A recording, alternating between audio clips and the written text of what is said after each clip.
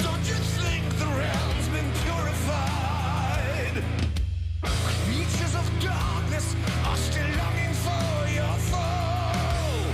Keep them in thrall, it's time to smite and ignite. This harness will guide us through dangerous night. It humbles the foe with its grace. The thorn mail will help us prevail and survive. Our deadliest fate we embrace.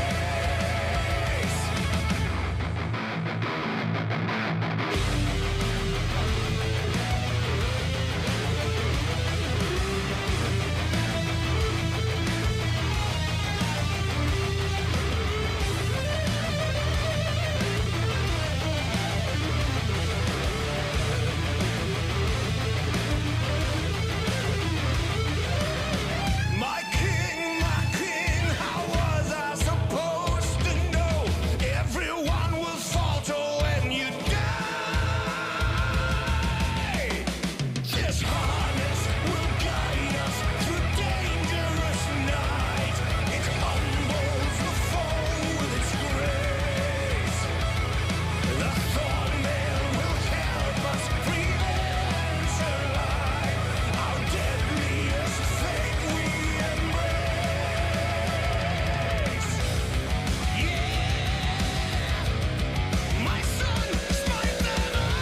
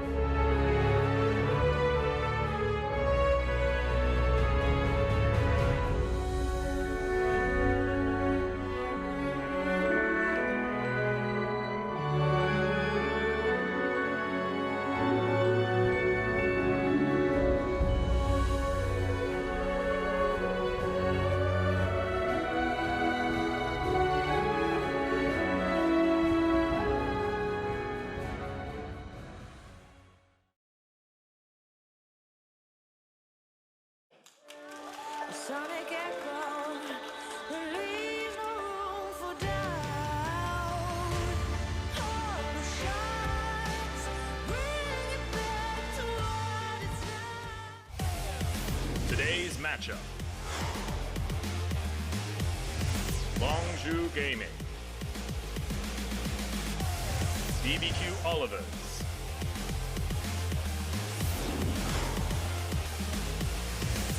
ROX Tigers.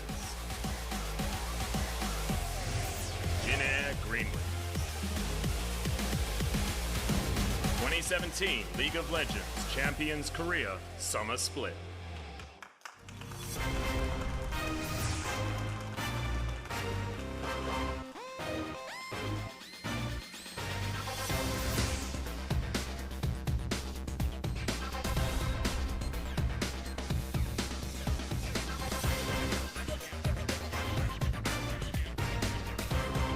Welcome, OGN Legion, to LCK Summer. I am Atlas, so excited to be back on the desk, joined by the wonderful Papa Smithy. How you doing here on day 3, my friend? Day 2 for us, day 3 overall, but we're finally going to see all the teams for the first time. 2 more debutants today, BBQ Olivers and, of course, the ROX Tigers as well, showing us their stride first. And you got to say it, the entrances so far this season have been definitely against expectation. Both telecom teams, both finalists, losing 2-0 in their first sets. And look, still a very long season, but we're learning about the meta. We're learning about some of these new teams. And I'm really excited to see our first match just because we saw Longzhu make a heroic entrance and then some with a very youthful new roster. Not the super team of spring. Still have Prey and Gorilla, so the bot lane is sorted. But 3 very young players, at least to Champions Korea, coming in, doing a great job and redefining the legacy that has certainly been more down than up for Longzhu. Yeah, absolutely. And of course, Longzhu, if you've been looking on social media, they've been doing pretty darn well when it comes to the solo queue as well, Papa Smithy. So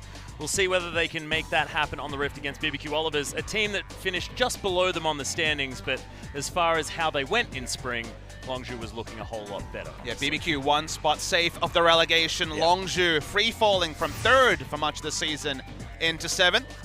Here is our team list. If you're joining us just for the first time on the 3rd day, Ever 8 winners did replace Kongdu Monster by beating them in the promotion tournament. They're the new faces. Played very well against Afrika yesterday before. They very much did.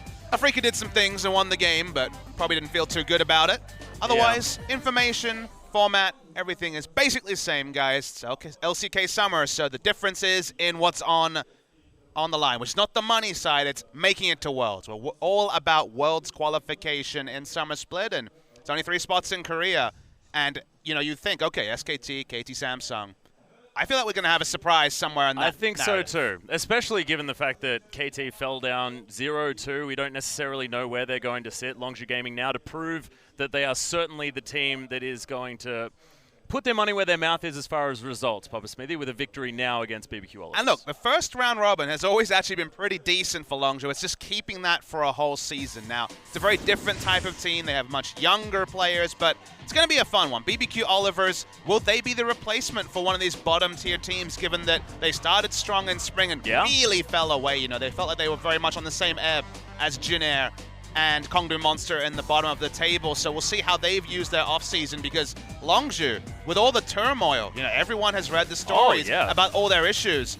The result against KT was a big surprise. It was absolutely massive, and see whether it is going to continue an upward trend, because things seem to have settled in the Longzhu house. Everything is absolutely fine. We're going to be having a look at them first with this sexy new AR. That means they're starting on the blue side. There's a lot of them. You can't really see the blue AR because there's so many players, but starting lineup does not change. Khan coming back from China in the top lane. Kaz, the super rookie, who's, as we speak, is ranked 3 in solo queue.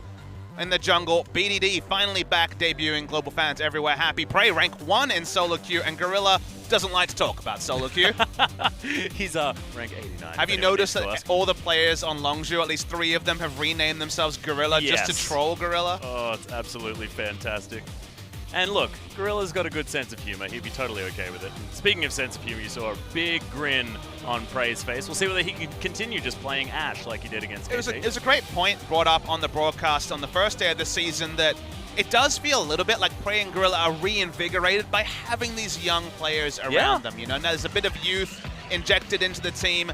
The bot lane certainly has stayed the same, but on the red side, another team that has no roster changes, but is looking to make an impression, is the BBQ Olivers. Yeah, and we're now going to find out what they've been doing over the offseason as well. They've had a heck of a lot of time, given the fact that they weren't in the promo tournament. Getting sick new jerseys at least. Oh, yeah. And that's they look like a hockey team is what I'm going to say. Now, not necessarily the players, not necessarily built like hockey players, but the jerseys are there. The BBQ logo is much bigger, so maybe that's a sign of more chicken. Well, unfortunately, there's no free chicken for us today, Atlas. Feels bad, man. Bible thump in the chat, please. But absolutely. The logo is now bigger, which maybe shows that the sponsorship is going well. I certainly hope so, because that might mean that maybe in a few weeks' time we will get We're waiting. You know, we are so ready to eat chicken. That's all we eat chicken and cast League of Legends. We're casters, it turns out. Precisely. And look, we'll see what they have been doing. I'm excited to see what Tempt can bring to that mid lane against BDD. BDD playing absolutely fantastically in their first series. But to see how these teams stack up, this is exactly what I was talking about before, is you've got 8 to 10 in spring for Longzhu, and then 5 to 13. It's not exactly a happy story. But the best part about leaving the spring split in the dumpster and jumping to summer is, you know, if this match was last season, we'd be like, sorry guys, I mean, maybe the second match will be better. But there's a lot to be excited about here. BBQ showing their straps for the first time. Longzhu shocking the world with their victory over KT. And in a new season, hope springs eternal for all 10 teams, as this is the greatest position KDA, we'll call it a graph, inverted commas here. No, it's the igloo. It's the KDA igloo. If you remember last season, we had Huni at 14 being a top hat at the top. Yeah. This one is better. Yep, I like the igloo. I think it's working pretty well. Prey sitting on 19, BDD with a, what is that, 22? No, theoretically, it's just undefined. That's how good he is. BDD is dividing by 0 on broadcast. His ceiling is undefined, Atlas. We said it from the time he debuted. Well, I think his ceiling's at about 6. It's actually the perfect top of the igloo there. So at least it's somewhat working out. But and this look, is not as exciting. However, this is from the spring split, so it's not even care about. I'm not even going to presume their position KDA graph. Who knows, Atlas? Maybe they'll also be a Longzhu after one game. I really hope so. Or maybe it'll just be the other way around. We'll have Totoro going completely off and Bless as well, and it'll be this like hanging igloo from the roof. These are the possibilities. Let's talk about what has happened this season, because one of the new faces, Khan, coming over from China, of course, Korean player, not really making a big impression, China. I know you cast him quite a few times. Yeah, and only a couple, though. He was sort of springing around from different teams, you know. It was substitute top laner a lot. QG, and then Newbie Young when they changed names. He's the only one to be adventurous with the Jarvan, though. It's been a really interesting pick. No one's really had a great answer. Smeb had 2 options with Gragas and Galio, and in both times really didn't make a massive impression. So even coming in, warping the champion pool, but it was more than that. He showed a lot of strategic flexibility and intelligence that surprised me. Now, not a young player, he's 21 years of age already, but new to the Korean scene. And this man, who made a big impression on debut, then kind of fell away as 17-year-olds on their first team can. Didn't get to play in spring, not even a single game. Every Longzhu series, you must know it, Atlas, you joined us. Everyone was like, is it time? Is BDD going to play? The answer was never yes. The answer was yes. Finally, in that match against KT, and a perfect KDA, he looked a tier above Pawn in one match, admittedly. But this man has poise. He is still a boy, very close to a man. But it's great to see him finally get his chance, and I wonder what our reputation of BDD will be by the end of the summer season and in future years, because there's something about BDD. I absolutely hope that his reputation is going to be 605. I need him to go 605 all day today as well. I mean, if he goes 605 every game of summer season, you're going to be happy. Oh.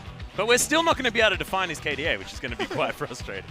I'm looking forward to being able to get that one done. But yeah, as you can see, like the stats there, it's all about Longzhu, because we just don't have the information about BBQ Olivers just yet. I mean, they've spent a lot of time sort of training in the hyperbolic time chamber of off-season or mid-season. No change in the coaching staff. See, Eris, the old jungler, is still there from the old ESC Ever days. Yeah. Went over to IEM last year. Beat TSM. That was a match.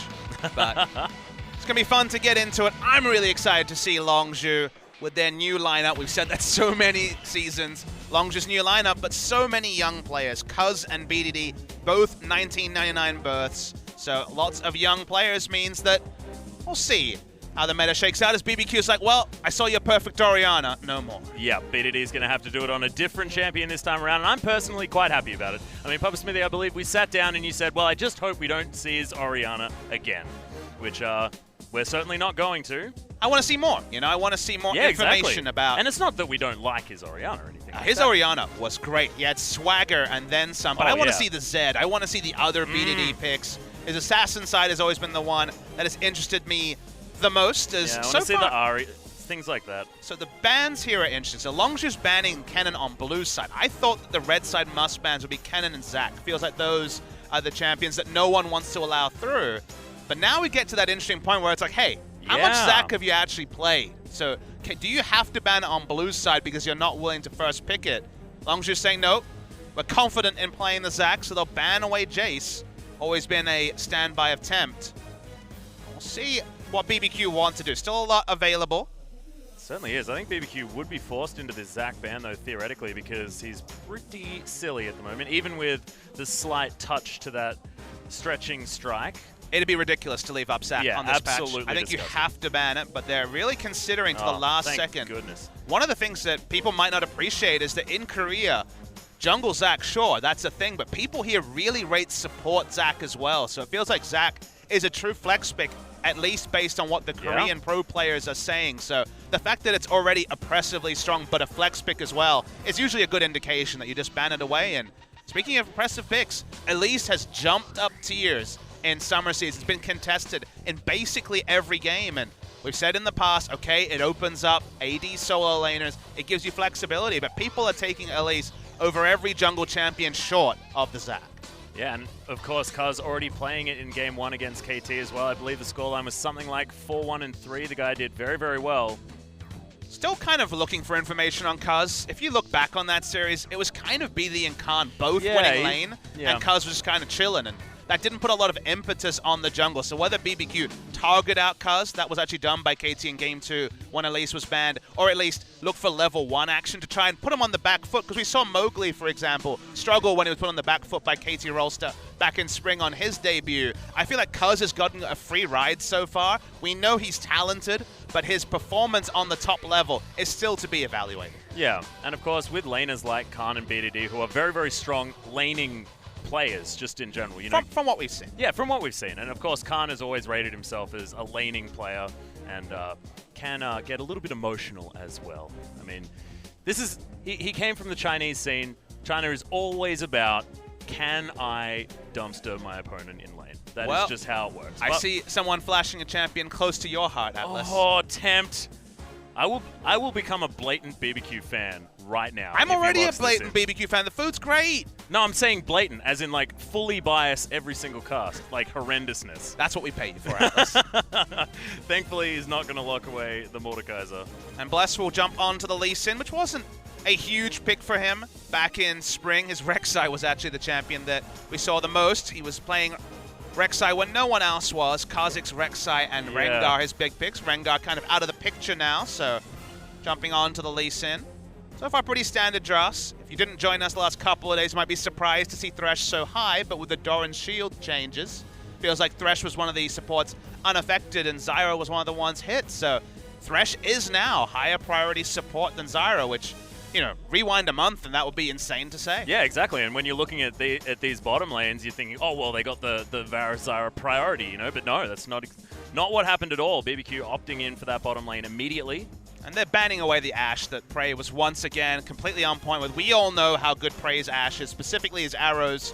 Feels like there's a highlight every time he plays Ashe with the Ashe arrow, so that's why he's jumped on the Varus. He needs a bow, so he's got another bow and it's absolutely fine. Now 100% bows for this whole season thus far. Double top lane bans to Longzhu. Khan's most played and most feared champion is actually the Fiora, and he's getting respect on the Kled as well. So double banning and not including the Jarvan that was a bit of a star maker for him on the first day lets you know that people are fearing Khan to put 2 bans into him already. Oh, the Lucian ban coming in, and I actually don't like it because I wanted to see Tempt playing something like the Lucian. Well, if you wanted to see it, it's probably a good reason that Longzhu doesn't want to see it. Yeah, absolutely. Oh, and here's the plan. Crazy is going to take away the Jarvan. So now the 2 picks I've heard talked about are being taken into Jarvan. Because the moment I saw Jarvan dominate, I'm like, wait, okay, rewind, what's good here? Renekton and Rumble are the 2 picks I've heard that are really strong. You can understand Renekton getting in there and messing up the Jarvan, that part. And most melee laners makes a lot of sense, and it will be the Renekton. So locking it away. Always a bit risky to take the pick into the person who innovated it. And will we see this? And we do! Oh, we do! Zed locked away for BDD. This is exactly what you wanted, Papa Smitty. What did we like say, baby? Birthday. We said Elise. Let's see some AD laners. Zed is certainly one of those. And talk about early lane oppression as well. I mean, both of these champions incredible in the laning phase. Longzhu setting themselves up quite nicely here, but BBQ, if they can last things might be okay. And Tempt looking at a tried and true favorite here on the Cassiopeia, and he is going to lock that one away. It may be comfort, but this is certainly no easy matchup outside of the early levels. Yeah. For the Cassiopeia, itemization can be a little bit interesting as well. Tier into the tier into the Zonias is probably going to have to be the way, but you can't necessarily go for Rod of Ages like we saw Faker building back at MSI. The laning phase is certainly pain for any melee champion, and Zed falls there as well. He's also, the miasma stops him from being able to use his W, but blind pick Zed. We knew there was swagger about Longzhu. So many young players, and these 17-year-olds, they're going to keep fighting fire with fire. And BDD way up the top of solo queue at the moment, probably on a bit of a high at the moment, Papa Smithy. So more than happy to throw the gauntlet down. And I'm super excited to see how this one's going to go. Even this top side of the map, which is normally a boring place to be watching, it's going to be hype. Yeah, Crazy's had a lot of hype around him, but taking the Jarvan into the person who's shown it, you'd expect there to be answers coming through from Khan, and that's why he's gone for the Renekton. BDD blind picking Zed is the sort of thing I've wanted to see for over a year now. And Prey, rank 1 in solo queue, taking on Ghost on Comfort. He was playing Caitlyn out of meta, now very much in the middle of the meta. This is hype, and again, that's the great thing about jumping to summer season. A matchup that will be going, not really considered, is now a very interesting one as Longzhu could exit week 1 2-0. Yeah, and I absolutely love how Longzhu have actually decided to play out this draft as well. You've got tried and true comp on the bottom side of the map, Varus and Zyra, and then you've got the crazy picks on the top side. But ladies and gentlemen, we want to waste no more time. Let's get into game number 1. Let's hit the riff.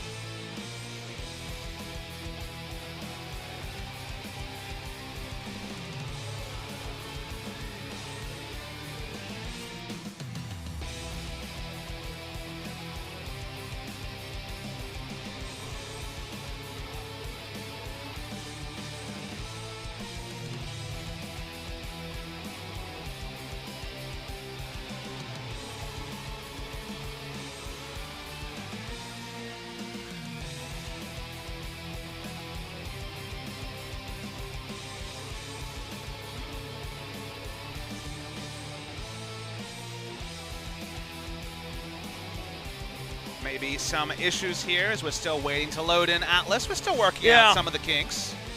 A little bit excited there, but I believe we've started off with a little bit of applause. I can tell because the Korean casters are still talking. BDD fans, all fans around the world, so excited to see him jumping on the Zed. That's the part that excites me the most. You might think he hasn't been practicing, but you check the solo queue, and plenty of Zed in the match history. Definitely goes for it whenever it's available. So just a couple of moments, I guess, before we're able to load into game. The hype is still there. It's tempered for a second, but the moment we hear that sweet intro music, we get to see Longzhu now again with expectation. And it feels like expectation has kind of always been something that's haunted Longzhu gaming, because whenever we built them up, they've kind of collapsed under expectation. Now, other factors certainly have been there, but we're hoping those things are gone. I think finally we can get back into game. Certainly hope so. We are scanning over the players now. Let's do it. Let's get into the game.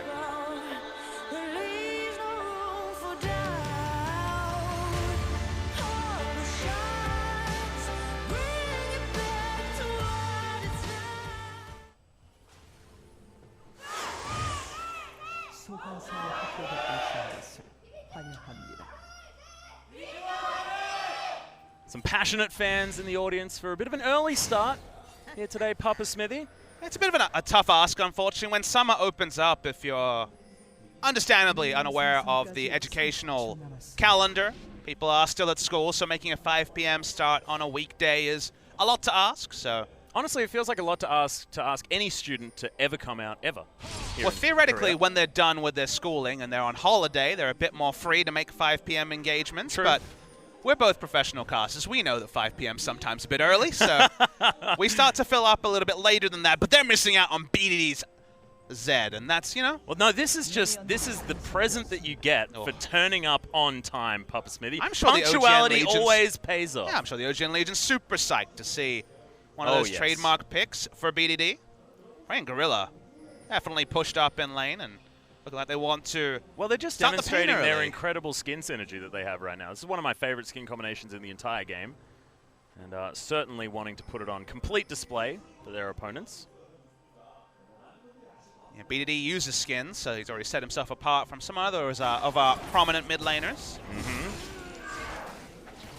Frey and Gorilla's laning phase is super, super good against Deft and Mata. They out 2v2'd them pretty significantly and had pressure in basically the entirety of the series against KT. So we know their mechanics are there. As we mentioned during the pregame, 4 out of the 5 players on Longzhu are top 10 in Korean Challenger, which is always a very respected accomplishment compared to some other ladders. People have always looked at the Korean one to be the best. Khan, the top laner, rank 9. Cuz, rank 3. BDD, rank 6. Prey, rank 1. And Gorilla, 89, wanting us to not speak about this anymore. Even their substitute top laner rival sitting at rank 10, I believe, at the moment. So just filling up with Longzhu players up there towards the top side. Yeah, Roskell and Justice, I think, are both around top 100. So having so many, doing so well. But you know, they're probably not scrimming that much, I guess, if you think about it. Well, BDD is going to be taking some Twin Fangs in lane here. It's going to take him a little while. Just wants to be able to get as much of this CS as he possibly can. Yeah, he cancelled a couple of autos. Doran's shield, actually, if you think about it, against Cassiopeia, Is amazing, right? on a simple level, but if you think about what it used to do, it used to actually take away 8 damage from Twin Fangs because single target spells that's true, that's were true. there as well. So I think it's probably around the same. I won't necessarily call it a nerf, but this is one of the few lanes where Doran's shield isn't just a complete massive upgrade like it so often is in the current meta. Yeah. Now last hitting as well. So incredibly easy, what with Come Zed's on, passive exactly. at the same time. Oh my god. That's the one thing Zed has never needed any help with, is last hitting. Just thinking about the compound. I might even be able to last hit in this lane. Like, that would be outstanding. We don't talk about your last hitting, Atlas. No, I'm actually quite good at last hitting. It's just the rest of the stuff that I'm not very good at. That's why I get so excited about siege minions being taken. And missed. Oh, no, I don't get excited about that. That just, that ends my whole career. I can't even commentate anymore. Too many siege minions being gone. As we look towards the top side, though, both of these more aggressive top lane picks just farming it out against one another. Well, we kept a Doran shield counter yesterday, and we reached 16. We have 5 in this game. Yeah, starting off strong. That's a lot. Oh, Bless is going to pop his way W's in. on cooldown. It's going to land. Sonic Wave, but not going to be able to complete the dive. That is a massive chunk out, though, so BDD does need to be careful. It was good communication between the jungle and mid laner of BBQ. The W was on cooldown from Zed, so knew they weren't going to be able to realistically have kill pressure, but basically getting 60% of his HP for free is a mini objective in its own. It allows Bless to be a bit more frisky invading and just getting information about the pathing of Cuz. Now, well, speaking of information, does mean that now the bottom lane can feel free to go a little bit more aggressive on the side of Longzhu. Already up by 6 CS. Interestingly enough, we've got a Doran's shield start for Ghost as well on the Caitlyn. Caitlyn has been one of those areas where, Doran's blade is still an option. They're deciding to go for even more control of this lane. Yeah, the thought process really among Korean AD carries that I've spoken to is that even on, say, Caitlyn in a great matchup, say Caitlyn versus Lucian or something like that, the thought process is that the litany of stats and different things that Doran's shield provides still makes it categorically the best choice in bot lane of any option in any scenario. That lets you know the power level. Because people have said, well, people have been buying Doran's blades and Doran's rings on AD carries and mid laners forever. Is it a problem that now Doran's shield is the meta? And I just feel that the numbers are so strong that it crowds out champions. There are certain champions that are being considered less just because Doran's shield, a starting item, is that powerful. Yeah. And it's kind of the combination of helping last hit, also being cheaper so you get an extra potion.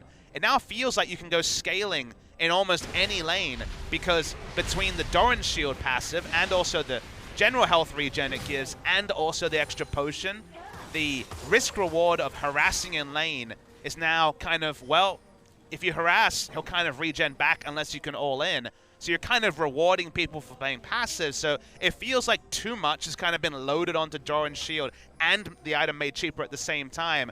And that means that even the Caitlyn's of the world are content with Doran's shield. And that's the one point where I'm like, okay, guys, we... yes, obviously something has gone wrong. It's just a bit too powerful. Yeah.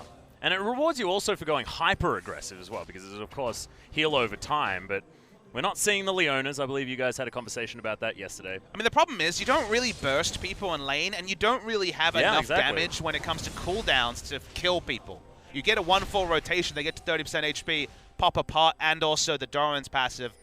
You know, cooldowns are almost always scaling per level, so you just don't necessarily have the tools, even if you're aggressive-minded, to take advantage of windows in early laning phases.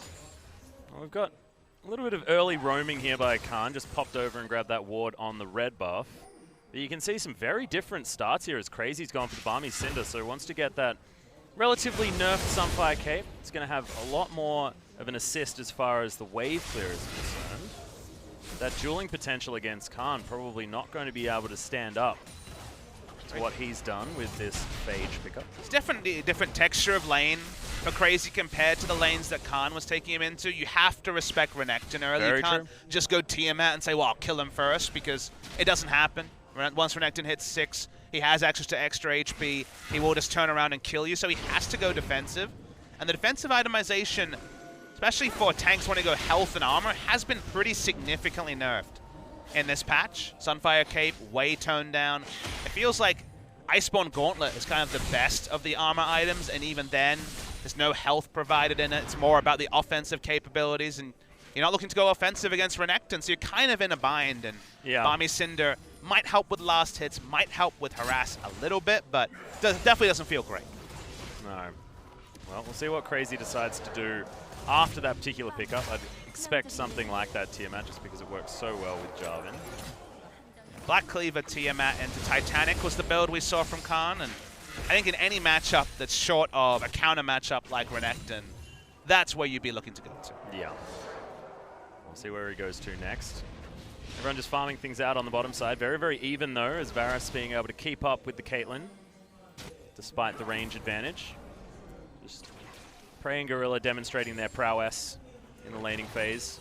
Continuing that on from the KT series as well. You mentioned that certainly out-laning Deft and Mata.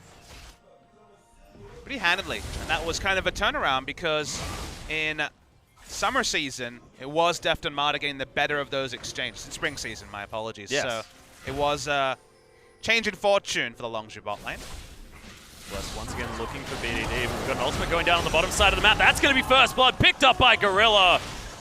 Pretty textbook stuff with the Cocoon landing and everything else being history. Yeah, the first CC opening, whether it's the Chains of Corruption or the Zyra route, means the next ones will hit. Really nice stuff from Longzhu. Didn't have Kuz overstay. They'll give up a blue buff, but they'll certainly accept it if they can get first brick for it. And when you have Elise being able to go into Spider Form W and get the frenzied auto attacks, it's going to be a very quick turret. Yeah. Able to take that one down. Red buff helping out there as well, so that is going to be first brick at the same time. First blood, first brick, 2,000k gold in the lead. Let's have a look at this. The sweet fancy angle as well. Prey is always uniquely good at line skill shots on AD carries. I would venture a guess and proclaim it right now. He's probably the best at those initiation abilities of any AD carry in history. He is clutch in big games or even in regular season games like this, and he opened up, and from there, it's pretty textbook stuff for Longzhu game. I do really love the fact that Kuz knew he needed to flash to get that Cocoon, though, in order to layer that on top before the Lantern was possible to be taken. Yeah, it's respecting the Dark Passage, which we've always seen be so great for evacuations. evacuations. Well, it was sitting there on top of Ghost. He would have been spam clicking that. No opportunity given Kuz's movements. Well, we've seen some great evacuation play. Gorilla on the Thresh on the first day. Even yesterday we saw Core JJ do some great stuff as well. Not Core JJ, sorry, but there was some great Thresh play yesterday as well. So all the Thresh mains, and there's plenty of them out there who've kind of been able to dust off the Thresh. Yeah, and it always just feels good when Thresh is in the meta as well, because makes for some pretty fancy plays. Lee Sin and Thresh can't ask for much more, Atlas. Mm-hmm. Speaking of, yeah, both of them going to be enjoying some time here in the enemy jungle. DDD does need to be very careful. Shuts his ward down, so you can see the fact that his Raptors are going to be stolen away. Crazy. He's going to join this 5-man party in the mid lane. BBQ Olivers, I don't know, is this... It's time just to party in mid? Everyone, just get in there? Yeah, it felt like the lane was in an awkward spot for Crazy, so he just roamed down because the opportunity cost was 0. He wasn't just going to chill under turret. And if you notice, Khan has what feels like a really fast Black Cleaver without killing anyone. Yeah. Just been farming up a Storm up towards the top side. Pretty much on the clock right now. Item is slightly nerfed in terms of maximum armor shred. Went down 1% per stack, so 6% overall. Yep, 30% was the armor shred at max rank, now 24.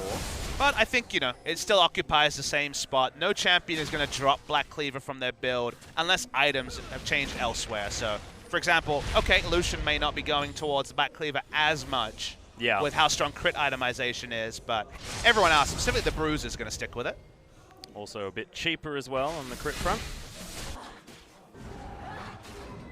Anyway, Ghostblade now done for BDD as well.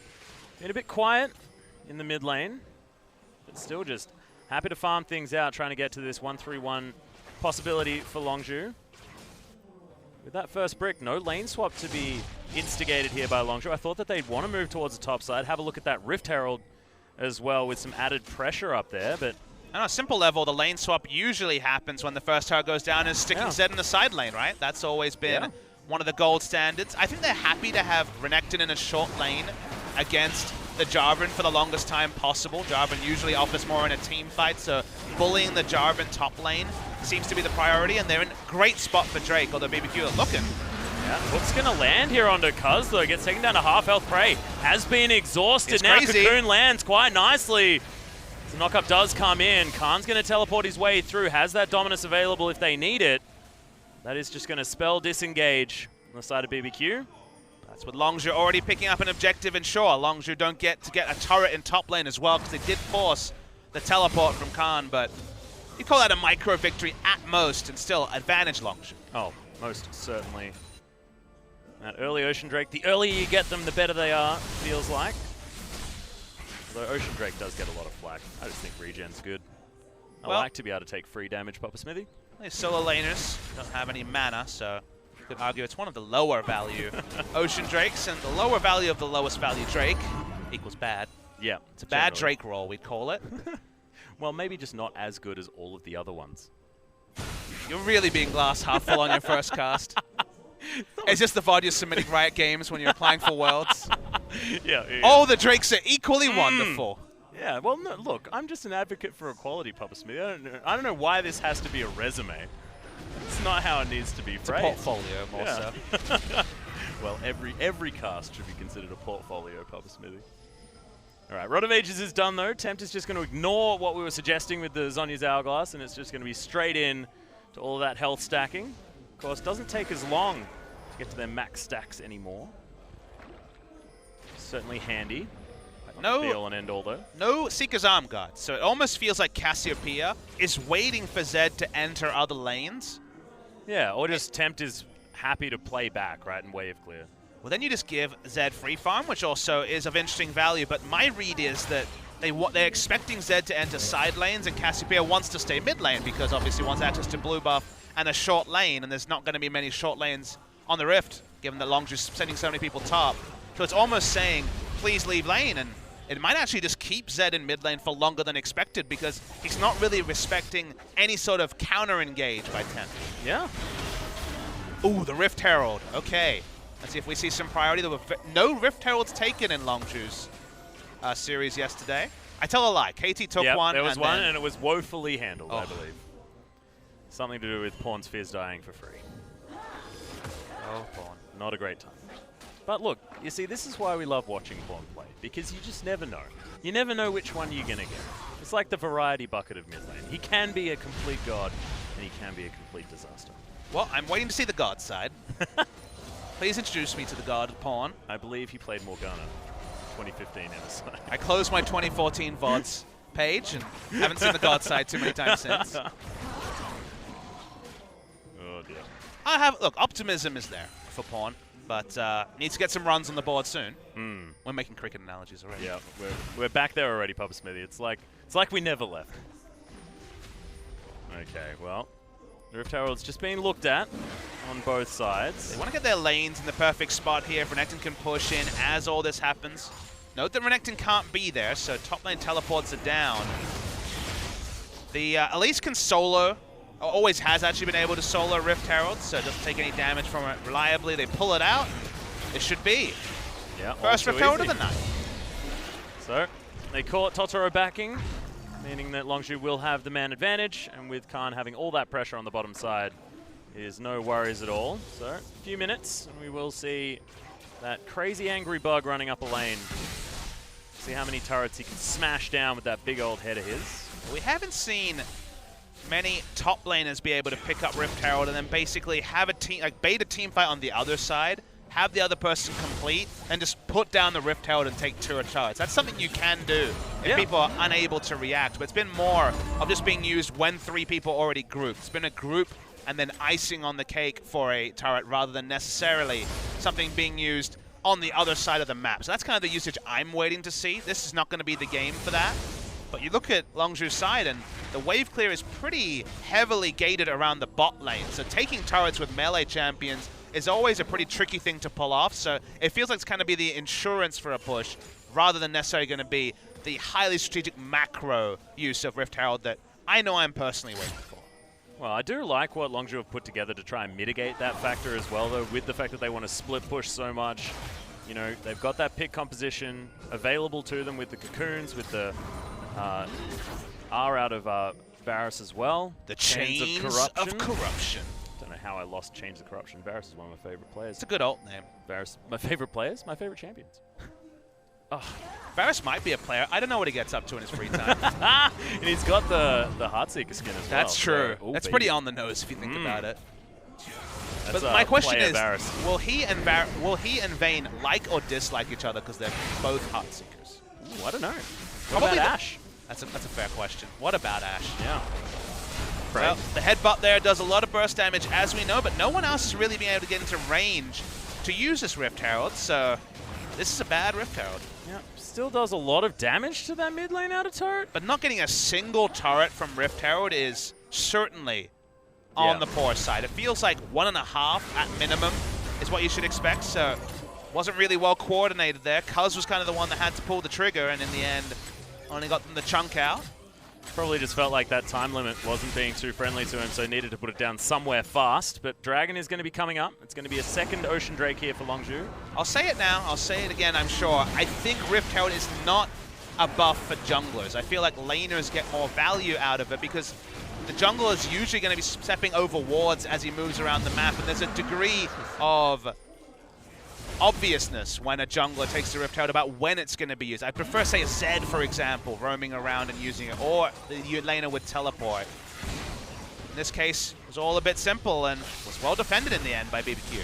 Yeah, throw down all of these traps here as well. Of course, no one being able to make it up there, so Tempter's going to clean out this lane once again. And Khan is doing a great job just staying ahead of Crazy this entire game. I mean, as we know, all these 3 outer turrets for BBQ are super low in every lane. So the standing gold is ready to be obtained. It's 3,000 or 2,500 gold lead for Longzhu, but very soon it will be much more. So it feels like we're kind of on the tipping point for this game starting to snowball away from BBQ Olivers.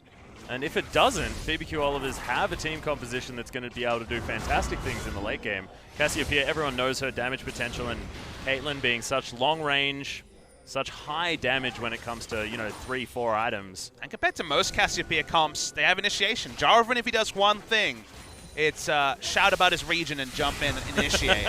So at the end of the day, they have strong initiation. As you say, very strong team fighters. If Tempt and Ghost are allowed to kite back and they have the threat of the Cassiopeia ultimate with 3 or 4 item Caitlyn, 5v5s is not what Longzhu has drafted for in the slightest. Top lane, mid lane, even Varus, neither of these champions excel in the team fight phase. So it's going to be much more about splitting the map open, and that's easy enough to do when you're ahead, which Longzhu clearly are. But you lose a couple of fights, your control wards are cleared, you haven't been in position to put down the trinket wards, and suddenly setting up split pushing can be very difficult. We've seen teams as recently as yesterday, Afrika, struggle to pull off coherent split pushes.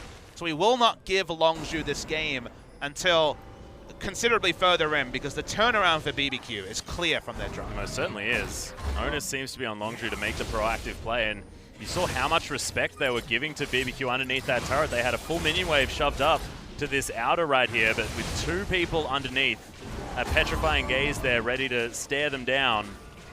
Just weren't able to pull that trigger. And we'll move towards the top side and grab the second outer turret of the game. They've actually taken this one with pretty low vision. They have control wards in the river, but no advanced vision of the enemy red side. They kind of have to fear the flag and drag from Jarvan or the kick flash from Lee Sin or even Cassiopeia. So getting the sort of vision you'd expect for their lead is harder for them to pull off than you'd imagine because there's so much counter-engage from BBQ. Now they should be able to make it forward. Only the bottom lane here hanging out underneath this turret. And Prey's happily harassing. We'll just move around this trap line. Throws out the ult. Doesn't find anyone. Cast curse. Chains of oops in the mid lane. You could have done better than that. Try again. No, I'm going to go chains of oops. I liked it. This isn't about you, Pub Smithy. I just want to give the viewers the best Atlas. I'm giving them this Atlas instead. Oh, no. I don't know. Some of your puns yesterday Quite punny. were pretty good. Thank you. I tried really hard. Yeah, I could tell. I could certainly tell. You know that they're a really bad one when you know that they're ironically that bad that they're good, you Exactly. know? Ugh. Hey, I don't write any of them down. This is stream of consciousness. Sometimes it's good, sometimes not so good. Yeah. No, it was good. I think a bad pun is only better the worse it is. As confusing as that sounds. I'm confused. I don't want to think about puns anymore. Yeah, okay, good.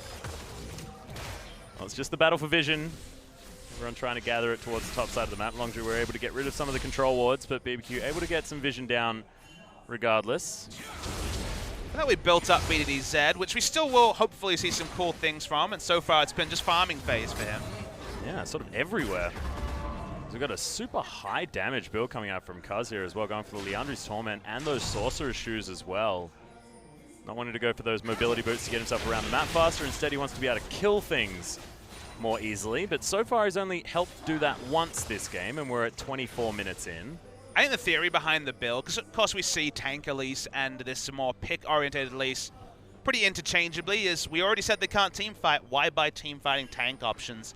Yeah, well, that's true. Getting a pick and then split push and getting a pick and then objective. Speaking of picks, Oh, boom! Jesus! That's why he picked up those items. I mean, there was help there by Gorilla, but I think that was a couple of plant auto attacks, Papa Smithy, and otherwise, that was Elise in, go boom. My Elise does not do as much damage as Kuz's Elise. That's why he's rank 3, Atlas. Oh, yeah. In fact, the higher you go in Challenger solo queue, the higher the damage that you do just in general. It's one of those I need to get passives. in there and copy his rune page for Elise. That's what I've learned. His rune page is billions of damage. I'm pretty sure. And I imagine Blesses doesn't have much magic resist is what I'm taking away from that. Totoro's going to die. There it is. Everything's going to land. It's all too easy. BDD says, well, I'll just grab the kill credit for that one because I feel like it. But that's just the amount of CC that they have. The Baron was an option. Totoro had to ward it. But they've built for this. They've got a lead that made it BBQ face check. What is the next piece of the puzzle? Because it hasn't been a Baron start, even though they have really good Baron damage. And vision. Look at how many wards they have around here. So that's why we look at the picks, right? Those were cool, deleted, etc. After that, nothing has really happened. BD pushed in a minion wave. Renekton recalled. The value of those picks when it comes to objectives, because of course League of Legends since what, Season 2 has been turn a pick into an objective. Yeah. Picks by themselves, especially against an outscale comp, are not enough. I'm waiting for the next part, so I feel like Longzhu could have done something coordinated. I feel like they didn't really do anything. They didn't get deep vision, they didn't take objectives. They're going to get a free Drake, but they would have got a free Drake whether they got 2 picks or not with how much map pressure they've had. Waiting for Longzhu to get to that next strategic level, because again, late game team fighting is not the bastion here for Longzhu to get back into the game. The confusing battle around the dragon is Bless. May not actually be able to take. He's not going to. The Baron could kill him. No. Going to be able to flash that wall, but he stayed in that pit way too long. So that Mountain Drake is going to fall in favor of Longzhu, but not entirely sure what Bless thought he'd be able to achieve there, battling both the support and top laner of Longzhu. Turn to the split push. This time BDD on the bot side, so this lets BBQ go, well, we're going to find it hard to put wards around Baron, but are they really going to take it when BDD can't rotate? Doesn't have a global. Good point. See whether BDD is going to turn that BF sword into Guardian Angel, now that you can. Seems very likely. It's one of the indirect buffs to 80 bruises that scale on AD, is that Guardian Angel's now their own item. We're in a real... It's very interesting what's happened. I don't know if we'll have enough time to talk about it just now. Never mind, it's just crazy. Steal happened. Unable to pick up that Gray. Grom. Definitely a lot more exposed than he knows, but Bless doesn't have the backup, and they kind of see Zyra and other members coming through, so he thinks better of it. Well, there may have been an opportunity, but obviously the team call is, no, let's not overextend when Baron is right here. You could possibly lose out. Passively, Longzhu have made themselves a 6,000 gold lead, what with the 3 turrets to nothing that they've picked up and this farming advantage, especially towards the top side, and now predominantly on the bottom side as well with a 30 CS lead for Prey. BBQ just doesn't feel like they can make anything happen. They have no control of their waves. The control wards have been sticking for a long time. Feels like we're just waiting for another face check. It almost seems inevitable at this point. Well, Baron has been started. There's only an AD carry and a mid laner in there. We'll start that one up just yet. The farming of minions continues towards the bottom side as Gorilla's going to be tagged by the Sonic Wave. Leandra's Torment picked up very, very early. He's actually had it for about 5 minutes. Yeah. Lets you know how much gold he was sitting on. Maybe the quest was relevant there. We haven't really talked much about the support items, but the support quest seems to have been in full effect. If you notice, Gorilla's getting a little burst of movement speed whenever he hits an ability, and that lets you know the quest is complete. Yeah. Thankfully, Riot hasn't clogged up all the things saying the quest completed, quest completed. I'd actually like that, you know. It's nice to watch. Yeah, it's nice. Thanks, Bob Smith. Well, Dominus has been popped here towards the bottom side of the map. Crazy says, well, I've got a shield, and I've got a heck of a lot of health items, so I am going to be okay. But I think Khan was just bored more than anything else, because I don't think he was ever thinking that he'd be able to actually kill Jarvan that's built a lot of health underneath the turret. Not at this point in the game, no. Message was received, though. And also, message received by BDD. Picked up the Guardian Angel, like you mentioned. Oh, yeah, true. Yeah, the cool thing is that it now feels like AP and AD champions have been given something that wasn't exclusive to them before. Because if you think about it, no one really built Banshee Veil before, and now it fits into an AP build because you're not giving up a slot on an item that doesn't give up any ability power. Now, will it replace QSS? Quite possibly. There might be games where you start QSS and then sell it for Banshee Veil later, just so that you don't have a slot that's just giving you 25 magic resist and nothing else. You know, the old days of AP champions picking up the Mercurial Scimitar are probably gone. But then you think on the side of the AD champions, now they almost exclusively have Guardian Angel. Now it's no longer a tank item, not even a mage item in many cases, now an AD item. So it's interesting that 2 very powerful defensive effects, the Spell Shield and the Revive passive, are almost, you know, you almost have very distinct lines on who can get them and who can't. Yeah, exclusivity just a little bit. Of course, Zhonya's Hourglass, another opportunity for mages that they've always had, and something that, as an AD carry, I've personally always wanted to be able to have. You know, those times where you twitch and you feel like everyone's just throwing every ability that they have at you, and if you could just use your Zhonyas, you'd feel good. Crazy's coming in here, remember, Crazy. Yeah, gonna get the double knock up here as well. Gorilla immediately gonna get destroyed. Prey takes a lot of damage. Crazy gets stunned right at the end though, and in comes Khan. Prey's gonna pick it up with the piercing arrow, and Cuz, with all of this damage, is getting rid of the Jarvan. BDD throws down the death mark. Ghost in trouble. He should actually fall from this one as BDD pops him. And look at Longzhu, they're tearing them up. It's a double kill for BDD, and Crazy is dead as well. This will be Baron in exchange for the bottom lane. The kiting back there from Longzhu was so good. We talked about BBQ's teamfight comp, but the terrain they were fighting around forced them to lose auto attacks and spells chasing the members of Longzhu. And it was a chase because Longzhu was playing a game of cat and mouse. They wanted to open up space to allow BDD to finally be able to combine his threats with the team. You see the replay, and Prey is very overextended. Clearly he is. Goes down low, flashes out. Zyra's dead, but she's already used her spells. And from here, it's about buying time for BDD. Prey's not even really in this fight. They're fighting on different quadrants, but they waste enough time with Renekton just looking strong for BDD to jump in. He's going to get that nice load of AD from killing the Caitlyn. And they buy enough time that never did we get the value of Cassiopeia and Caitlyn auto-attacking and twin-fanging down the same champion. Those are the sort of fights where BBQ can win. But for them to get those fights, they need to be fighting around much smaller objectives. Well, another Deathmark's going to come in here as Ghost. Oh, he doesn't get hit by any of the shurikens, and that's going to spell safety for the Caitlyn. NAZ.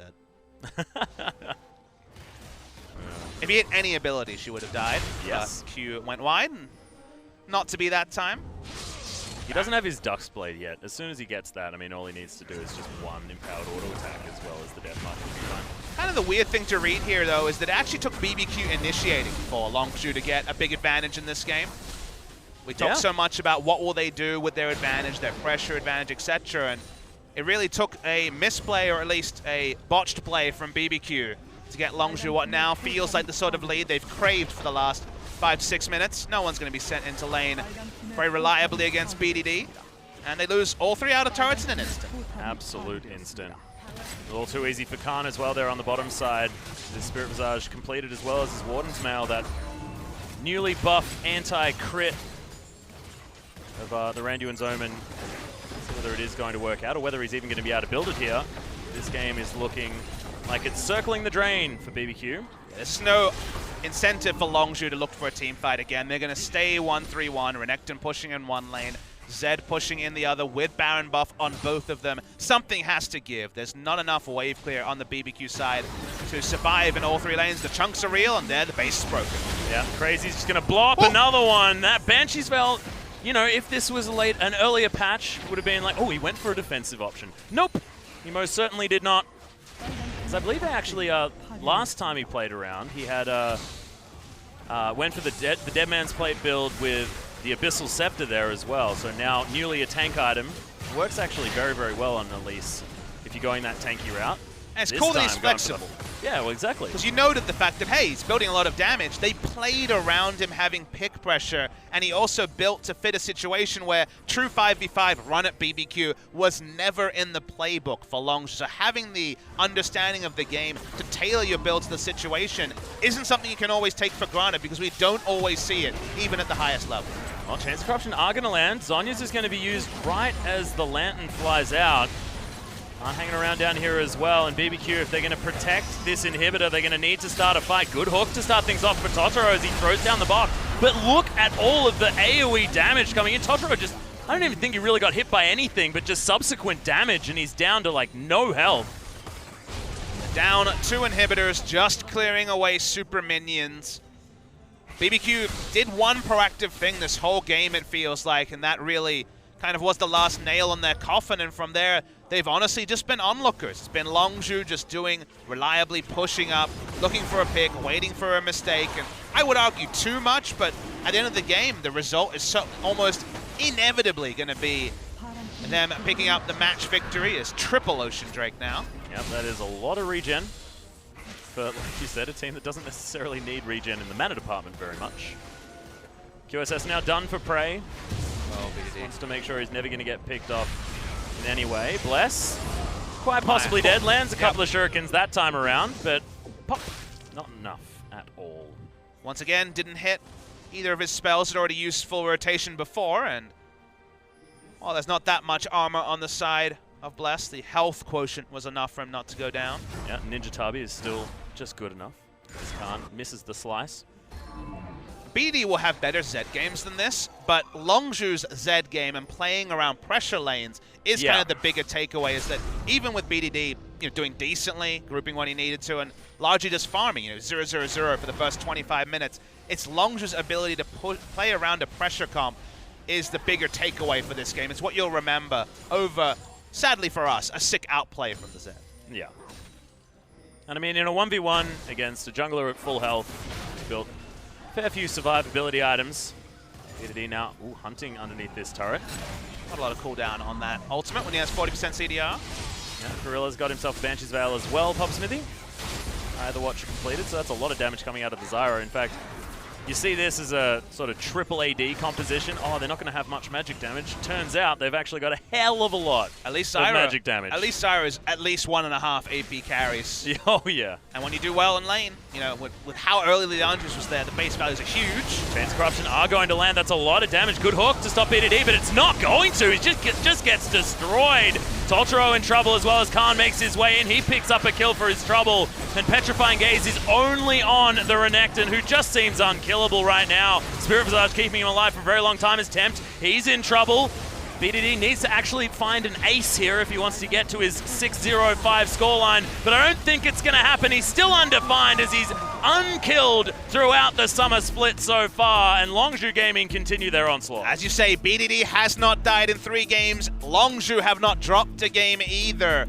Largely a great performance from Longzhu. The builds made sense. The first pick, Elise, was profited on. It wasn't just Elise is a strong jungler. It really did open up some physical damage lanes with both Zyra and Elise put together. They played to their draft. They looked solid doing it.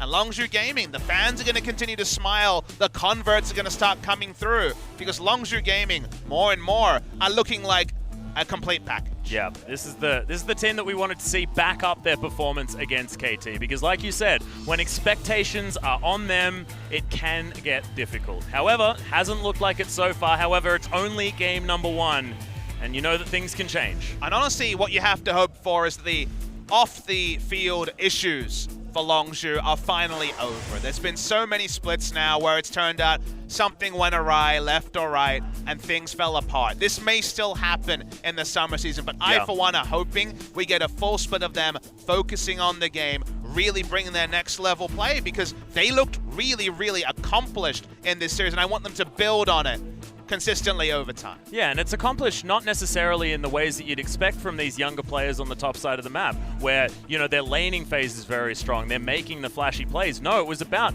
knowing what their composition was capable of and making it happen. I wonder how Khan was on the bench for so long in China. It's great to see him because he looks like a great top. Most certainly is. We are going to go to a short break. When we get back, game number 2 between Longzhu and BBQ.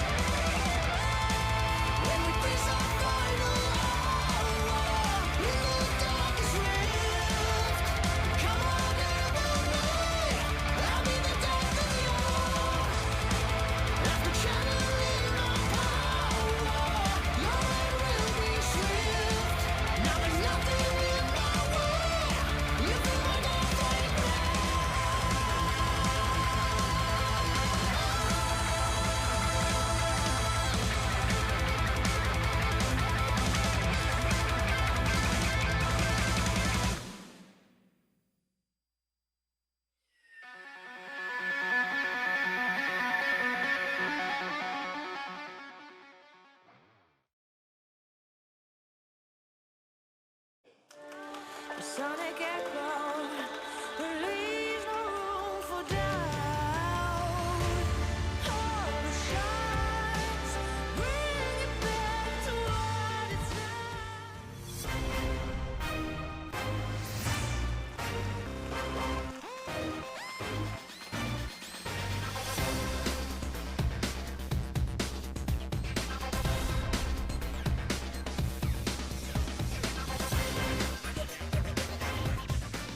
Welcome back, OGN Legion, to OGN's LCK Summer. I'm still Atlas, this is still Papa Smithy, and we still have Longzhu Gaming destroying everyone that they're up against here in the Summer Split. And it was a team effort. You could tell that from the play. And look at the damage to champions chart. Everyone above not what I was 10,000. expecting. Somehow Renekton didn't do enough damage to champions. Came in 5th, lol. Yep, the old support coming in 2nd. Somehow Zed did damage. I didn't Well, see any of that. I didn't see any of that either. I feel like OGN there's cameraman, is show there us the damage. Is there something mixed up about like this graph? Because that is not what I would expect. I would expect Cuz to have done way more of the damage that time around because that was what we saw on our screen. But the harassment that was there, that is going to be Cuz getting the MVP. So despite that being a pretty weird damage graph, still, the MVP does go to the right man. And to me, this was a really important step in Cuz's career. Weird thing to say 3 games in, but in the first couple of games, he really didn't have to do anything against KT Rolster. His laners kind of did everything for him. I was ready for him to take his evolution, some of his cocoons landing in this series, and in general, his play. They prioritized the right objectives, getting the early Rift Herald, even if it wasn't necessarily the most spectacularly used. Cuz showed that he does have something about him as well, and with so many people stepping up for Longzhu, it was important that Cuz had an MVP performance here. Yeah, and that's an example of one of the things that was fantastic about his play because he adjusted his build, he adjusted everything in his play style based on the composition that they had. It was about strategy here, and another fantastic cocoon, but that explosion of damage because he can do it based on this composition with all of the items that he picked up. It's just intelligent play as well as high mechanical skill as well. They built for picks, and they got the picks. It allowed them to go 1-3-1, and sure, could they have been cleaner? Could they have been more aggressive? Yes, but for a team at this stage, the starting stage, the opening stage, you can see a bit of a wry smile from Cuz. Doesn't know how to own the camera just yet, but I think he'll get there. Great performance from him, and we're just falling over, praising basically every member of Longzhu over the case of 3 games.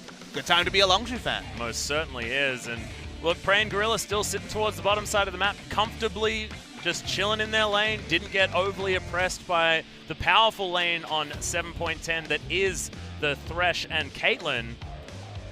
Just playing out these super standard champions that they've been playing all spring long. Now we're going to hop back into Champion Select and see what Longzhu has for us now that they're on the red side. On the red side, they'll have some must bans. We'll see how many of them they go for, because they banned Kennen on the blue side, which to me seemed pretty awkward. Does suggest that Khan doesn't play that champion. Giving a lot of respect to Bless as well, banning Elise on red side. I thought BBQ would consider the Elise ban, given that we've seen it banned against Cuz before. It is his comfort jungler. There is one other comfort jungler, and that's the one I want to see, is that he got to rank 1 and largely has kept up his top 5 ranking on Nidalee. The Nidalee. And Nidalee is back. We haven't seen it at the highest level yet, but so many junglers are preparing Nidalee in solo queue that I don't think we're that far away. Yeah, and look, we were actually just at the Everate team house, and bit of a spoiler alert, got to see Hachani win a pretty convincing game on the Nidalee. Hey, I don't know if I want to see Hachani's jungle Nidalee. That's one that not necessarily... I'm talking about the peanut Nidalee. I'm talking about the Cuz Nidalee. We don't even know whether Hachani's going to be Then playing. again, Bengi showed us one of the most memorable Nidalee games of all time as first-time Nidalee in World Semifinals. Yes, I do remember that. And now he's in China. Yeah. Coincidence? I think not. These bans are very, very different. Quite a lot has come through. Kennen has come through. BBQ going to consider taking that at first pick, given that Longzhu have shown they don't pick it, or do they just leave it and take it in a different area of the draft? Conventional wisdom would be that if you want Kennen, you take it here at first pick. First time it's gotten through the draft, I believe, in any game this season. Been very, very high priority, Zac and Kennen especially. Fiora available too. So the top lane pool in no way has been targeted, and with so much available, no team is showing pause at jumping for top laners. The jungle pool definitely a little bit more attacked, so that's why we see Lee Sin first from BBQ. Means that we have to see a new champion out of Cuz for the summer split, as he's only played the Lee Sin and Elise thus far. He's going to flash. Be an interesting one. I think this is more of a mana flash. It's not. Wow, okay, he's actually going to lock in Rek'Sai.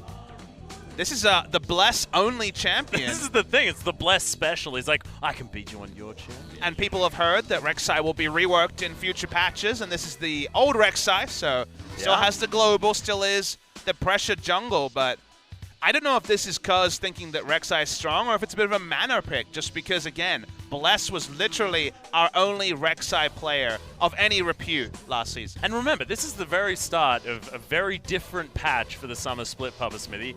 This could be BDD playing Farmer Rek'Sai in the mid lane. Who knows? His Farmer Zed was pretty good. It was pretty good. And Rek'Sai pretty good at getting back to the lane as well. So think about how much farming you could do. I know you're being just a bit facetious? A bit facetious there. Emphasis on the faci. But we actually I don't had know what that means. We had top lane Rek'Sai from Yeah, we Samsung used in to. 2015. That was actually played quite a bit. It's not going to happen here, but something to talk about. That's the reason why I couldn't talk about top lane Rek'Sai. Cannon is locked in. Always the outside chance that it's going to be a flex to the AD carry, but it hasn't been seen in Korea so far. It's been much more of a pick in the EU LCS, so heavily expecting they've blind picked top lane.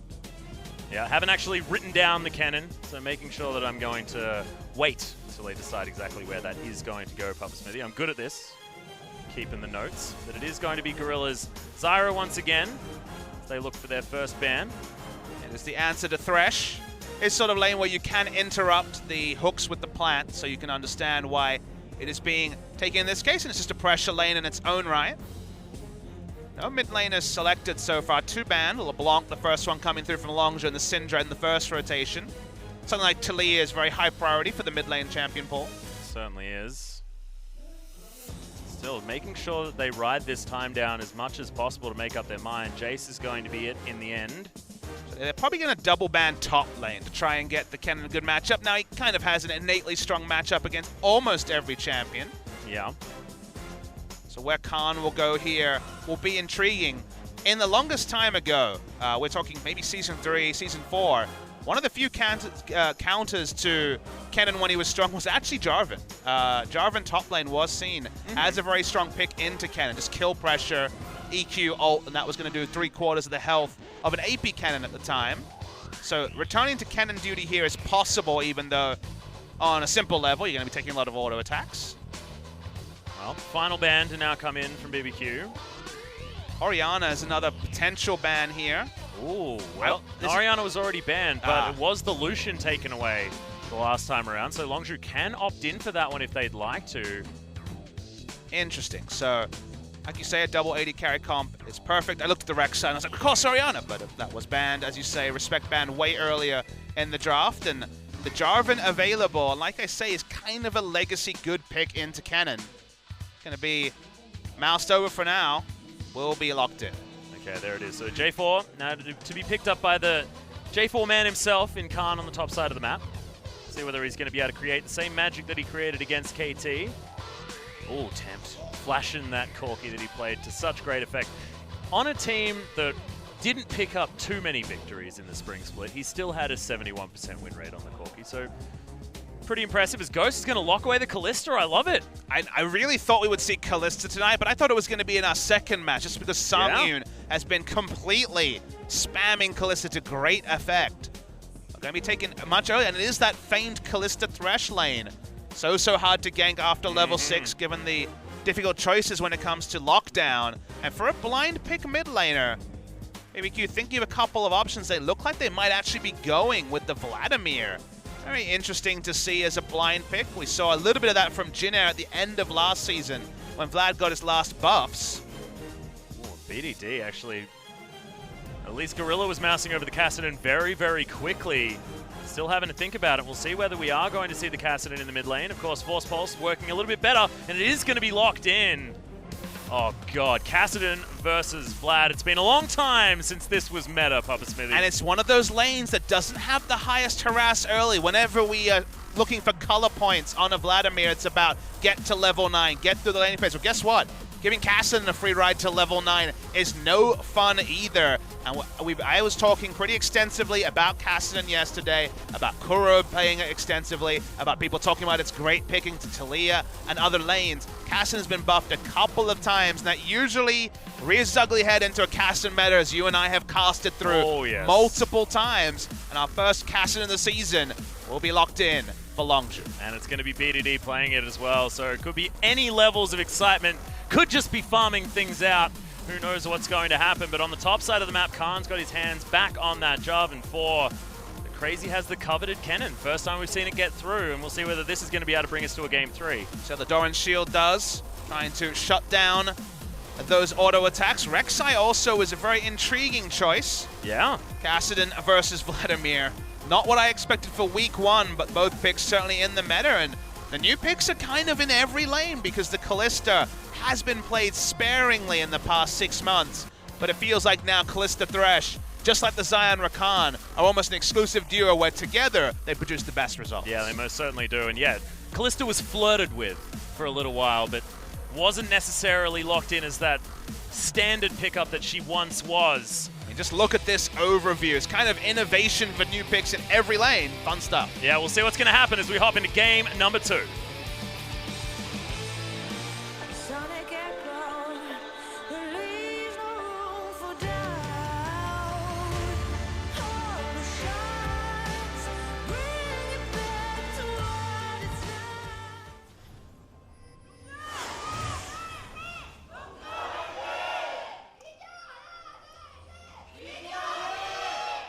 Well, I didn't take money this time, Atlas, and we've had 10 Doran Shields so far in this particular one. By take money, I mean I didn't make an actual number prediction. No, I had 16 for a full 2 matches, and we've got 10 in the first 2 games here. Yeah, so I'd probably opt in for something like a 24 if I was going to lock in a number. Because I'm expecting we're going to have a long series for our second one of the night. 5 Doran Shields. Oh, yeah. That's what we're looking for, is Prey pokes his head around. Not opting in for the Pulse Fire, Caitlyn. It's all we've been seeing.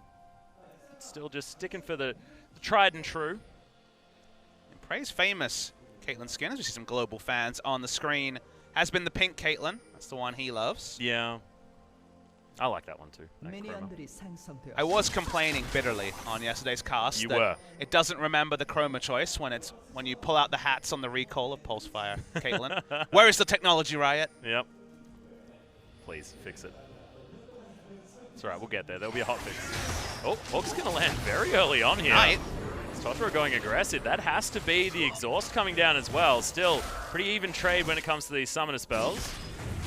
You forget when you don't play against Kalista for a while that there is that chance of being chased down on a long lane with the Rend for a possible first blood. And at the same time, we see a big aggressive invade by BBQ. Looks like they want to be forcing vertical jungling and putting the pressure onto the Jarvan.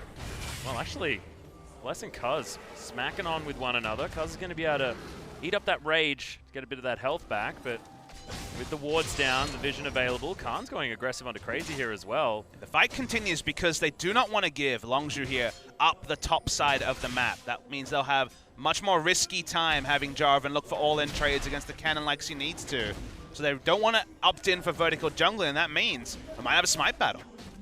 Well, Cuz has now got the health advantage as Bless is going to move himself away. Does have access to that blast cone if he wants to keep safe, but just wanted to give away that aggro. Looking for a reset now. Yeah, that's going to be it. So Bless is going to be able to lock that one down. Has the safeguard at level 2. Gets all that health back, and Cuz is relegated under his inner turret. So important who was going to get that red buff for so many different reasons, and Bless now with a massive start. Did feel like when you kite out and get the cooldown back on the Q that Lee Sin would have the standard advantage with his Sonic Wave resonating strike missing health damage, but Cuz still was kind of trusting his young man mechanics, looking for the smite steal away. Did not want to allow vertical jungling to happen because wanted to give the best chance for Khan to have options against Crazy, but now you can already see that Khan has been denied multiple waves. He only just hit level 2 when Crazy's at level 3, so that experience will finally go to him. There's going to be a CS advantage and probably a pretty heavy pressure topside advantage for BBQ. Yeah, and this is with Crazy starting off having to use that potion at level 1 as well, but this Doran's Blade enough pressure here for the cannon to stay safe. It's BDD. Going to be throwing out Qs all over the place, but don't expect any action really in this lane quite some time. Jungle pressure's always been an important factor through every Kassadin meta, just because Kassadin's one demonstrable weakness was in the pre-6 laning. Mm-hmm. Of course, it seemed like it was the only time he was vulnerable when it was back in the Kassadin meta of old. A bit more windows now. You know, the Rift Walk at level 1 does have quite a long time before you can reuse it. So yeah. He does die sometimes between level 6 and 11, but I know I've never seen a Kassadin die after level 11. I don't know about you, Atlas. No, that's not a thing that I have witnessed either. I even thought that it was so true that I started playing Kassadin almost exclusively. How'd that go? Not so great for me, but I understand what professional players can do. I found that I had no trouble dying at all. Can't use his teleport pretty early here, just back with a long sword. And also the refillable. Probably will have to go corrupting because, you know, against a ranged auto attacker, gonna have to be using your Q for wave clear more than you'd like. Because bot lane, no flash. Yeah, now the hook gonna land as Gorilla's gonna use that flash immediately, but gets flayed back, and that's gonna be the Ren kill. He knew that he was dead as Prey's trying to get as much damage back as possible. BBQ picking up first blood, and this is the start that they need. And kind of a lot of the criticism has to go to Longzhu pushing up at level 1 and opening up a trade when the hook landed from Totoro. They swapped summoners, and that meant there was no exhaust to be used the second time around. Exhaust only coming off cooldown just as we speak. And again, Longzhu opted into pushing up lane and trading auto attacks against Kalista Thresh. And previous meta should have taught us that is never a good option. Nope. Interestingly enough, this is a very different composition that Longzhu have put together. So if they can weather the storm of a difficult early game, they still have tools for when that late game does roll around. However, BBQ now with a lot of snowball potential and that late game insurance that they still have, especially when it comes to locking down these objectives. When Kalista falls out of the meta, you forget how incredibly good Rend is for avoiding any of those 50-50 situations. The late game you speak about and what the late game will look like, I think is kind of up for debate, even in the best case scenario for both teams. Just because Vladimir doesn't take teleport doesn't mean he's not going to be in a side lane looking to match the Kassadin, who has taken the teleport as Kassadin often does. The Kennen, will he be able to match itemization to beat both Jarvan and Kassadin? Probably not. So it doesn't feel like any of the expected auto-win split pushes kind of have a free ride in this game. I'm really interested to see whether we get the 1-3-1, whether BBQ just say screw it and go for 5v5 team fights. There's a lot of different identities these teams can take on. The champions themselves are pretty flexible. Yeah. I'm also excited to see what does happen. See Totoro down there utilizing that Scryer's Bloom to see where all of these wards are. Running back up, but is in vision. Gorilla's going to be here to at least help Cuz out. Have his red buff just yet. Q's going to land. That's a lot of damage. But he picks up the smite, so he gets to level 5. That's something. Well, they're looking for micro victories. You know, Bless is putting a lot of effort into creating as much implied pressure around top and mid lane. The solo lanes that have done so much of Longzhu's heavy lifting in their 3 game victories so far. They're exclusively playing around there, and when you get a solo kill, or at least a 2v2 kill in the bot lane, while your jungler has spent all his time on the top side, it lets you know that the pinch is being felt all across the map for Longzhu. Most certainly. Cuz now with that Tiamat built up though, he's going to be able to speed farm this jungle, as Rek'Sai's want to do. I believe it was SOFM that started this off. Had it in Korea very early as well. I want to say it was Beyond who was the first person to do it, but it was back in summer of 2016 that we started to see that build. But you're right, it was picked up by a lot of junglers around the world. It's always a bit awkward crediting those things. It could have just been a no-name solo queue player that was doing it, and that's why the inspiration came. We need to caveat with a bit of in-competitive play action. However, you're entirely right. Remember that it was talk of the town when it first started. Another red buff has now been stolen though. Bless takes that one away, so the extra damage that Cuz did pick up is for naught when it comes to locking down a red. BDD now with his catalyst complete, grabs himself a cheeky Doran's ring as well. Ring and a shield from the Dolan factory, and good stuff. People who gave up playing Kassadin, playing League of Legends sometimes during one of the last Kassadin metas and wonder what's changed about the Kassadin. The Force Pulse now has, not the Force Pulse, the E, sorry, has 1 less second on the cooldown, so you can be using the ability that much more often. And also, there's been a lot of normalization around magic resist per level, something Kassadin used to have, then was taken away, and now is back. And it's more critical for Kassadin because he actually has the passive that means he takes the reduced magic damage already. So when you have higher base magic resist and also magic damage shields, it just means that in AP lanes especially, he gets through the laning phase that much easier. Yeah, and you can see it actually. Tempt is unable to really answer back.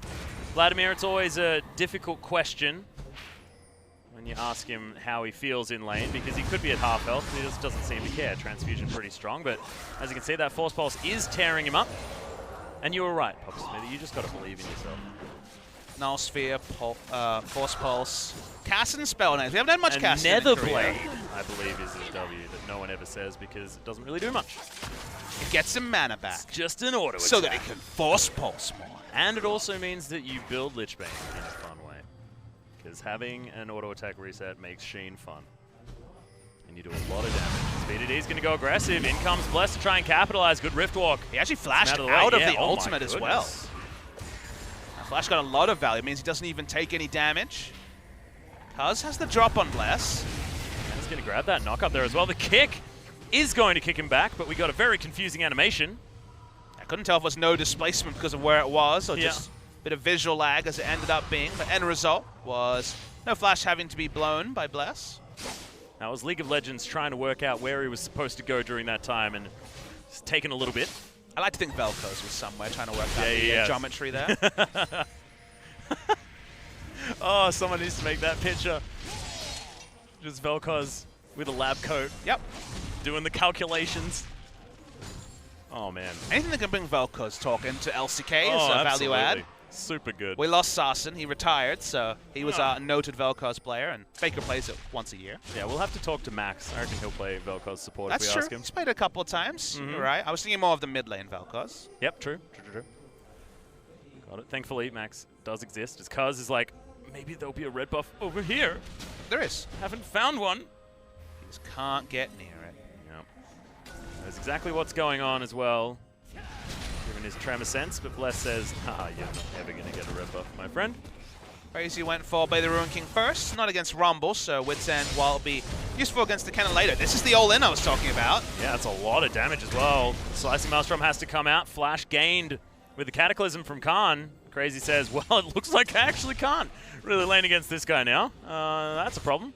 Now, because it's on-hit cannon rather than the AP cannon versus AD Jarvan matchup I was alluding to, he does have lifesteal, so the value of chunking him is still always going to be there, but it's lower than before, and that's why he doesn't get punished too much. Both junglers here. Yeah, it could be a 2v2. They're waiting for the next Rift Walk, I think, before Bless will go in. Well, they know exactly what's going on the side of BBQ, cuz... Both teams do. Well, I mean, Bless is not moving, so doesn't have vision with the Tremor Sense just yet. But I believe he may have actually been seen. He could have, of course, backed on the side of Bless, and Cuz wouldn't know. Yeah, finds him out. Prey Seeker is most certainly going to do exactly that.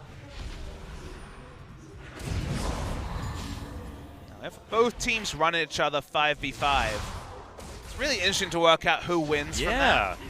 Jarvan usually does fall off quite a bit in team fight. In fact, they flash here. Yeah, that's the flash knockup as BDD is waiting for that next Rift Walk. Of course, Tempt is not going to be able to slow him down, but they don't move any further forward. Bless makes his way out once again.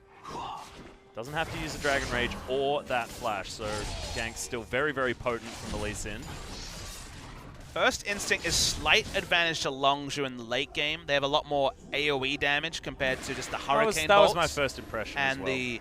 You know, again, Cannon and Callista's AoE damage is pretty minimal, especially when we're talking about on-hit Cannon. Just the Hurricane there. Vladimir does plenty of AoE, but it feels like Longzhu will have a bit more AoE damage, so maybe that will split the teams, but we're splitting hairs almost. We're getting pretty comparable. Cuz is actually going to get kicked back. Crazy's going to miss the Q because of it, but it's a cute little dive under. Fantastic shield, but the stun still comes in, and Crazy's able to grab the kill. Now Khan in a tumultuous situation and is going to fall down. Tempt was there, doesn't even get an assist. It's just the jungle top duo that's going to be able to get the work done, and Crazy utilizes the change in Slicing Maelstrom that happened a little while ago to clear out that minion wave. Yeah, BDD wasn't able to teleport in, didn't have flash, didn't feel strong enough at level 11, and end result is 2 kills and a turret over to BBQ. The Unburrow was on point to interrupt the Sonic Wave damage, but that wasn't enough. The collapse was there from BBQ, and first series advantage for BBQ. Yeah. From first blood on the bottom side of the map to independently of that, being able to pick up control on the top side is very important. Cuz says, please just let me have a dang red buff, and he's not going to get one. BDD looking to try and claw his way around here. Force Pulse does a lot of damage. Cuz picks up the kill and the red buff, thank God.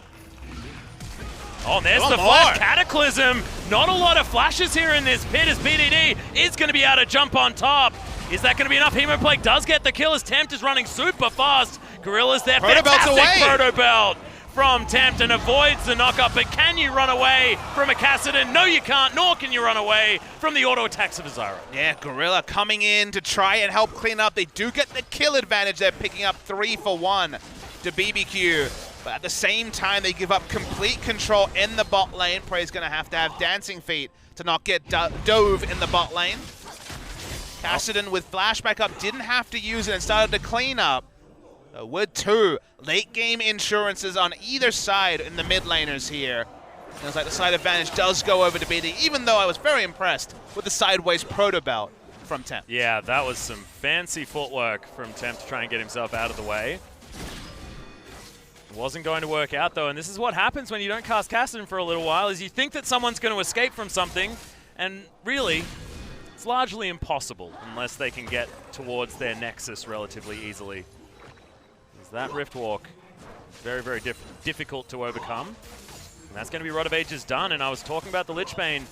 He's going to be able to grab that Sheen, and this is a huge power spike actually for BDD.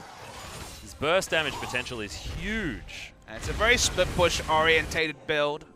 You need armor and magic resist to survive the inevitable AoEs you'll be down in this game, whether it's just the Kennen and Kalista auto attacks or Vladimir's AoE magic damage.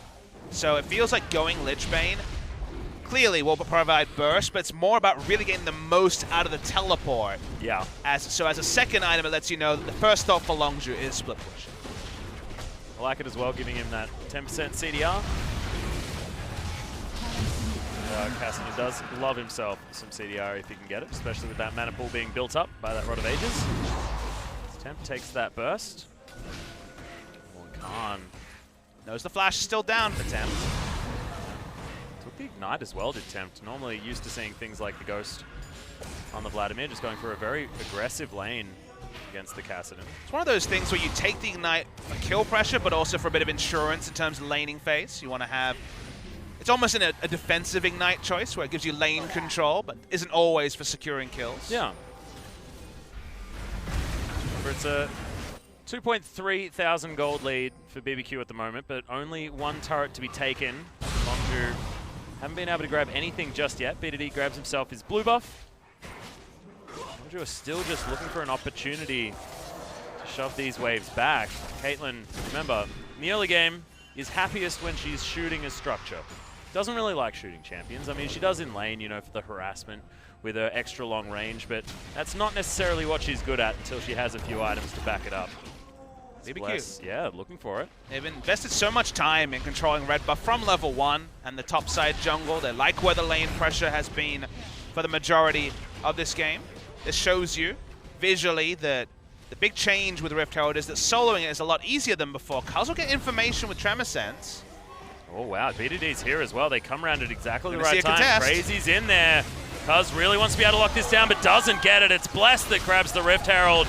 And now Khan's turning up a little bit too late. Crazy gets the kill onto Cuz. Flag and Drag gets Khan out, but damage had already been done. So missed smite from Cuz and unable to save himself afterwards. And again, with the microscope on, it feels like Cuz was not working well with his laners there. Went in solo, neither BD and Khan were coming in. Speaking of BD and Khan. Oh God, Bless, in so much trouble. The fadeaway jump shot from BDD. He's going to be able to lock that one up. Null Sphere doing work. Makes his way back in, throws out another one onto Tempt. The top lane, the Rift Herald's already been used super early. It's going to get most of the second turret. Going to be taken down, so no turret to be taken with the Rift Herald, but just a lot of damage. So you'd say, would that be like a Longzhu last game level Rift Herald? Pretty much around the same level. It's not the high tier Rift Herald or the big efficiency that we saw from Samsung against SKT. Basically, Crazy saw that Jarvan invested a lot leaving the lane, looking for an ultimate, and thus just plopped down the Rift Herald early. Rift Herald's kind of a multi-step objective, just because you have to get your lanes in a great spot to use it. Yeah. And the biggest takeaway that I think the fans should take is just it's actually quite easy to solo down the Rift Herald.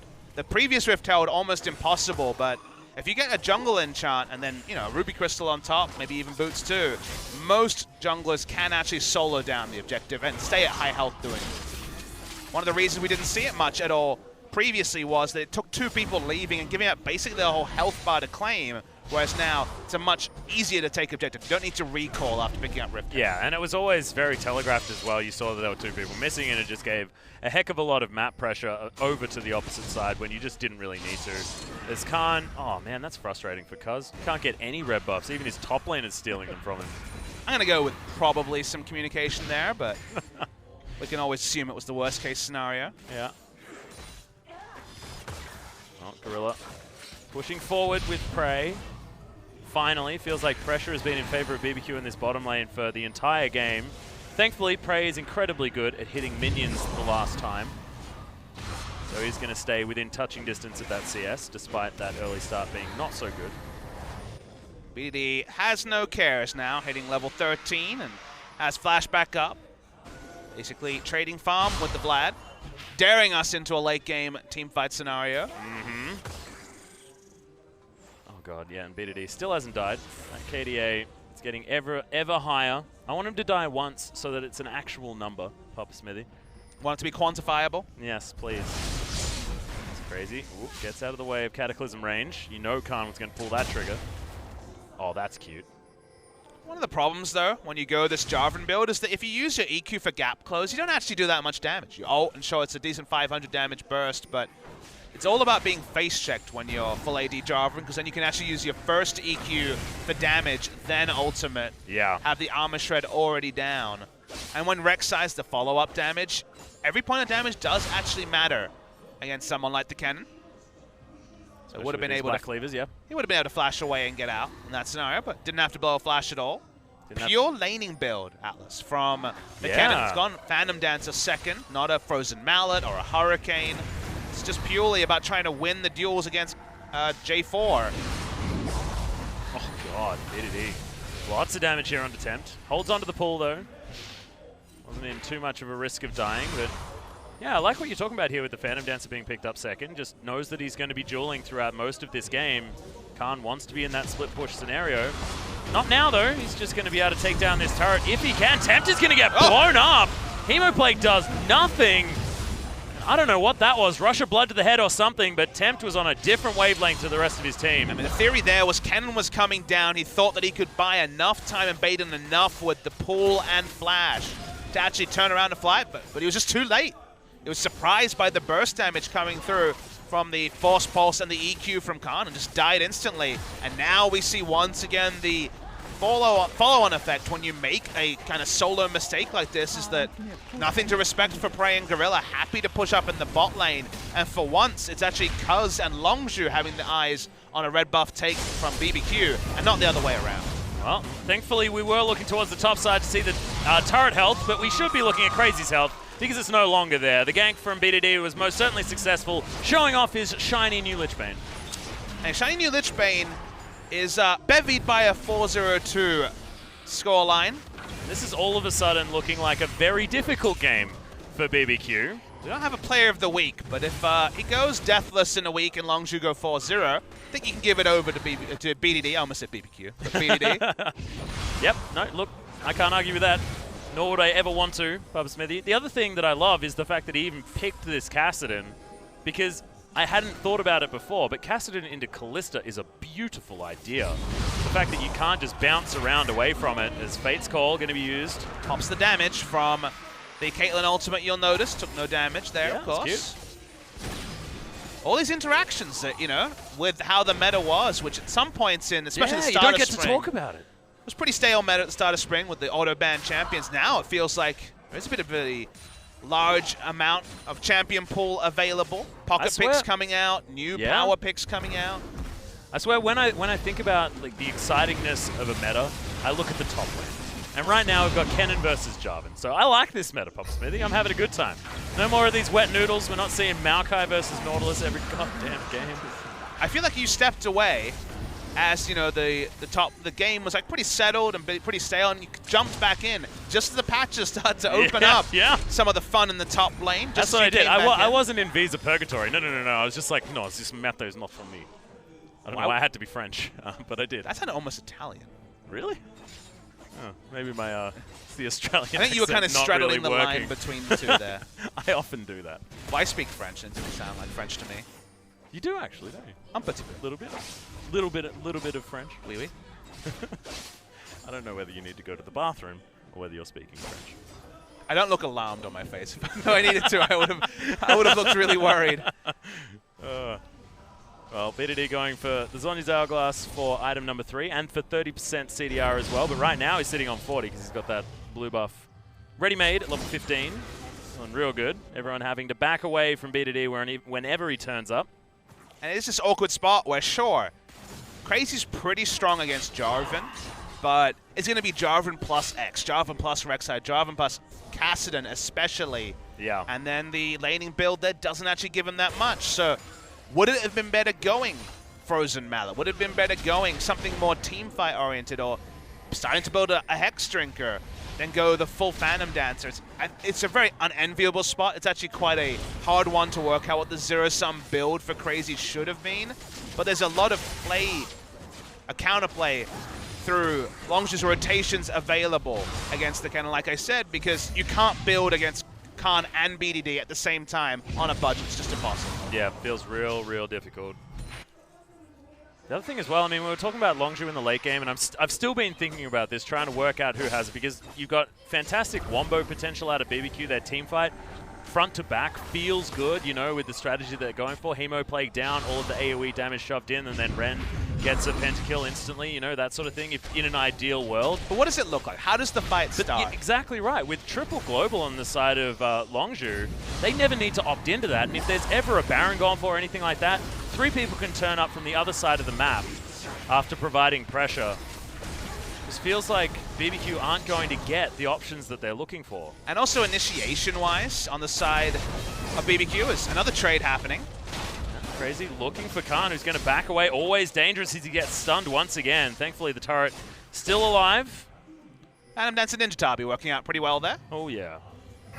I take a lot of damage. But coming back to what you were mentioning, I think chucking in Thresh to initiate, he will die instantly. You know, Thresh in the late game teamfight is actually pretty weak unless he has 4 or 5 aura items. Well, let's just skip that thought. Whoa, let's actually opt again. Prey, fantastic flash and survives for a long time. Nice double knock up there from Gorilla. Double TP. As in comes BDD. Can he get the damage down? But no, he can't. That's a double kill already for Ghost.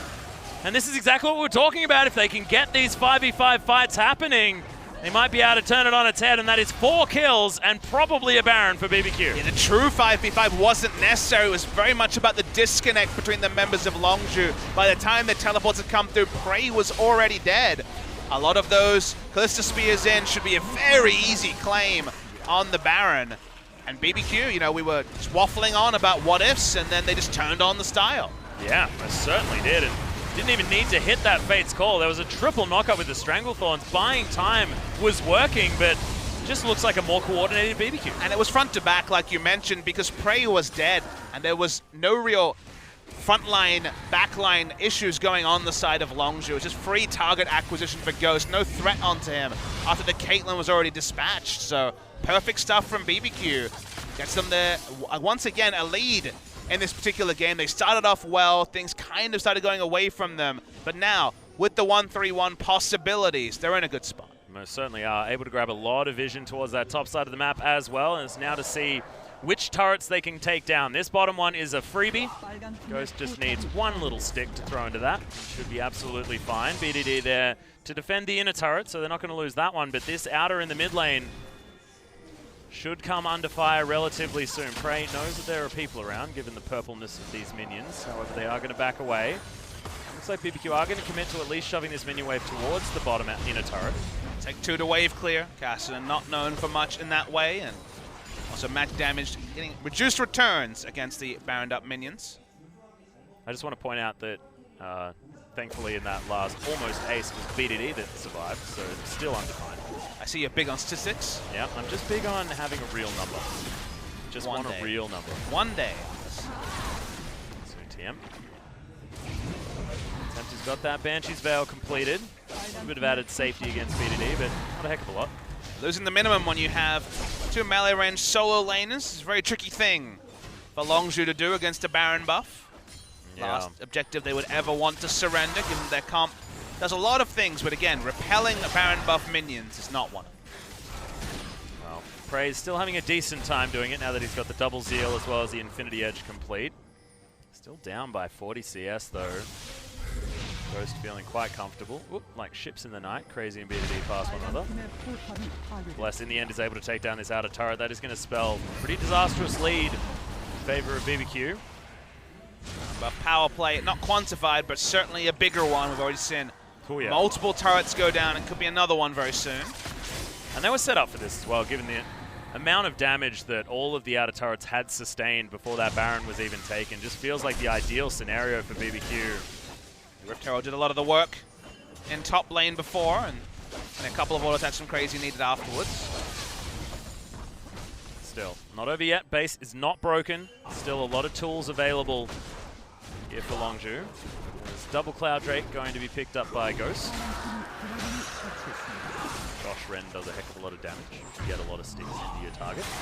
Now we're at a point in the game where BBQ's lead feels pretty reminiscent of where Longzhu were at in the previous game. Not quite the same, just because there is a Fed caster in the mid lane and some options for Longzhu, but questions that we've never had to answer before start to actually rear their ugly head. Like, what does Jarvan do from behind is always going to be a very different proposition when he's able to balance damage and tankiness with a large CS advantage and also some kills. Certainly can do both things, but really is high on the damage, low on the tankiness with this particular build. Yeah. The initiation of Jarvan, if it's just him using EQ and R to gap close and hoping that Caston and Caitlyn can do the rest of the work, I think this won't be enough with BBQ 9,000 gold, or 7,000 gold I should say, ahead. Still feels like they have a composition that can make things work, as Khan's going to make his way in. Crazy looking for the extra stuns. Oh, takes a lot of damage. There it is. Cataclysm's going to lock that one down. BDD uses the Zhonya's to keep himself alive, and then Rift walks his way out. Preserves that KDA. Grabs himself a pretty easy pick onto Crazy. But it's on the other side of the map to top lane, and Prey was wave going in mid lane. They can't have members in multiple areas if they're sending 3 people bot lane, and that's why you see a teleport. They feel like they have to make more happen. The hectic double teleport actually. Forceball slows down Ghost as BDD's trying to chase after him, but he has to get his way out. Big knock-up comes in as the Jarvan is pressured away. Cuz, it's now your turn. Gets the flash, but in comes Vlad. Tempt gets exhausted, but he's right in the right position. Massive Hemoplague damage. Prey's gonna die as Cuz is gonna be taken down. BDD still surviving, but he's limping away from the Lee Sin.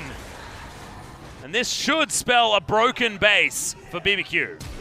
That's once this kill on the BDD will be the first of the season. Oh, so badly. There it is. He is now defined, and they are defined as probably losing this game very, very quickly. Yeah, the minions will come in. That was actually a really bad engage from Longzhu. They used everything to get the kill in bot lane, you remember. Yeah. And the threat onto the Kalista. One Q&E wasn't getting it done through Phantom Dancer, through Hex Drinker. They didn't have the damage. They lost way more than they needed to, and they're going to lose the game. Yeah, and that was a sick flash hook to end things. So BBQ even up the series 1-1. And this one all of a sudden got very interesting, Papa Smithy. Yeah, the shot calling from behind, not the same as the shot calling from ahead for Longzhu.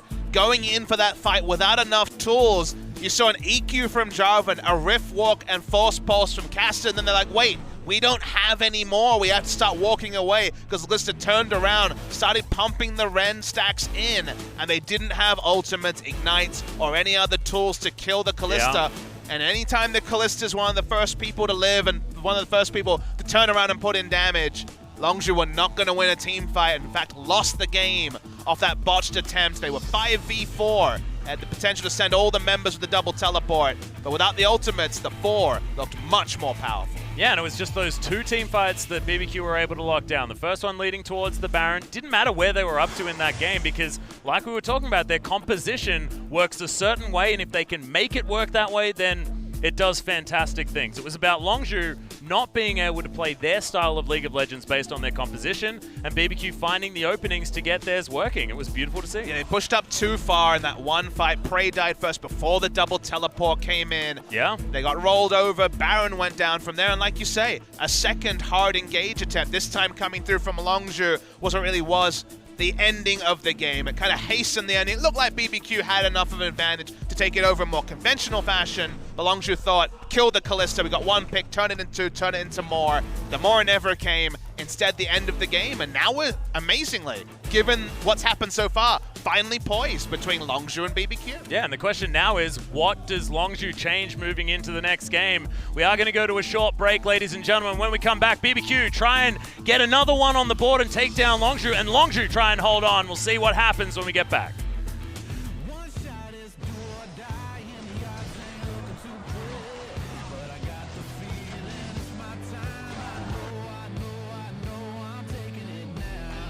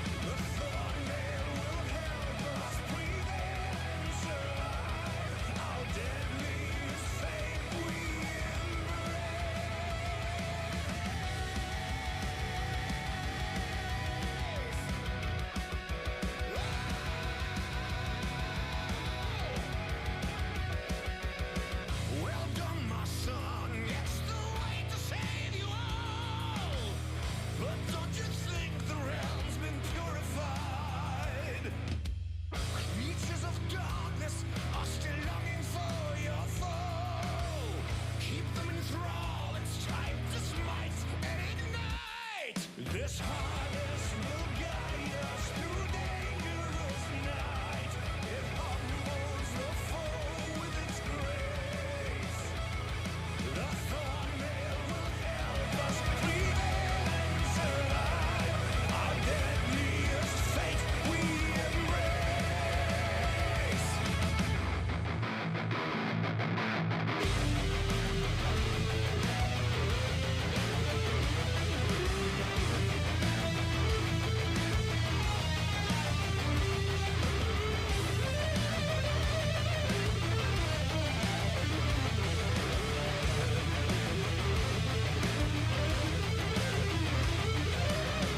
My king, how was I supposed to know?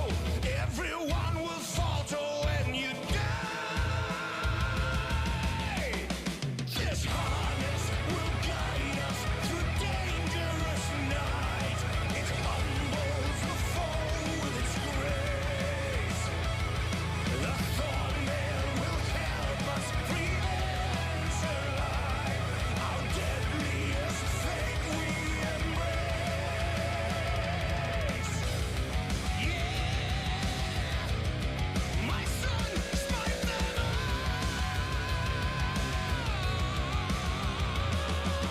all.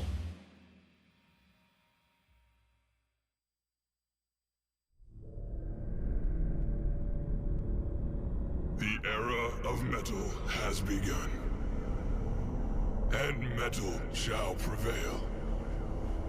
For we know what they have done. 5 legends of our realm who sought to follow the path of their dark musings. But they did not know what they had summoned. Pentakill. To these creatures, there is but one thing left to do.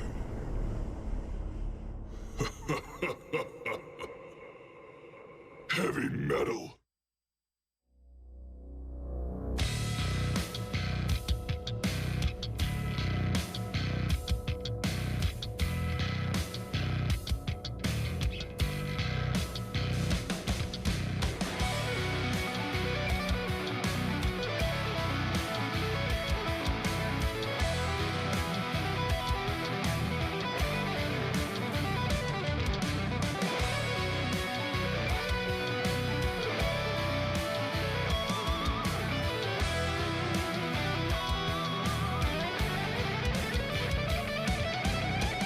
Fellow Longsmen, I ask you, will you follow me tonight to break their spine and reclaim what once was mine?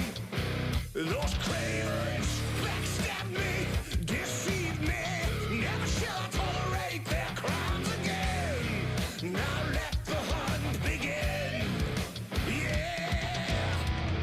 7,000 souls scared and daunted, such a tale of woe. Not too long ago, this village was a golden scene of hope.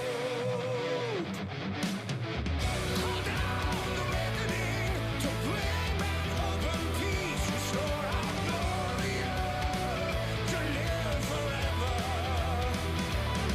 Yeah, bring down the dark regime. I know how to unleash eternal power. Lead us to order. I am the light bringer. Yeah, I am the light bringer. Now listen, fellow warriors, I ask you, should my campaign come to an end? There's way more to avenge. Whoa!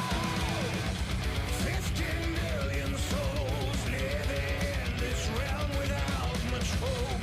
Not too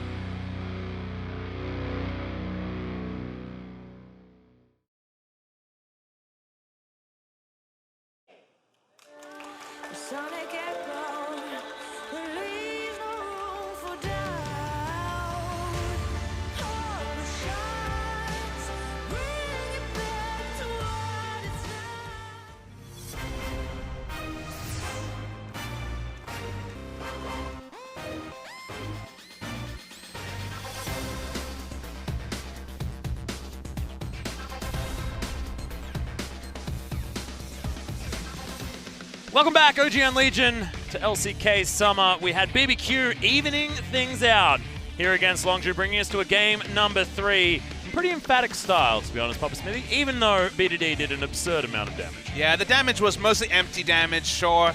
Cassidy can Q and E quite a lot, but yeah, you can pound damage into Vladimir all you want, you probably ain't gonna kill him. And the biggest story, I think, is the Rek'Sai. Not so much the low damage number. Rek'Sai is a low damage hero in her own right, but was also the fact that Rek'Sai was selected when so many other things were available. I almost felt like a manner pick, I said, just because Bless was one of our only Rek'Sai players, and Cuz just really didn't have jungle pressure at any point this game. A couple of people could have been considered for MVP, I think, in this game. I thought Bless had a good stint on the Lee Sin himself, but Ghost was the flashier on the Kalista, and this kill on the 2v2 onto Prey and Gorilla, no less, was one of the big highlights of this game. Yeah, and I like the pick onto Ghost for the MVP just because he was quintessential in the 3 parts of this game that were incredibly important. We saw for one, BBQ. and here's the second one. Exactly right.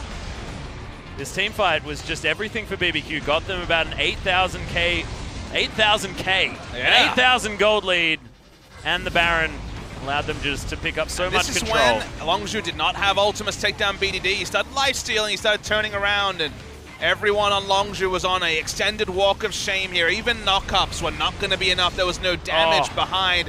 Deftly being able to jump away from the damage. Khan not having a repeat performance on the Jarvan, and Ghost smiles. Another one of these young players. Remember, he is another player who used to play on the same team as BDD. He was also on that CJ squad, made his debut months later, but is only a couple of weeks younger than BDD, making an impression on his old and former teammate in his own right. It most certainly is. And look, I wasn't actually focusing purely on what Ghost was doing in that teamfight because there was a lot going on, but if you just focus on his movements, he dodged so many abilities, used the flash fantastically to keep distance from the Cassidy, isolate the Rek'Sai, got a lot of damage into her, avoided the EQ from the Jarvan coming in. Sort of how he played the back end of that fight was a lot of finesse involved. And that's why when we're seeing so many new picks and strategies being thrown like darts onto the dartboard, some of them will stick and some of them will not. And it feels like Kalista, given what people are talking about and what we've seen so far on the Rift,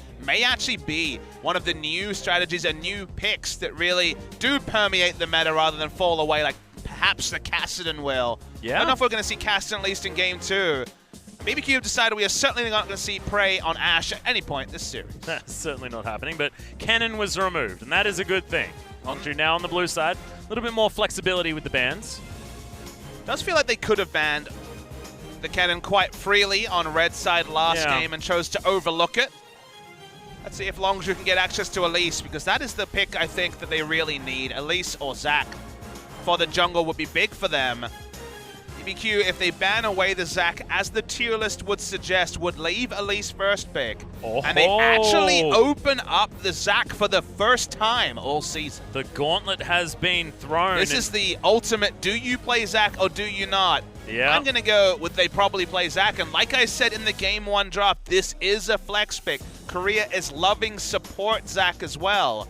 So and we know how much Gorilla likes to roam. We know how much Gorilla somehow finds himself in exactly the right position. Elastic Slingshot is one of the best abilities to get you where you want to go when you need to be. I'm just hyped. We get to see, finally, the broken, super strong Zac pick and see if it matches expectation, because in every form of the game, this is a pick that is banned. There's only so much practice you can have on Zac if you're playing match-made games or even scrims, because of the reputation of the power of the pick. Now, I believe this is on the hot-fixed 7.10, so this Q damage is a bit lower, but that is only really relevant in the very late game because you max Q last anyway, so yeah, still going to be a lot of power loaded on the Zac. Yeah, and look, you talk about that hotfix, and it's like when, you know, Diana, when she was first released, her hotfix that she had, which brought her back in line with a hero that is possible to lose on.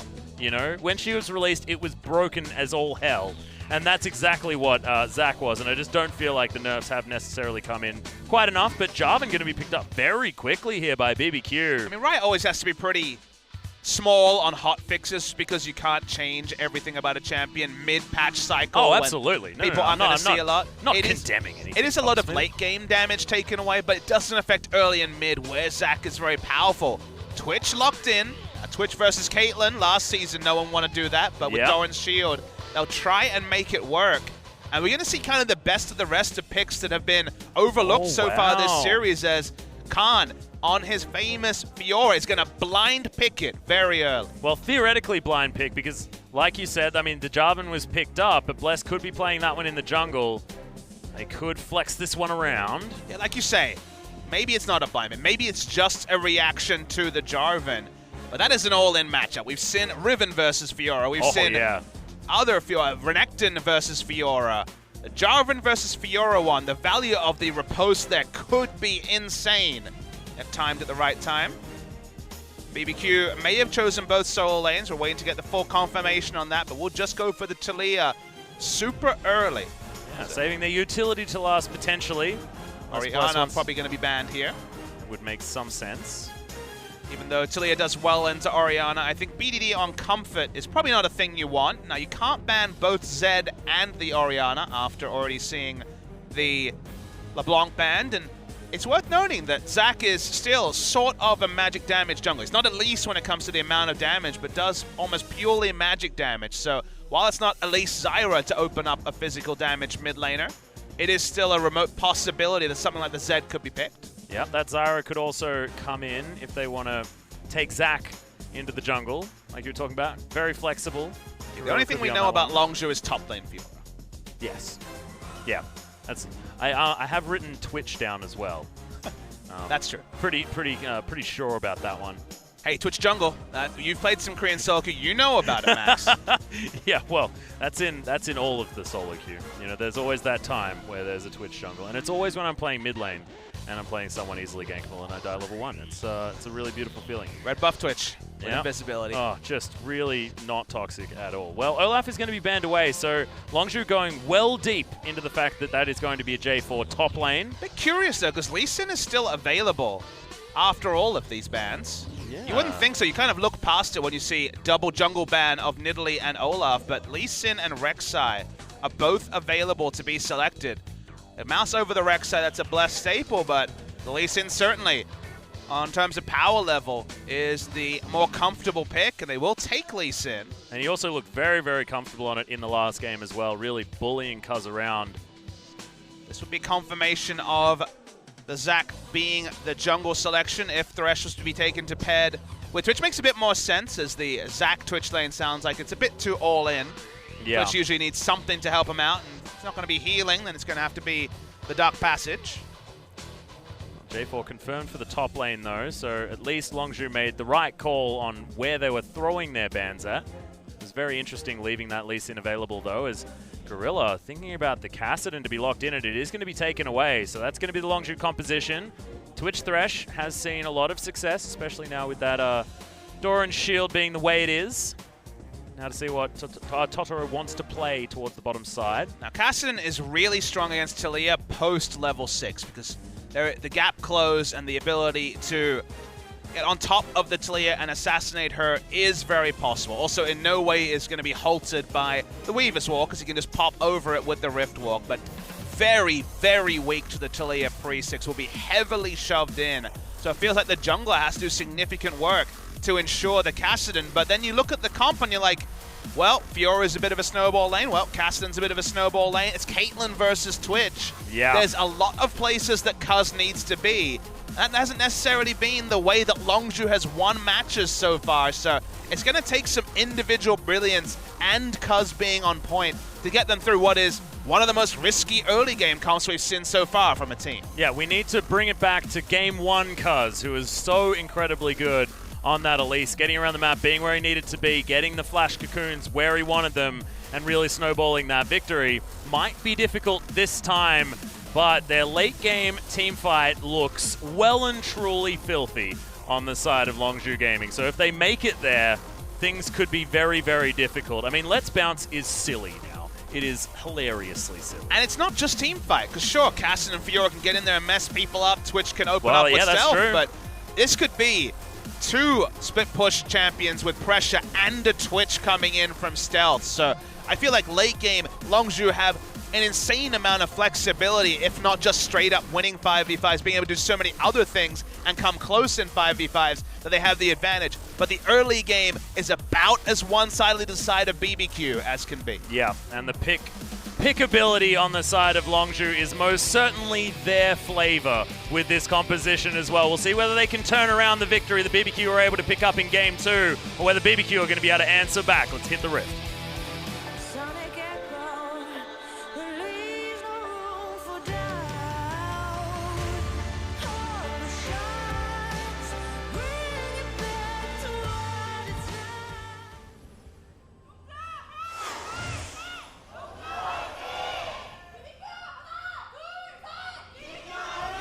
Wow, that BBQ fan found new voice. Yeah, right. Very nice. Well, that's what happens when they pick up a victory, you know. We're in the deciding game. One team going to be able to grab the points. The other team goes home empty-handed, Papa Smithy. And it's our first game where Zach was not banned in the first round. First picked predictably on the side of Longzhu and Cuz. Let's see where he is on the Zach, because sure, might be have played Zach in the past. A lot of the mechanics are pretty similar. Yep. But you look at his solo queue account, rank 3. Now, he may, of course, have other accounts where he's played Zach, but no one's really getting to play Zach in solo queue, and he has 0 games played on Zach so far this season. So whether scrims have been enough or bouncing around the practice tool, I don't think anyone can have got enough practice on Zach to really be a top-tier Zach player, unless you're named Meteos. Yeah, that is very, very true. And there's also the fact that, you know, he's banned in every solo queue game, so it's like, well, I wanted to play Zach, but it was, like, impossible to ever get a game. You're like, coach is like, so did you practice Zach like I asked you to? I tried. He was great every game. Why is Zach gray now, not green? I beat some bots. I beat a lot of them, though. Practice tool is so useful. Already some pressure here being thrown out from Tempt. Oh, that was close. Didn't get any of the little raptors. Usually Talia can steal one away and thus deny level 2 being popped, but level 2 is taken. Yep. Not quite there with the sewing skill just yet on the side of Tempt. Still early days. Sure he can thread better as the game goes on. I have to admit, Zach is hilariously fun to listen to. He's having a great time. Woohoo! And I think we're still on the patch where his voice is super high-pitched all the time. So that'll be fun. Hell yes. Wait, are we talking scary levels of high-pitched, like Lissandra levels of high-pitched, or? That's kind of a different problem. Korean Lissandra especially. Yeah. You know, I heard once that Zach was voiced by Patrick Warburton, and I never had that confirmed. I don't know. One day I'll find out. Yeah, one day. Or maybe you just don't want to find out. No, In it's case true. it's not true. Schrodinger's voiced over. Yeah. He is and isn't voiced by Patrick Warburton. Yeah. We used a soundboard for one of the quotes. Pretty good. Riposte comes in. Now, Khan, again, is an aficionado of the Fiora. He's played a lot of it this season, has always been a Fiora player. When he was playing around the professional scene in his career in China and other scenes, his solo queue Fiora could never be denied. Looked great on it in the Kesper Cup as well. He was playing a lot of it around then. So seeing him on the Fiora here is a scary proposition for BBQ because, again, legacy Fiora player. Most certainly. Oh, has been able to go for a roam very early. Very. And we've got 15 Doran shields thus far today.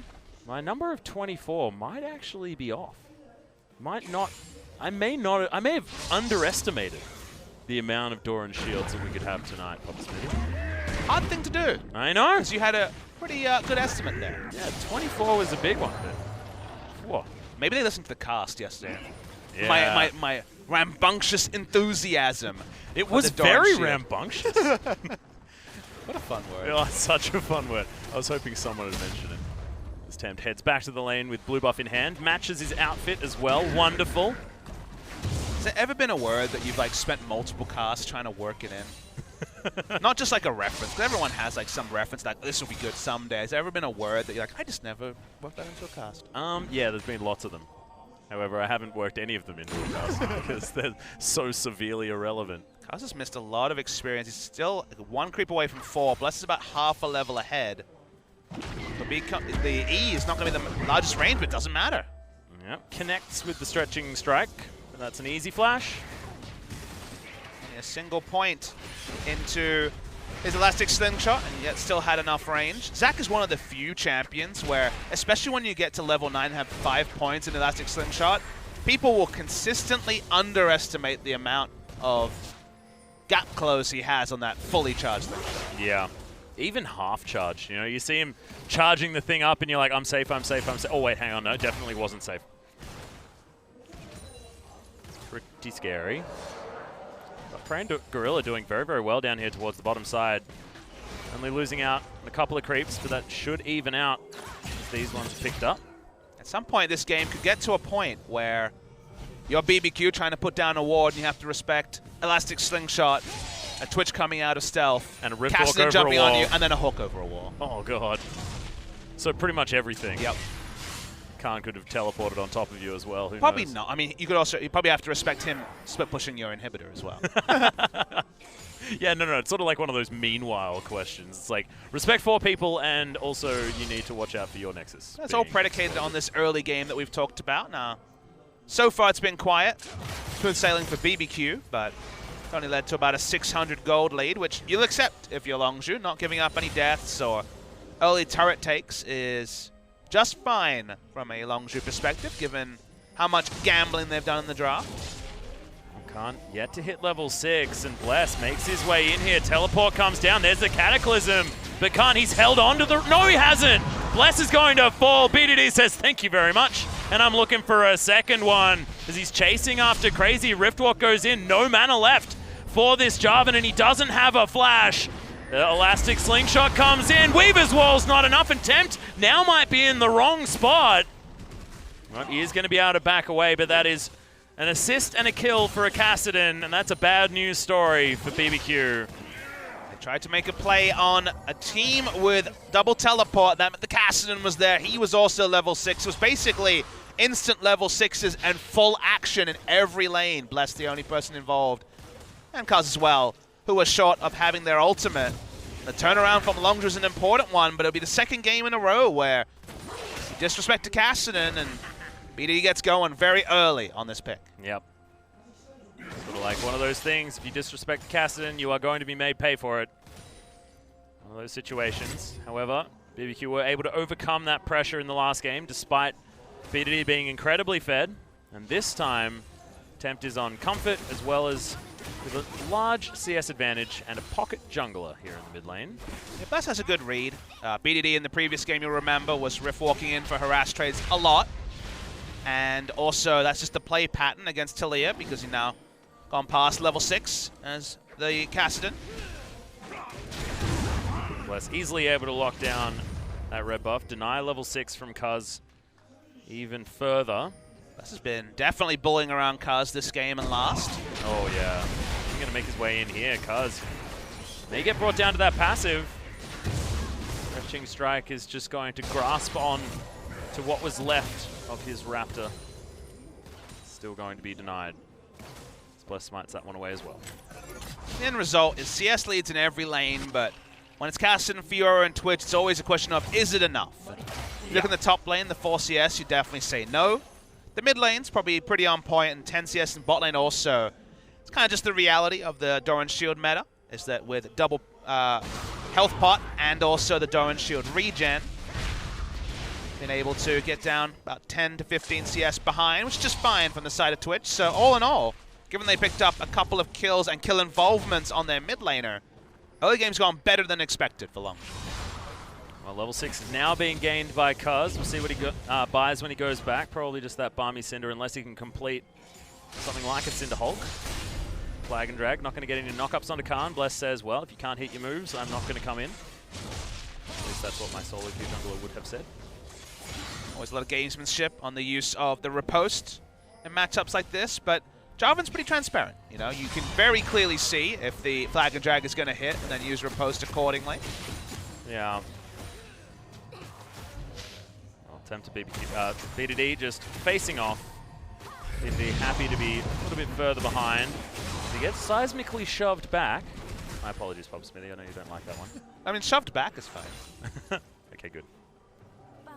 He would really like some aggressive vision on both the blue and red side so that he can jump in, and if he sees Lee Sin on the map, then for sure the riff walk in trade patterns make a lot of sense. But because Cuz has been consistently losing jungle pressure, which admittedly he has no lane backup, makes sense in this particular game, it does mean that every time he riff walks in, especially when his flash is down, could be an easy turnaround kill for BBQ. Cuz now just trying to deal with the vision BBQ have put down. Bless setting up for this blue buff, but it is under the noses of Longzhu with that ward just going down. Temp threads some volleys through there, grabs that one himself.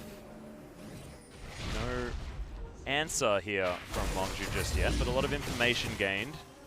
BDD's felt pressured enough to go for the Q max first. As interrupts the W there, does Cuz. Yeah. A lot of damage, but good damage back there. Still gets the Dragon's Rage kick, which has been nerfed a little bit, so early cooldown much higher than it used to be. You can't use it for just single target disengage as happily as you could before. Yeah, well, there's the grand challenge. Khan. There was a lot of pressure down on him from Crazy, but he does manage to get himself out. Seismic shove, not going to find the Fiora. Was very close, but no cigar in that scenario, and Tempt uses flash as well to get in range, so good trade of summoners there if you're Khan. Oh yeah. Does mean that basically is free food if there's any backup. Elastic Slingshot hits onto the Talia when Kassadin is in lane, almost certainly will be a kill. Coming back to the skill order, I mean, Kassadin was one of the first few champions which was very much a put as many points into your Q as you feel you need, then max E. Force Pulse was always the bread and butter for a Kassadin. And of course now most supports will go 3 points into their laning ability. Like, for example, the Q on the Tahm Kench, then max W. Yep. Very common on Lulu to put 3 points into E, then max W. Well, in goes Cuz. This is exactly what you were talking about, Papa Smithy and Tempt. There is no way for him to go, and that is going to be the Let's Bounce. God, it's adorable now. Not as adorable if you're a BBQ fan, however. And you get to see the kidnap as well, because you don't always see the kidnap effect actually come through. There was no counterplay for Tempt, so you get to see the ability now of Zach to move multiple champions in a direction. In that point, he was already dead, so it was only just for a bit of flair. And if they get the mid lane turret here, how many times can you say a Kassadin actually has the mid lane turret advantage? Because now the rooms can get pretty damn silly. And he's got a Super Soaker as well, Papa Smithy, so he's feeling real good. Real happy to have some fun in the sun right now, that GLP 800.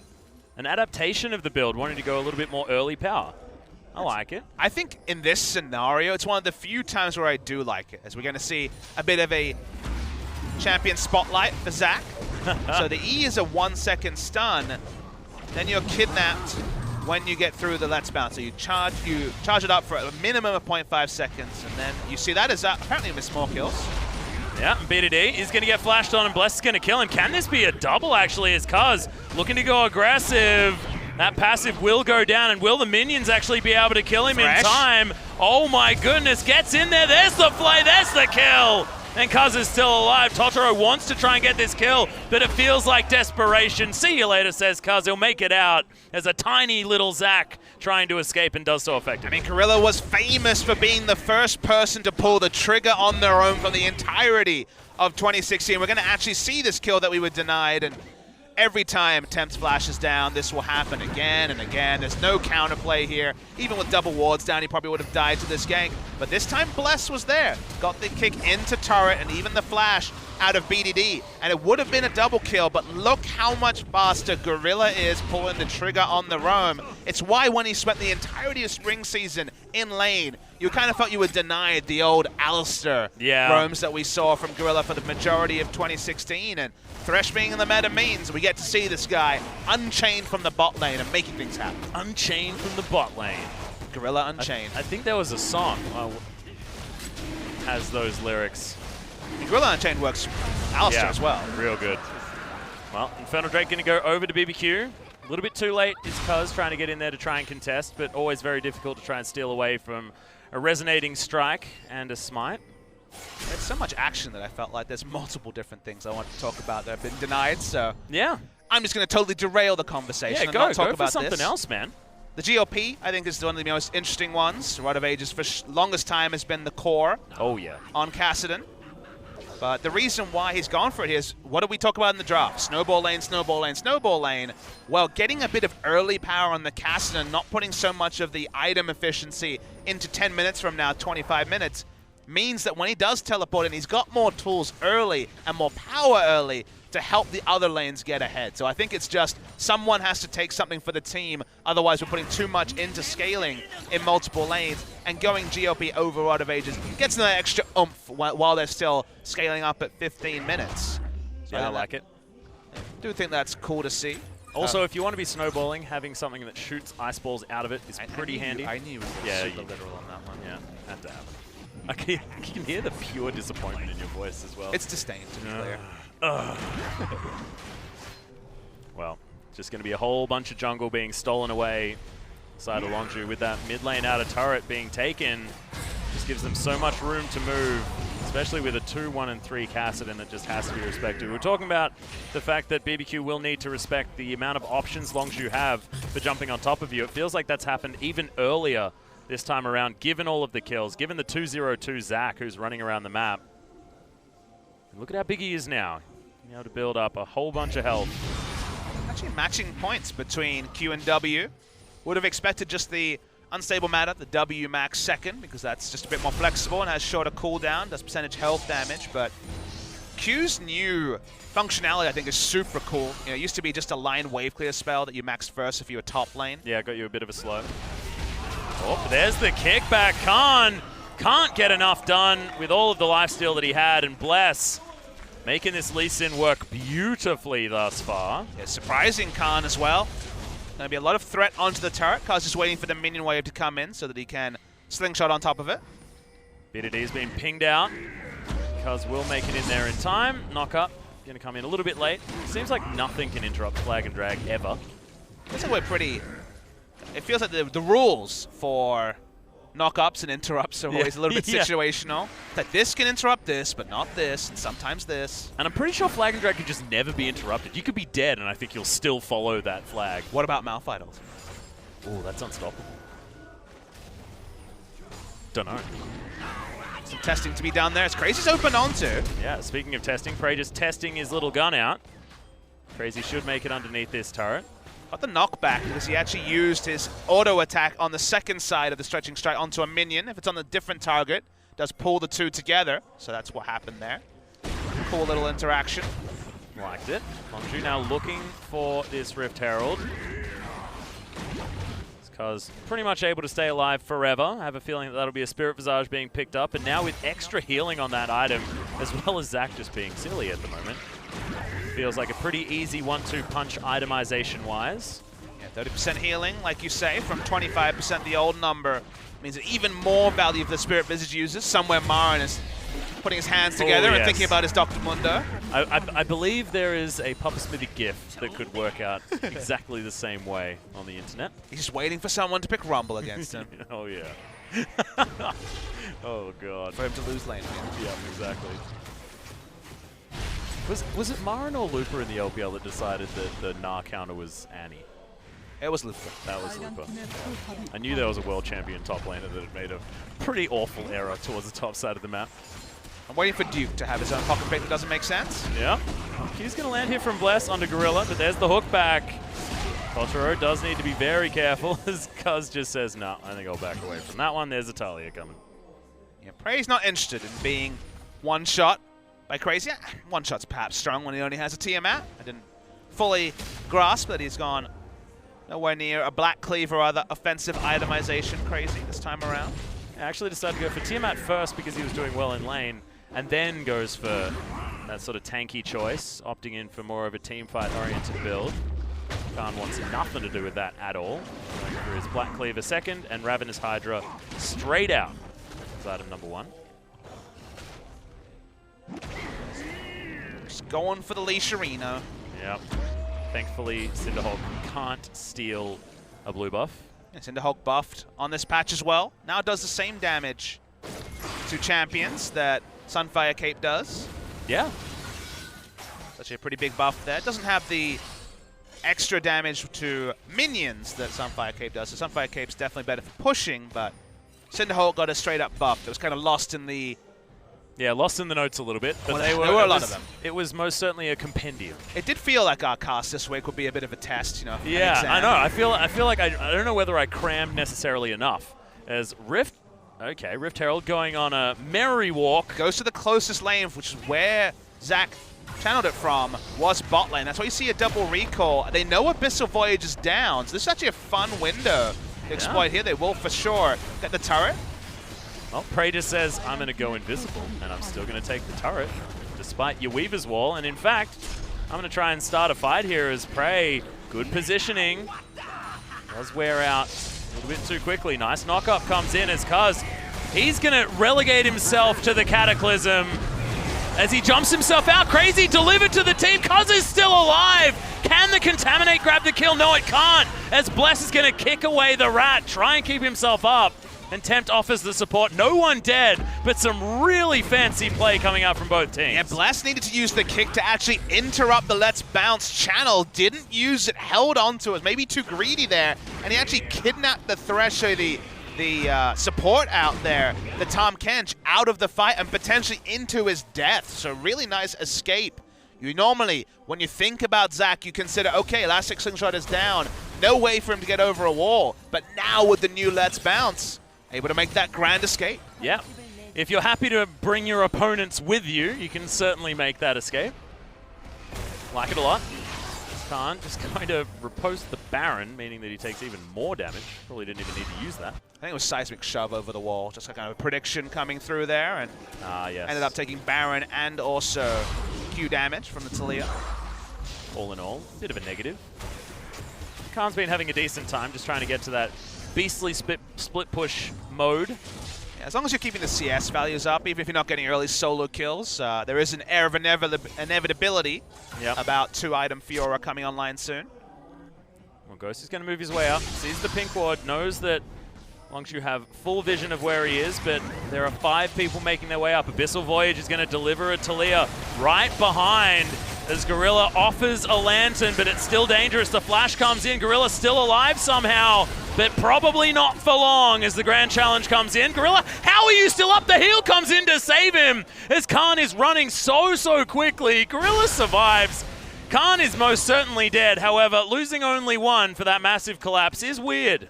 And they buy so much time that BDD can casually walk up to mid and they don't lose anymore. BDD didn't have teleport that fight. And speaking of BDD. Yep, Crazy going to take a lot of damage from him. Force Pulse tearing him up.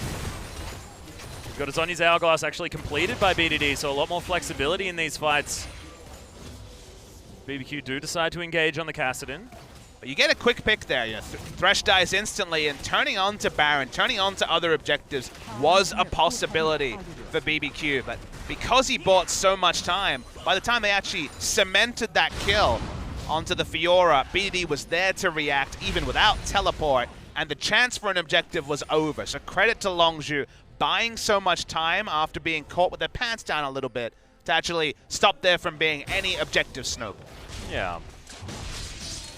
Still feels like this game is very close. That is illustrated in the gold, only 400 in it. Prey's going to steal away a red buff, but these are small advantages that are being gained.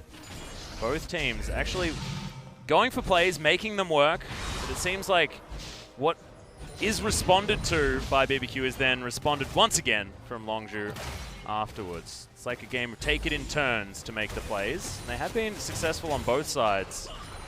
No one really able to get anything that snowballs this game in any direction or another. Yeah, it's a bit of a chess game, like you mentioned. Been too many mistakes so far in Game 3. Would have been a better way to explain it after, wouldn't it, Papa Smithy? That's okay. That's why there's 2 of us. So that one of us is a bit silly, the other one can try and bring it back. A lot of wave clear here, but Cuz gonna feign and engage. Yeah, actually gonna dive in onto the Caitlyn there as well as he kidnaps Bless. That play was unbelievable from Gorilla, and Prey's gonna be able to pick up the kill because of it. Khan looking for an entrance. The Grey Health eaten there, but it is going to be Totoro falling down. The grand challenge capitalized on everyone healthy, and that is gonna be 3 swift kills for Longzhu. Tempt still looking for damage back, but Prey gets the flank onto Ghost. In goes BDD. Everyone with so much mobility, but Prey is going to fall down. Ghost grabs that kill, and they bite off a little bit more than they can chew. They get a lot of objectives, a lot of kills there as they trade up in many ways 3 for 1, but not quite taking down Ghost. And they have to complete their recall, so it's only extra gold. Admittedly, into a comp, they can execute 1-3-1.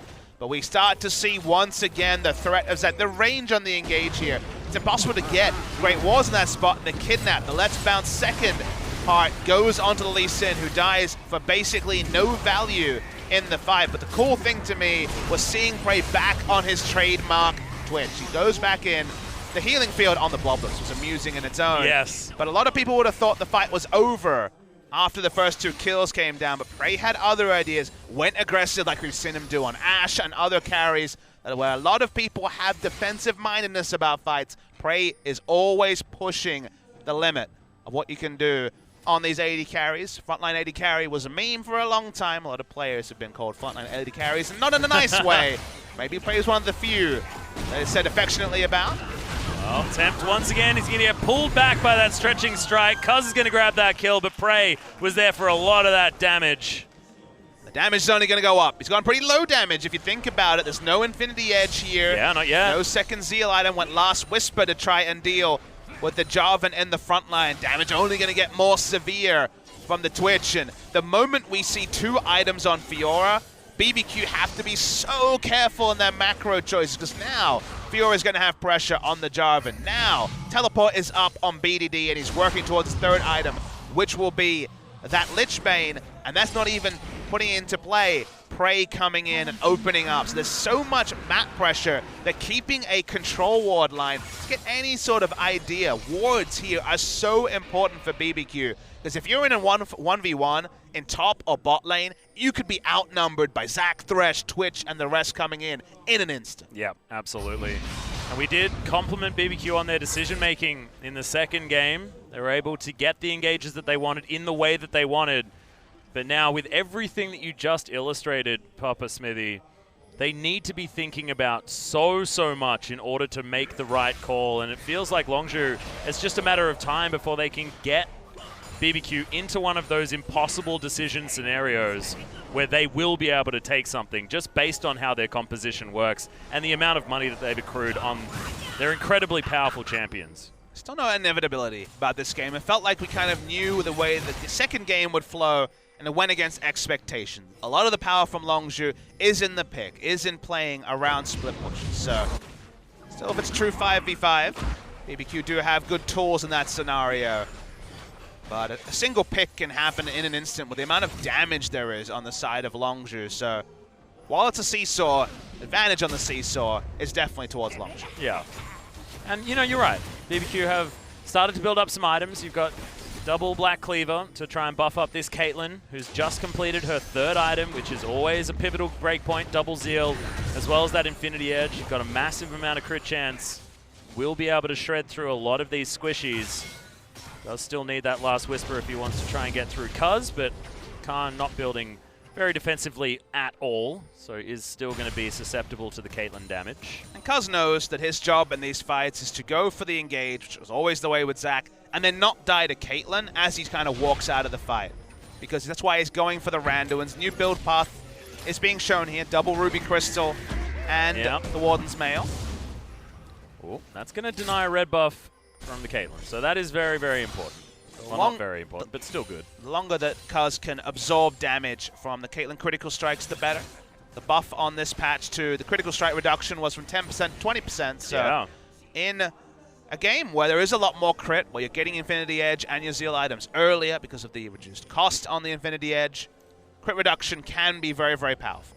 Yeah, in fact, I think most of the Zeal items going down in price apart from Phantom Dancer.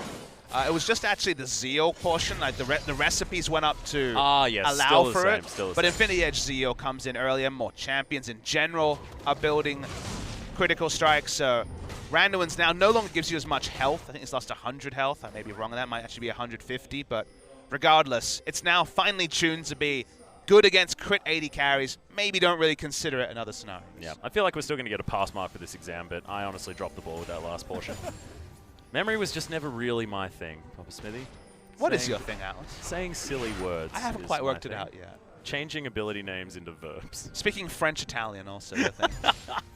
How did that last? Oh, I thought that'd just be It made an impression. water under the bridge, you know? Poo sticks, as you would understand. Winnie the Pooh references. Brilliant. I always know that you can stay with me for those. That is a handoff I'll always pick up. Yes. Note to self. Can always say poo sticks and things will be fine. So the way this works, the 1-3-1 we were speaking about is Khan having pressure on Jarvan in the bot lane and basically trying to take over the red side jungle of BBQ with control wards and vision. And there's look for picks as they kind of move between mid lane and top lane. Cassin in the top lane, 3 in the mid lane. Speaking of picks. Yeah, trying to actually look for one now on Totoro. Eats the Grey Health very, very early. The kick back onto Cuz just to get himself out of the fight. Teleport used and cancelled, so now teleport not up. Longzhu still do get something. It's not an objective, but getting rid of Crazy's teleport means that Baron, and specifically BBQ's play around Baron, has to be warped. Suddenly, they have to get in pretty early, and that's why they're trying to make a big pick on the map. Well, Crazy's in a whole host of trouble. The Abyssal Voyage was there just as a go button for Khan to flat out kill Crazy. See, it wasn't a mistake from BBQ because they have no control around the Baron buff. They had to try and make something happen with the one, otherwise the teleport advantage plus the fact that the control ward had stuck would mean they would give up Baron anyway. But misexecution, eating too much free damage at the start, Crazy trying to bait the fight, means that Longzhu get everything. BBQ looks silly, but they were in a lose-lose scenario. This is exactly what we were talking about before, Papa Smithy. You know, that Longzhu has a composition that can put you in these impossible choices. Now Gorilla needs to stop Lee Sin from getting in.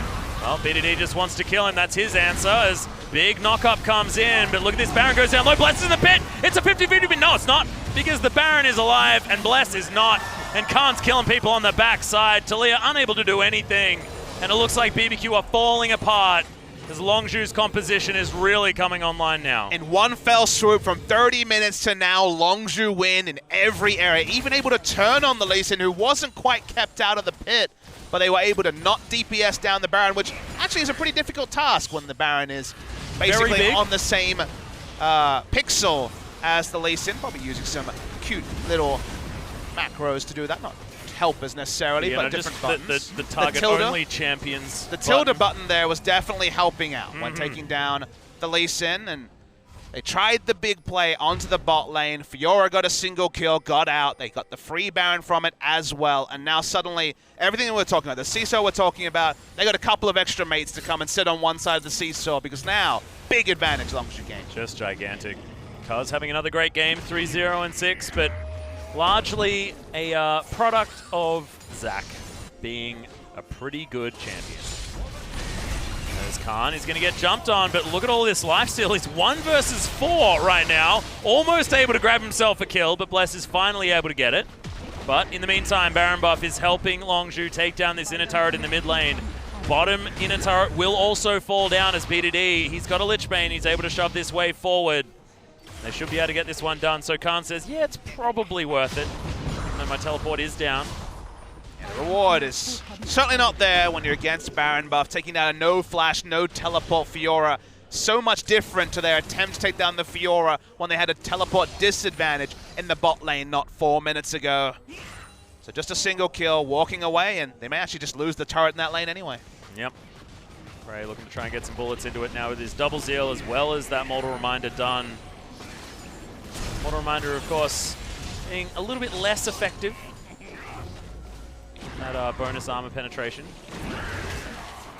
Just a bit of tuning to deal with the armor values and health values and other things. Not quite as much health available, which is why you see Warmog's passive also going down to about the 2,750 mark. Look, I'm desperate for points in this exam, Papa Smitty, like desperate.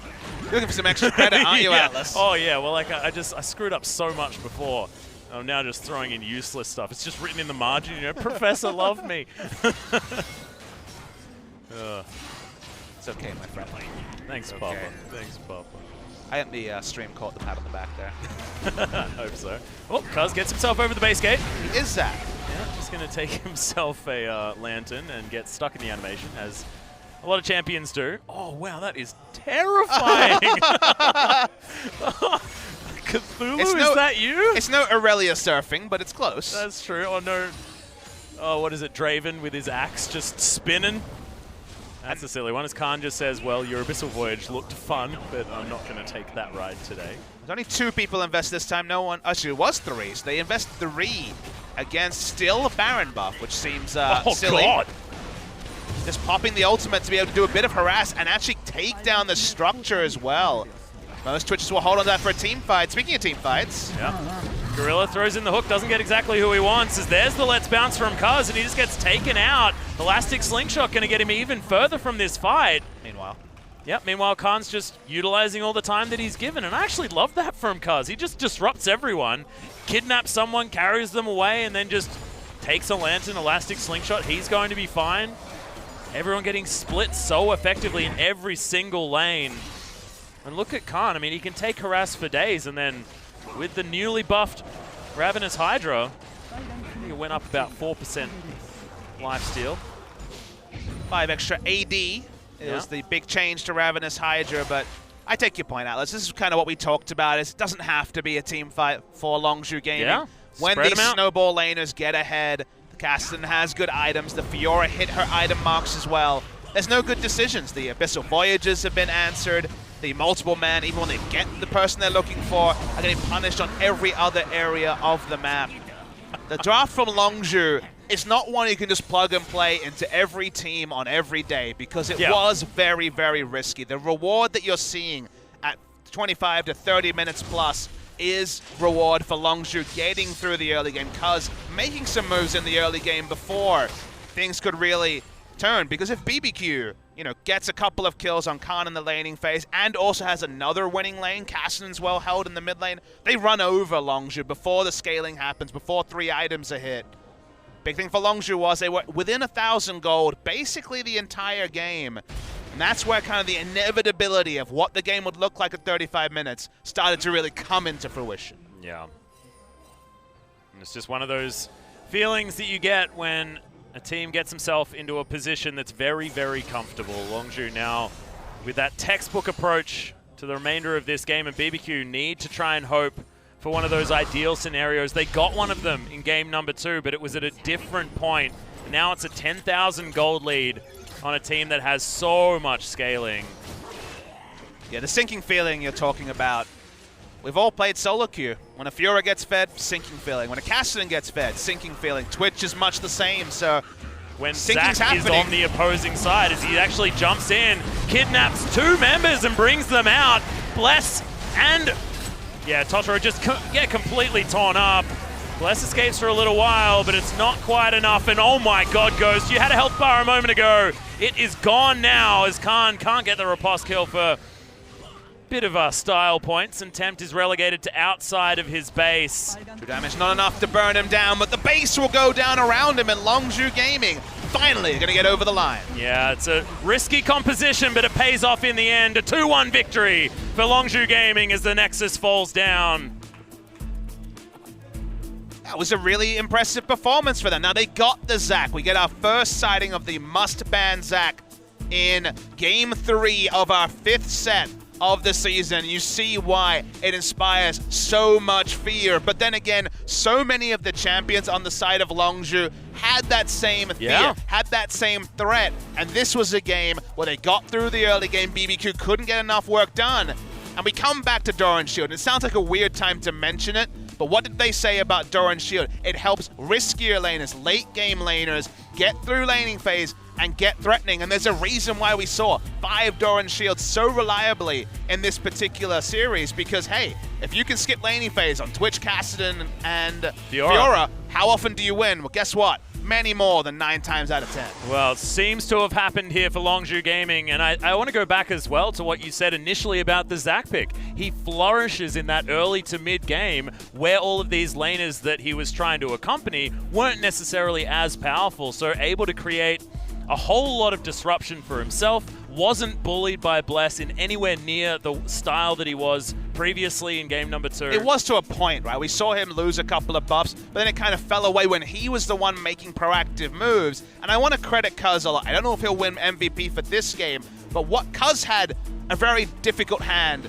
to make the most of. If it was a Hearthstone analogy, he had a lot of 8-mana plus legendaries opening things up because he had the legendaries. He had the Fiora, he had the Cassin, he had the Twitch, but that doesn't help you on turn 1. But he actually got through so much of the early game, playing smart, doing the most, and even if he was bouncing around and not picking up kills, any disruption to get that timer to 25 minutes is a successful one. So in a difficult spot, I think Cuz played very smartly on the Zach. Yeah, I think you're absolutely right. And the way that they capitalized on every flash that was missing as well, he goes up topside, gets Crazy's flash, gives Khan an easier laning experience, and then as soon as Talia used her flash to try and kill Khan, I believe he killed her twice in 2 minutes.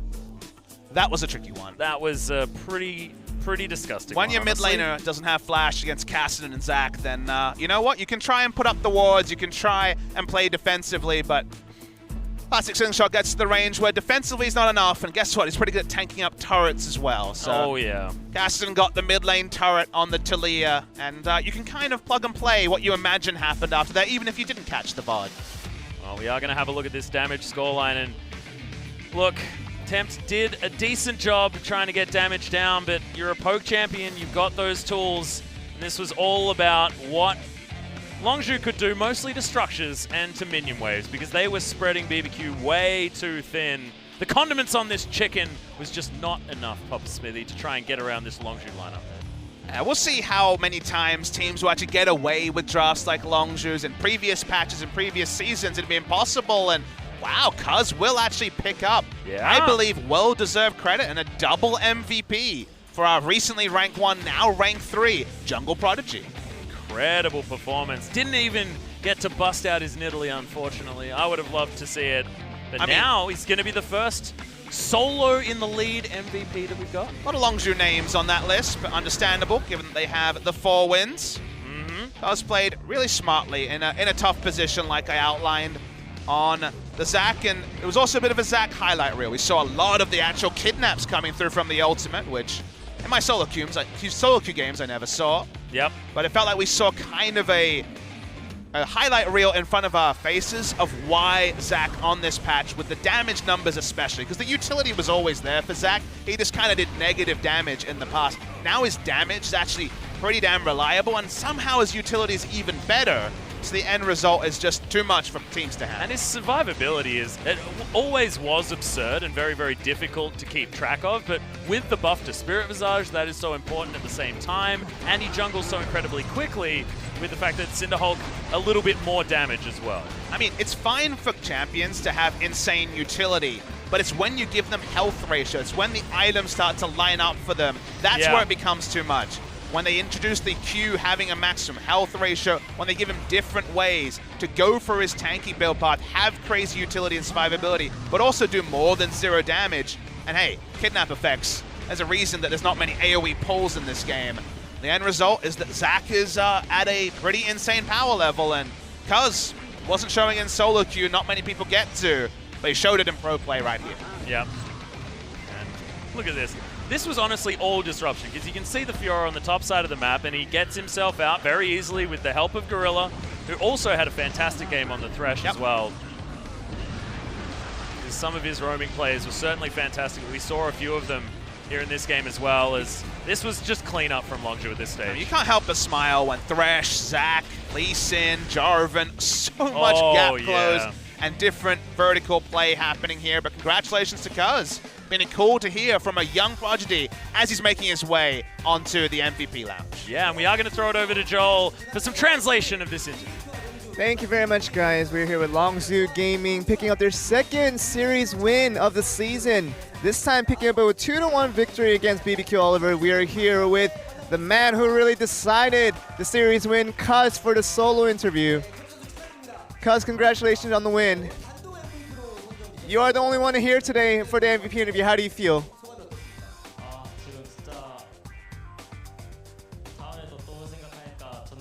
You know, getting a 2nd win in a row, it feels really great.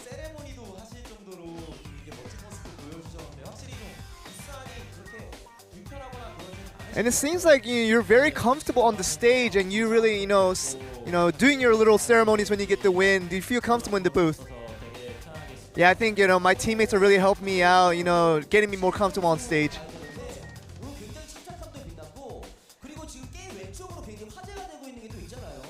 And something that we have to talk about is something that's off the game. And it seemed like, there was a situation where all the players have changed with Longzhu squad. What do you think about that?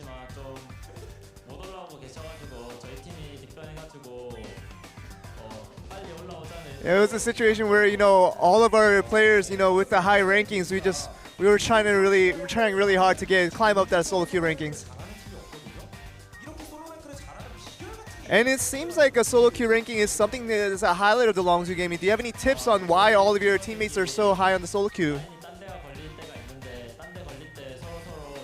And I think it's a situation where, we do our primary positions that we want to play, and sometimes we don't get those, but we kind of kindly ask the other teammates to give us the position that we want, so we get an advantage off of that. And of course, you guys do have to rely on the very experienced bot lane with Gorilla and Prey. And as you say, our team is really rotated around that bot lane because of their prowess and of their experience that they have. It gives us a lot more easier time, allowing us to focus more on the other lanes. First game, you picked out the Elise. And it seemed like you were very calm throughout the game and picked it up slowly and picked up, little advantages that you were able to get. And we have a video highlight of that. This is the first cocoon that you landed that led to the first kill.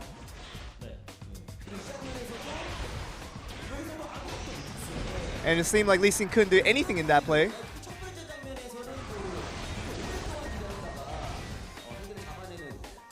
And the first kill was due to a long waiting time in that bush. But, overall, you seem very calm about that. How do you rate your play? Yeah, I thought, I was kind of looking for the chain CC. As long as, Varus gets that CC in, I think we had an easy opportunity to kill the Caitlyn. So that's kind of what it was worth waiting the long time, but it was definitely paid off.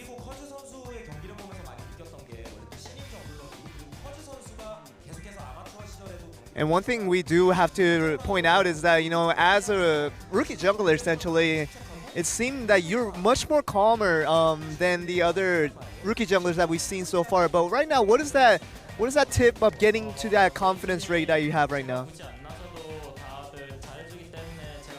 Yeah, I really try not to be a little more flashy for the team, because I know even without me performing, my other teammates will do well. So I don't try to be the main character of my team.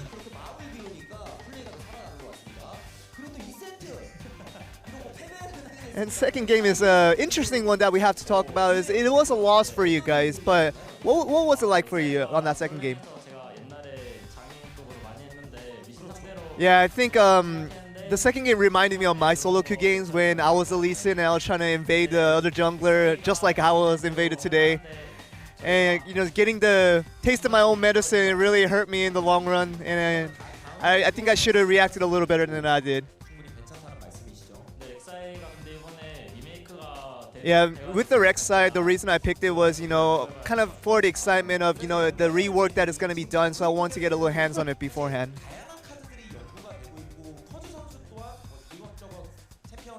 And with the current meta changes, many people are really experimenting with the other junglers, the many jungle choices out there. What is your current pick on the jungle choices?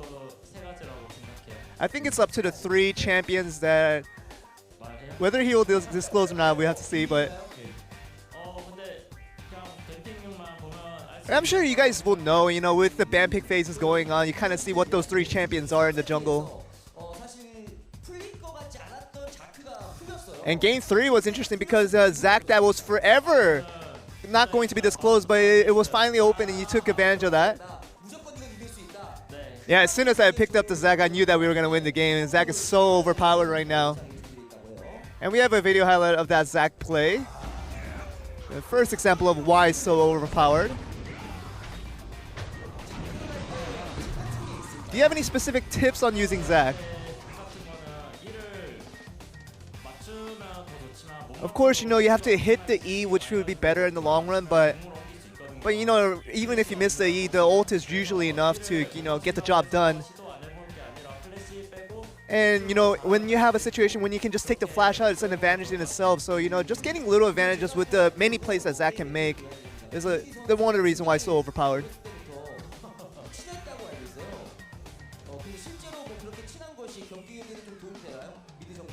Oh, it seems like you guys were good friends with BDD. That's what we've been hearing. Does that really help in the actual plays?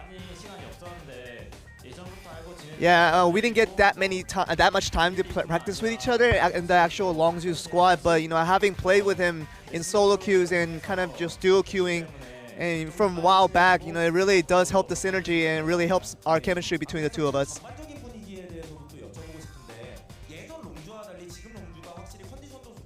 And what we have to talk about is the new reformed Longzhu seems more consistent and more, definitely more stable compared to the old Longzhu squad. But what is the difference, with the big change that came to the squad? I think we do have a big trust in each other. I think that's a big thing. And we really try to have a wide champion pool, is that we're not limited to a few champions, but we can play different champions in different situations. Next opponent is SKT for you guys. And I'm sure it's a very different team to the teams that you probably faced up to now, but how do you feel about that? Yeah, I think we're still going to be preparing as hard, and I think with enough preparation, I think we do have a decent chance of beating SKT. And lastly, could you say a word to the fans out here cheering for you guys? We always thank you for your support. And I think this season is a season that you guys can really expect something from us, and we just really ask you to continue to cheer for us. And that seems to be the end of the interview. Back over to you guys. Thank you very much, Joel. You can see, not mincing words is Cuz about the old Zach, but confident and humble at the same time. Papa Smithy, it's great to hear from him. And he said it's all about the top three junglers, Lee Sin, Elise, of course, the two of the big ones there. Yep.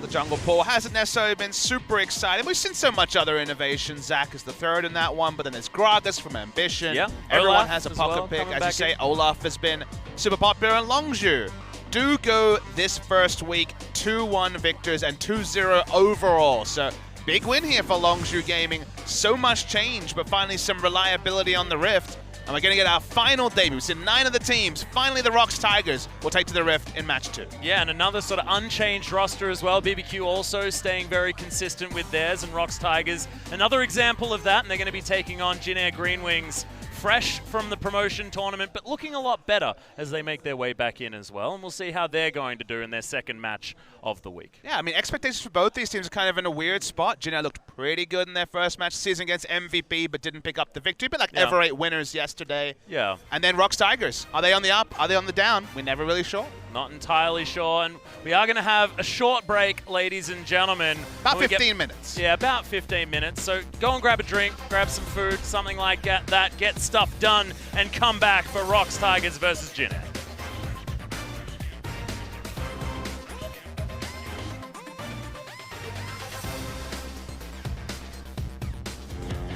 Like diamonds crawling on your I fight through the night. With me with the golden age. I'm proud for the soul. Don't make a lie of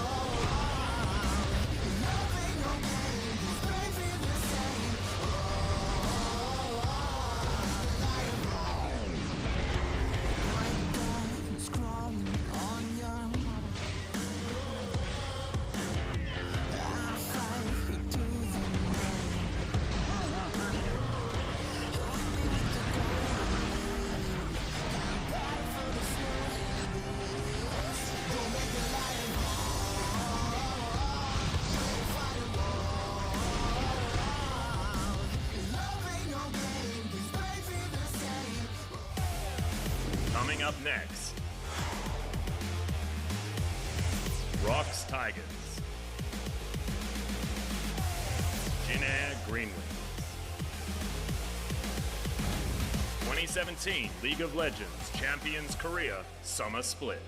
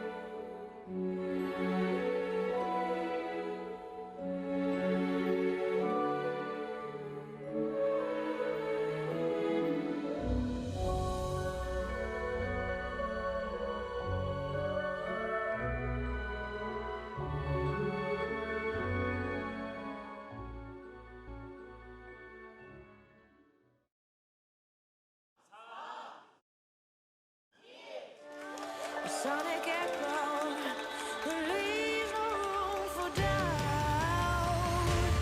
All the shines bring it back to what it's now. Today's matchup.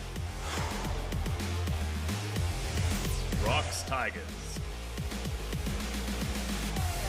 Jin Air GreenWings. 2017 League of Legends Champions Korea Summer Split.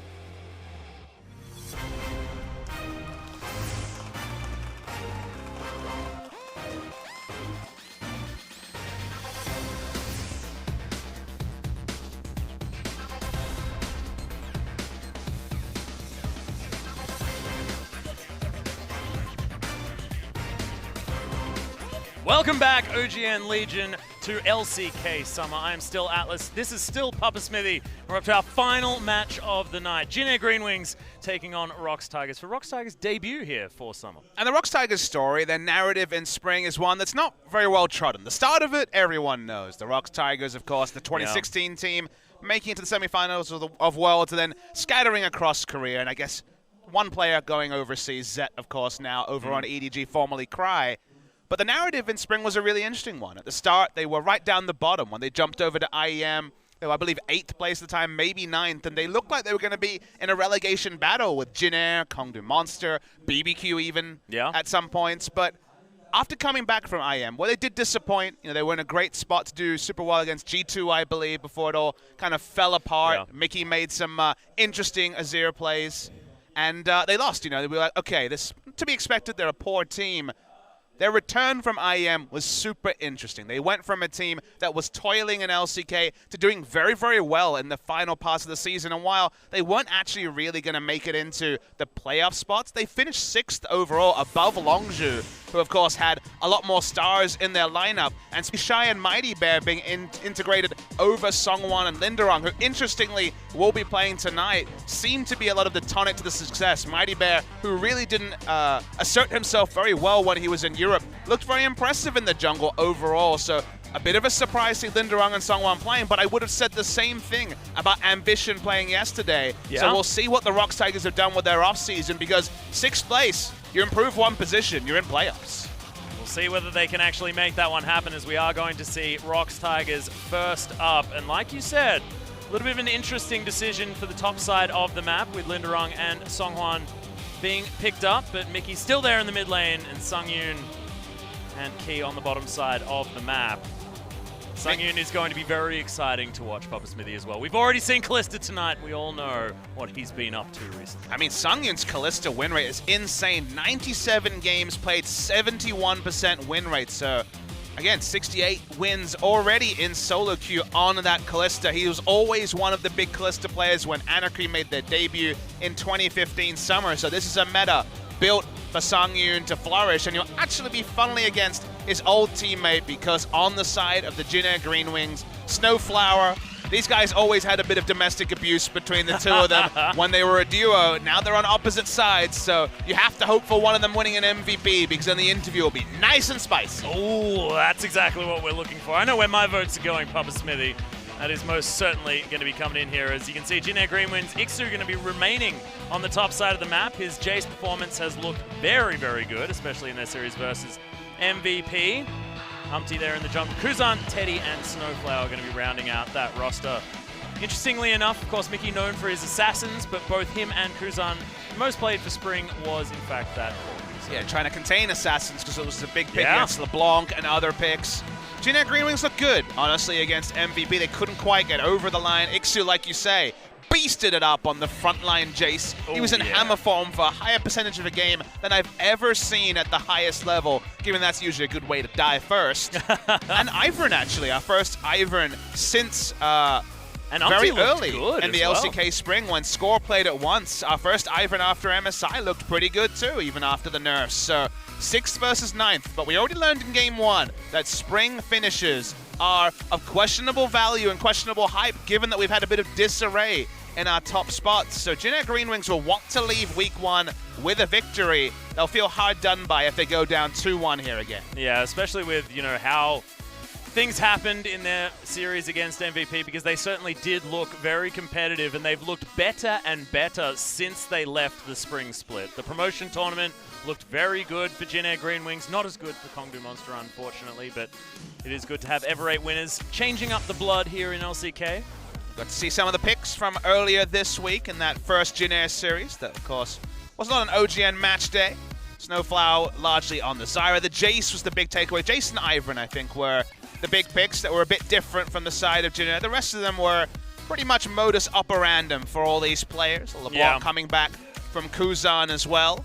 Very, very tough match to call is kind of the way I look at it. But if you're Jin Air, you're pretty happy to see Linderong and Songwon back, given that a lot of the results of the ROX Tigers were without that duo. But you're not ever happy to see this man, Mickey, who... The tier list for mid laners in Korea, Mickey jumps around from as high as 2nd or 3rd to pretty low, depending on what week it was. But that was definitely a narrative when he went to IEM and played very poorly in their elimination match. Yeah. He came back and he won MVP after MVP. He was an MVP factory, just pumping them out game after game, and looked really, really strong, and by the end of the season was actually pretty close to being overall MVP. Yeah, and look at this. He's such a glass cannon player as well. Gets so much damage done, but dies so often. Look at his KDA. It's awful, but his kill participation is first in the league. Mickey had the highest kills and the highest deaths of any player in Korea. He just loves numbers, Papa Smith. What does that mean? If you think about it, all right, he gets kills, cool, he's a carry, he dies a lot, he's a feeder. What you actually learn from that stat is that it revolves around Mickey. The enemy is targeting him because they know that he is a carry threat, and he's also so often going to be getting jungle ganks, receiving jungle ganks, drawing pressure and hype. And the storyline for Mickey's whole career in Korea, as we see a very nice Chifo there, a fake Instagram little printout coming through that. But his whole career, Atlas, has kind of been the same story. He's kind of been looking for other people to profit off the fact that the game is often about Mickey for the team he's on. And if he has a supporting cast who are also putting in great yards, like Songyun, who has been kind of hot and cold, when his laners are hot, when his AD carry and his top laner are playing well, Mickey looks great. Yeah, when people can capitalize off his explosive style, ROX Tigers can certainly flourish, and maybe this is going to be the meta that they can do that. With the changes that have occurred, Songyun might find himself in a position to really go off here on the ROX Tigers. And also with the meta evolving, like you say, Atlas, an interesting takeaway also is coming back to Mickey. It feels like playing through mid is of even higher value than it was in Spring, because Spring was all about top laners teleporting bot, teleport dives with Nautilus and other tanks. It wasn't really about mid lane being the anchor of teams like we know it has been over multiple metas. Now, with there being equally interesting neutral objectives on the top and bottom side of the map, getting Mickey ahead might have even more purchase than it did in Spring. Well, so far, very mid-focused already in the ban phase, as we've got the LeBlanc and the Syndra taken away. Varus thrown in there for good measure. Of course, we did see their last series. Teddy playing 66% of his games on that champion. But if BDD draws respect bans on Zed, does Mickey draw them as well? It's going to be a fun thing to track now. Will he blind pick them early? Maybe not. There were a lot of scenarios where I was waiting for the Mickey assassin and he went for the kind of the utility carry instead, which frustrated me, but maybe it was what the team needed at the time.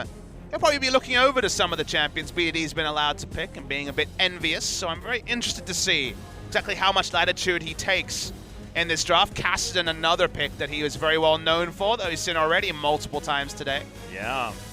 Both BDDs. utility AD carries banned is interesting to see. Yeah, of course, and one on each side as well, so answering bans coming in just to make sure that we are going to be seeing something like the Twitches, something like the Caitlyn's, as Zach is going to be banned on blue side. So Snowflower's most famous pick is the Thresh, and for Key it's not Thresh, it's of course the Bard that he made his name on in the international scene, but his Thresh is up there as well.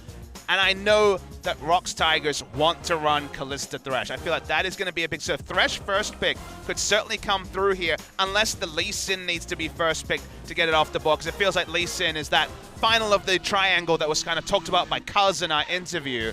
But Thresh and Kalista will be very high priority in this draft. Well, looks like the Thresh is going to win out. You could see Tigers were thinking about that one, though, and that trinity of junglers that you mentioned is certainly something that needs to be taken into consideration. Potentially not, though, as Jace was seeing a lot of bans, and Linderung is going to lock that one away. Ixu being denied the Jace is incredibly important. It's a lot of respect also, taking it away from Ixu, like you mentioned. It is a flex pick for the Tigers. Mickey has played at mid lane on many an occasion. It looks like they will lose out on the Thresh. It could be a Thresh Lee Sin draft here for Jin Air. That would be a lot of power. does default to Lee Sin whenever it's open. So I think the Lee Sin part will certainly come in. The Thresh is going to be the interesting one. It's heavily expected because it's Snowflower, who, if you looked at the games Anarchy won in summer of 2015, it was Mickey on an assassin and Snowflower leaving lane and chucking a lantern, like we've seen multiple supports already this season do. They won't look at it in the first round, though, and just take Caitlyn as a very early pick. Yeah, of course, safe pickup, but we know what ROX Tigers want to be doing. Yep. They Thresh want Kalista. that Thresh Kalista if they can get it. So it seems like Jin Air maybe just not quite on the 8 ball. I mean, it doesn't take a lot of research to open up op.gg, find this Songyun guy, and see 400,000 Kalista games. Yeah. So 400,000 is a heck of a lot. I know, he's been solo queuing a lot. He should have been on the news. Like, man plays more video games than there is time. But will he move away from that Kalista? Could be considered. No, I don't think he will. I hope not. Or he's showing us a lot of stuff here. You can see Songyun's having a lovely time on the screen. He's like, oh, this stuff's great. Oh, and it's going to be settles on the Twitch. Interesting. So the Thresh part was correct, but they will go for Twitch. So we saw the Twitch versus Caitlyn matchup in the previous game. Can just go for Doran's Shield and BK. What does that say about the Kalista? Maybe that's just going to have to be a trick up his sleeve, doing a bit of Twisted Fate, playing with those wild cards, and having it for later. Yeah. Don't And want to show your hand too early, Papa Smithy. It point. is a long season. And a lot of first time tonight. yeah, a lot of melee supports to answer the Thresh. When you see Thresh, you're happy to go Braum or Tahm Kench, kind of whichever one you prefer. Braum does give them one line of defense against the accelerated shock blast, so Yeah. Concussive blow is also pretty easy to proc when you've got a Caitlyn there who can shoot from a million miles away. fair point. Like the combination. The Rengar banning- going to be the first ban. And seeing a Rengar ban, Songwon was a noted Rengar player, but Rengar has been passed up multiple times. I believe it's our first Rengar ban of the season. We've had no Rengar picks, so Yeah. feels like Songwon kind of inviting some of his old picks back into the meta, even if they're a bit decrepit now, as Rengar kind of feels after everything changing. Yeah, we saw Nidalee actually banned before Rengar as far as the jungle pool was concerned. in It's our a last new match. season, Atlas. It most certainly is, and it's an exciting one as well. As Karma is going to be banned as a bit of a throwback. Didn't see too much from the old Karma in the last series, but still needs to be respected with them shields. Lulu being overlooked as well for a long time, but we've got both of our supports locked in. Have to be a mid lane pick if it is actually going to be considered. Is Ivern going to leave as well? And so the theory behind banning the Karma here, as you know, it would have been a mid lane Karma ban, is that you're against Mickey. So if you're going to go for a safe blind pick, Karma's one of the few that kind of exists. Even with last Yeah. pick, they may be wanting to get Ixu a favorable matchup, and thus taking Karma as the first pick on red side after the ban phase would make some sense because they could just neutralize mid lane, and it gives a lot of utility for the Caitlyn going that Ardent Sensor and Athene's build. And banned in the second round now, Yeah, going to fall all the way through the draft, honestly, until the very end.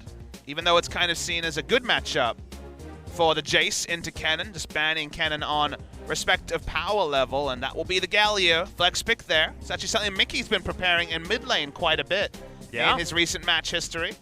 Saw Faker play it. Unfortunately, not get a win, but still was very, very strong. Kuro doing the same thing when we saw him last, I believe. Kuro wasn't even building any sort of damage. He was going full tank. He was so difficult When you to don't kill. build Abyssal Scepter on a Galio, when it feels like it's the item tailor-made for Galio, it lets you know that you're going pretty damn tanky. Yep. Well, Olaf is going to be the jungler of choice from Songhwan.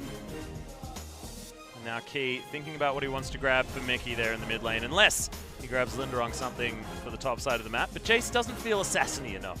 How safe are we looking for Mickey? Could just be the Orianna, and Olaf is one of the best ball carriers for a Shockwave. Can also just put the ball onto the Twitch and BK, so pretty Sangyun focused draft here. They are going to be looking for the Twitch to really do the heavy lifting. Orianna will do her bit, but feels like Twitch is the big pick here, and having the Braum to answer a lot of the damage with the Unbreakable. The line damage does get reduced when it passes through that ability, and now could try and clog up the draft with a Shen. We're looking at top lane picks here for Jin Air, given what they're looking at. It will interestingly be the pick that beat them over the course of 3 games, as ADD played 3 games of Sejuani against them.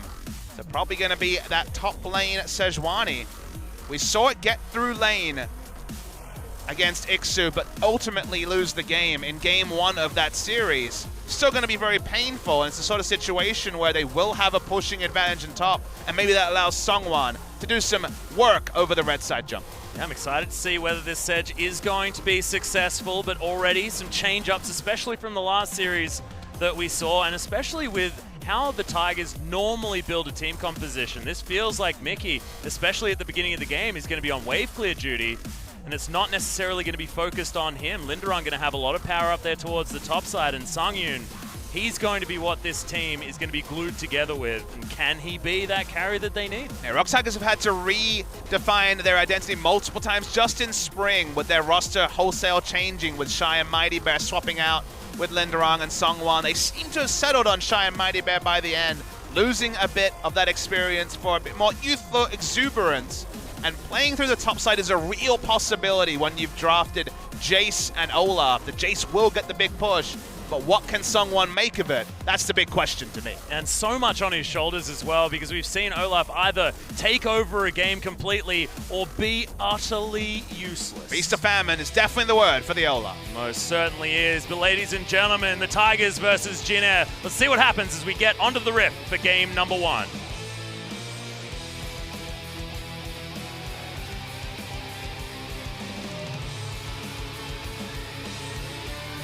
Sonic echo.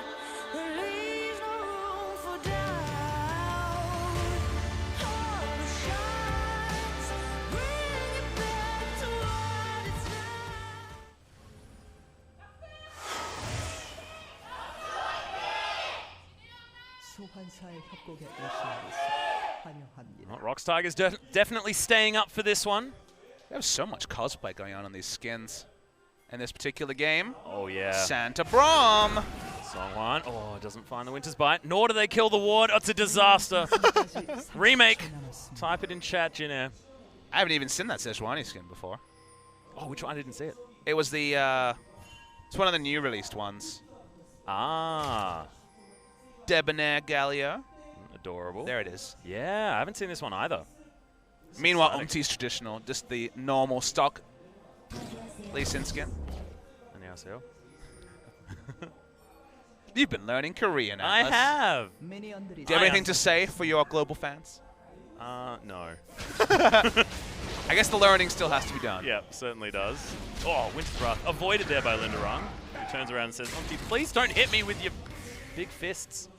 I mean, Linderung recalling is a little bit less consequential than Umti recalling, so that's why getting damage out of the jungler affects a lot, because you either have to pop potions earlier, it maybe stops you from going for a full clear with 4 camps, so that's why Linderung was happy to go for trade damage, as long as Umti was the person to eat it. And that's, as you see, Umti will have to use a potion early, and will just be lower on his first clear.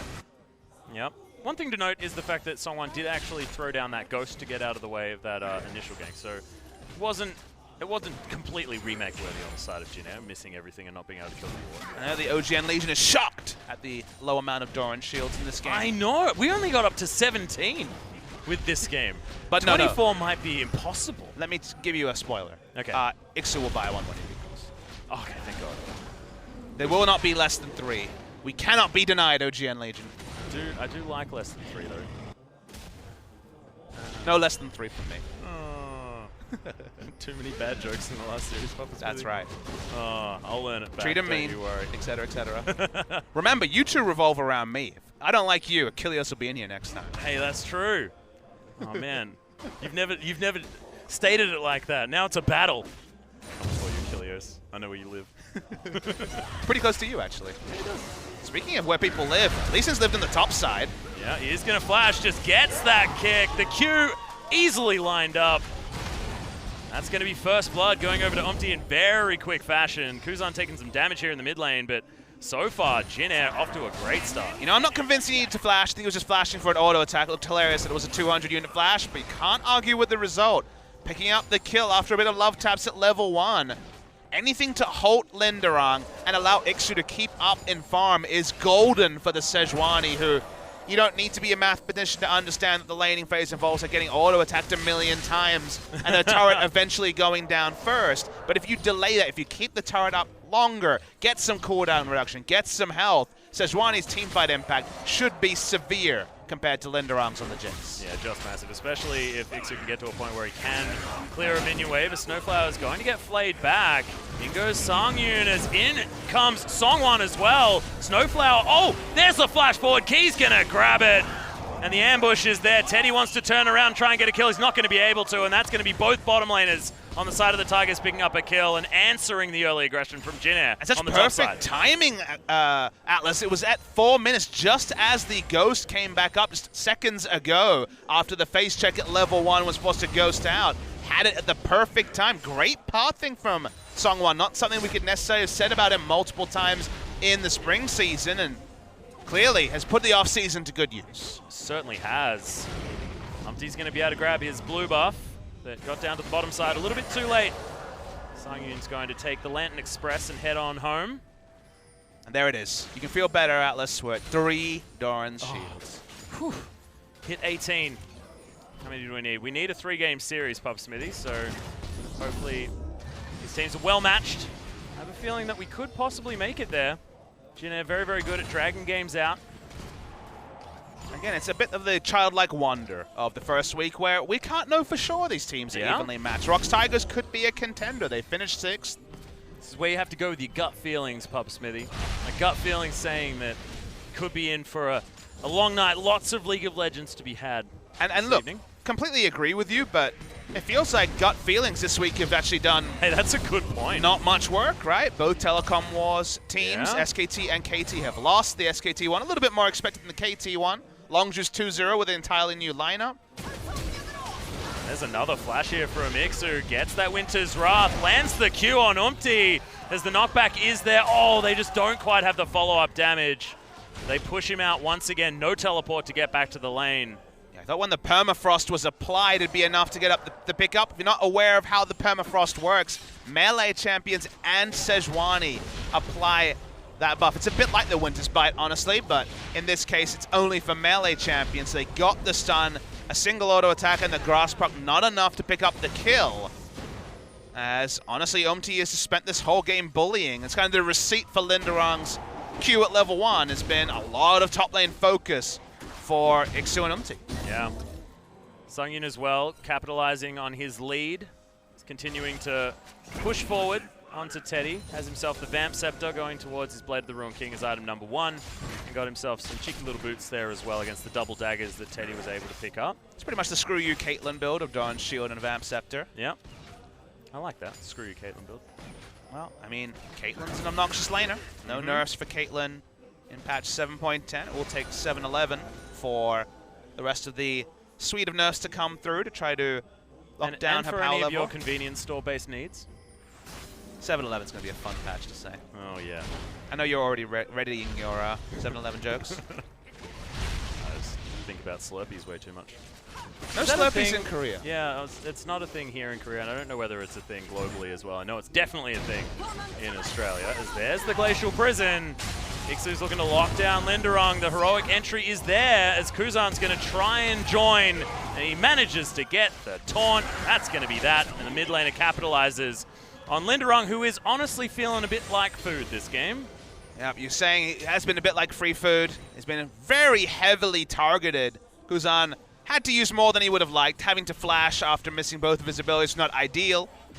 But not a lot of penalty that an Orianna can inflict. Was actually behind in CS at the start of all of this, so really has only been able to catch up in CS during the exit from Kuzan. Yeah. Quite disappointing, and grabs himself a couple of stacks. His Dark Seal stays ahead in farm. Kuzan having a very good time. Jin Air actually starting things off very nicely despite that double kill on the bottom side of the map. ROX, more of an investment going down there for that first gank. Making sure that Sungyun is going to be in the best possible position moving into the mid and late game on this Twitch.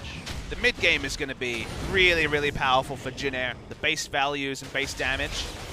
Just hold on to that point for a moment. Yeah, he wants to find this kick, as there it is! In comes Ixu! The Arctic Assault is named so correctly. Permafrost there! That looked so beautiful out of Jin Air. And Umti's struggles through the course of spring will also bookend some really nice performances on Lee Sin at the start and end of the season in the promotion tournament. Poetry in motion from him, but you pop a ghost and maybe the Ragnarok can have the same impact. Well, we'll see. Nice double play there out of key. As Ingo Sungyun with the ultimate, they pick up the first one. Snowflower will be a difficult kill to gather underneath this turret, and they decide not to go for it. Still get a 1 kill, so 1 for 1 across the board. Mid-game here for Jin Air. If they keep things on this particular speed, the base values and tankiness of Sejuani and Galio will mean that team fights will be very, very manageable. Now, we had this sort of scenario before, and the team with the Galio and super tanky lineup still did fine. Speaking of still doing things, we got the Lee Sin up top again. Yeah, avoids the Glacial Prison this time, but the Permafrost is just too much. We're just bullying at this point. Yeah, it feels too easy on the side of Jin Air, just killing Linderong. But he's got to be worth about as much as a Siege minion right now. Yeah, it's starting to get there. It's 0-4-0, didn't even get an assist at any point, so starting to whittle down in gold.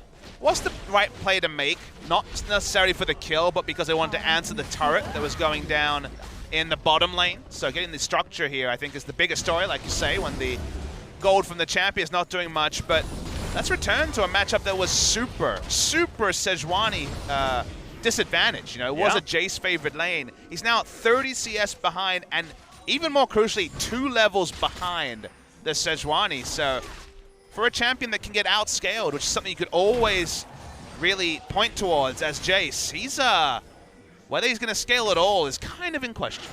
Yeah. Well, at least now he could look to try and freeze a wave, but certainly not on that one.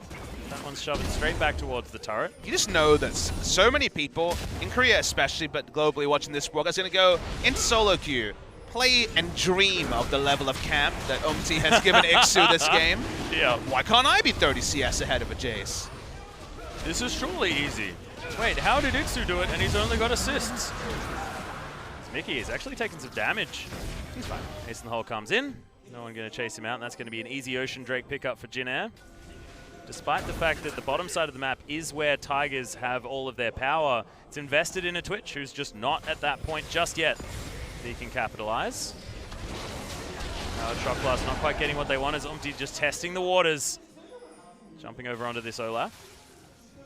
Yeah, we're pre-one item, so it's surprising that Jin Air can group so strongly right now, but it's mostly because they're not afraid of Linderang whatsoever. Base values and tankiness of Ixu and Kuzan is through the roof. Passive on the Sejuani and just a spell shield and general stats of a Galio. The reduced damage of the W passive. So Jin Air feeling strong, and something like a Rift Herald would be an ideal objective, but teams are not giving up free Rift Heralds. It's not spring meta, this is the summer meta. A Rift Herald's a big objective to compete for. Well, Umti wants to try and get back in here to steal this one away if he can. We may actually have a team fight breaking out at just 12 minutes into this game. The ambush needs to be there by Songyun if he wants to start this one up. He does have the spray and pray. Is massive damage coming down. Shockwave does absolutely nothing though, and Ixu's able to pick up a kill. Already Songyun got at least one, but Linderang, he's going to get finished off. Jin Air are going to win. It's a 2-1. No one's going to be able to take the Rift Herald here. That's much closer than I was expecting, to be honest, though, Papa Smithy. Yeah, you can't afford to miss the Shockwave here if you're in this scenario where you're against these tanky members whose damage is still a bit shaky even this early in the game. The CC was just as important as the damage it put out, but Mickey missing the Orianna ult meant that, as you say, it felt like it would be more one-sided. We're going to get a replay. Flash Q there from the Orianna, but basically was pressured instantly, so couldn't ult at that point, and by the time she ulted, the ball was woefully out of position. Then it was just tanks and carries running in melee range of a Jace, who still does absolutely no damage, so went down pretty easily. Unfortunately got an assist as well, Papa Smithy, resetting some of that that gold total. Looks like Linderang's actually going for a Blade of the Ruin King on Jace. Which is new. That was the build we saw come through from Ixu as Blade the Ruin King into the Death Stance was the build he went for. Oh, I love that. Very much a split pushing build. He's against Sejuani and Galio, so we'll get a lot of value out of the current health. Agreed. Compared to the previous patches, you think, okay, where's the lethality? But that certainly was super targeted over many, many patches. So Blade the Ruin King is kind of the new school build and very much fits the split pushing. And with the extra AD on the item over attack speed, does help out the Jace, whether it's the attack speed and attack damage, or quite simply the fact that attack damage scales so well with the hyperdrive when you're going for the turret kills. Yeah. As well as Death Stance, also staggering that damage a little bit more now as well. Has just overall been buffed. On top of the fact that it's now a little bit cheaper at the same time. Interestingly enough, the first pickup from Kuzan is the Adaptive Helm. It's become a pretty common item, surprisingly, though I guess Linderang has to die again. Yeah, we barely even need to commentate this. I feel like it's almost rude to draw attention. I did say, I guess Linderang has to die again. Yeah. He doesn't look so happy, Atlas. Could you please give some color commentary on why he might be sad? Well, you see, he's died 6 times in the first 50 minutes of the game, Papa Smithy, and generally, that makes you not feel so good. Now, he's going to be, the objective trade is more interesting here, although whether it's a trade or not is actually up for debate. Here's the teleport. Yeah, teleport's coming in. Kuzan's trying to make his way over to this Rift Herald as well, as the Justice Punch coming down, some Winds of War being thrown in. That Glacial Prison not going to be imprisoning anyone, as finally a Shockwave is going to hit, but it's only onto 2 pretty tanky members of Jin Air. And Umti, the split-pushing Lee Sin, doing work on the bottom side, and Jin Air are also going to be able to get this Rift Herald that they've been fighting on for a long time. They're able to just harass out. Remember, you said it, the Lee Sin's in the bot lane. They have no smite for it, but they know for a fact that there's no way Olaf will be coming back in. So Jin Air win everything. They get the kill, they get the turret, they even get damage on the inner turret, and they pick up the Rift Herald as well. Jin Air GreenWings really piling on the advantages early in this game off the back of the fact that if you look at the gold values, Jace has 100 gold more. Oh God. That's bad. That is, look, As a play-by-play, I even knew that was bad. We got like a 2.1 thousand gold lead for Ixu on the top side of the map on a Sejuani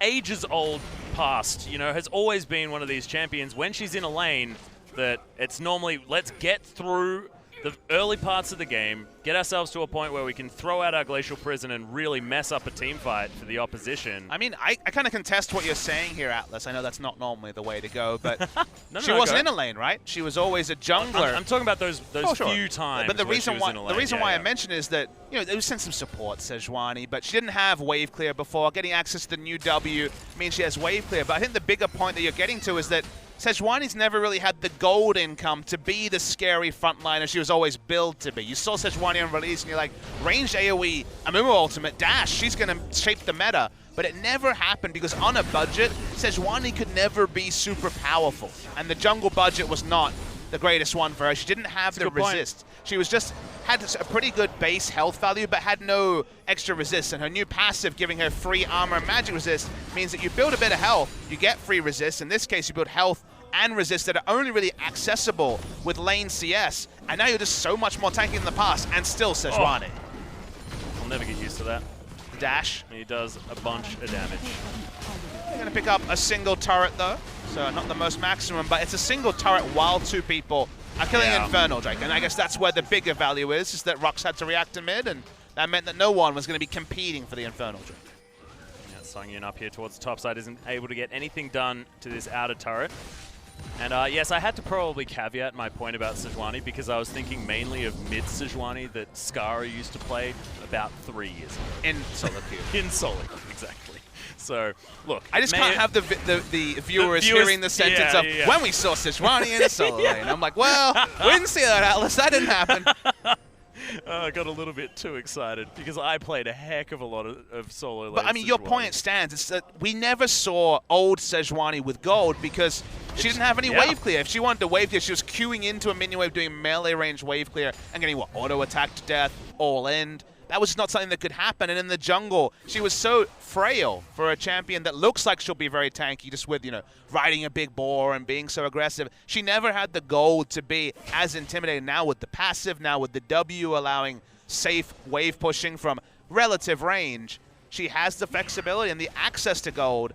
You just wouldn't see an 18-minute Frozen Heart, Spectre's Cal, Ninja Tabi, Sejuani in previous metas, but if you get her through laning phase, which was with, admittedly, one hell of a camp. This was like the most camp. I think you have to bring in Shy just because how could you not be tilted if you're Linderon? Well, exactly.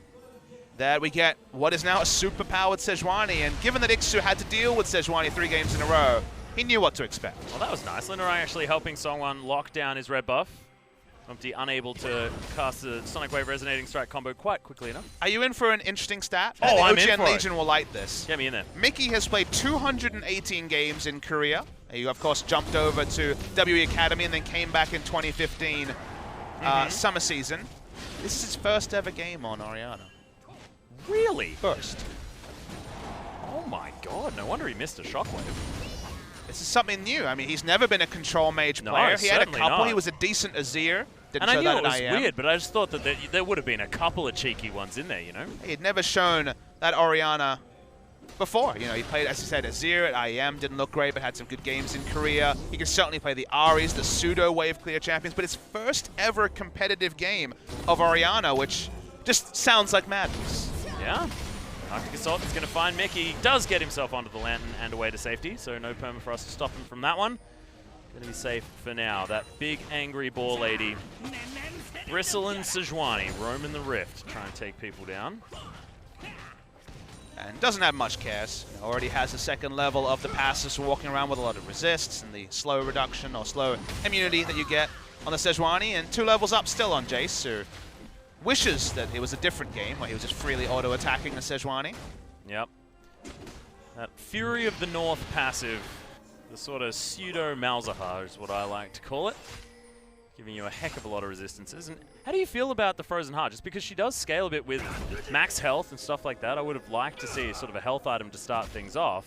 Well, Frozen Heart, fantastic against Twitch, of course. Twitch, Olaf gets a lot of attack speed when he's low. Jace is going Blade the Ruin King. Jace, yeah. I agree that a bit of health is there, but health is kind of hard to get in this meta. You know, Iceborne Gauntlet everything and being nerfed a little bit. Iceborne Gauntlet and Frozen Heart are still basically at full value, but all the other health items are kind of gone. So Spectre's Cowl, a decent amount of health, and when you're 2 levels ahead, 3 levels ahead now, the base health is going just fine. Mm-hmm. See what he goes for next. It is something different. If you remember, when ADD played it, he was rushing the Righteous Glory every game, which is a health item, and you can understand the theory of free resists. Oh, good flash from Mickey. Avoids that Glacial Prison. How much of a stall game can ROX do with this Orianna? They still do have late game insurance in some ways. 1 CS up, 2-0-2 is the Twitch. Now, hasn't been able to buy the items he needs to puncture through Sejuani and the Demonstrates Galio. the state of the game, though, doesn't it, Papa Smithy? Being forced to get that last Whisper before you complete a second item. I mean, he needs to do damage to super tanks, so yeah. It's going to take a while.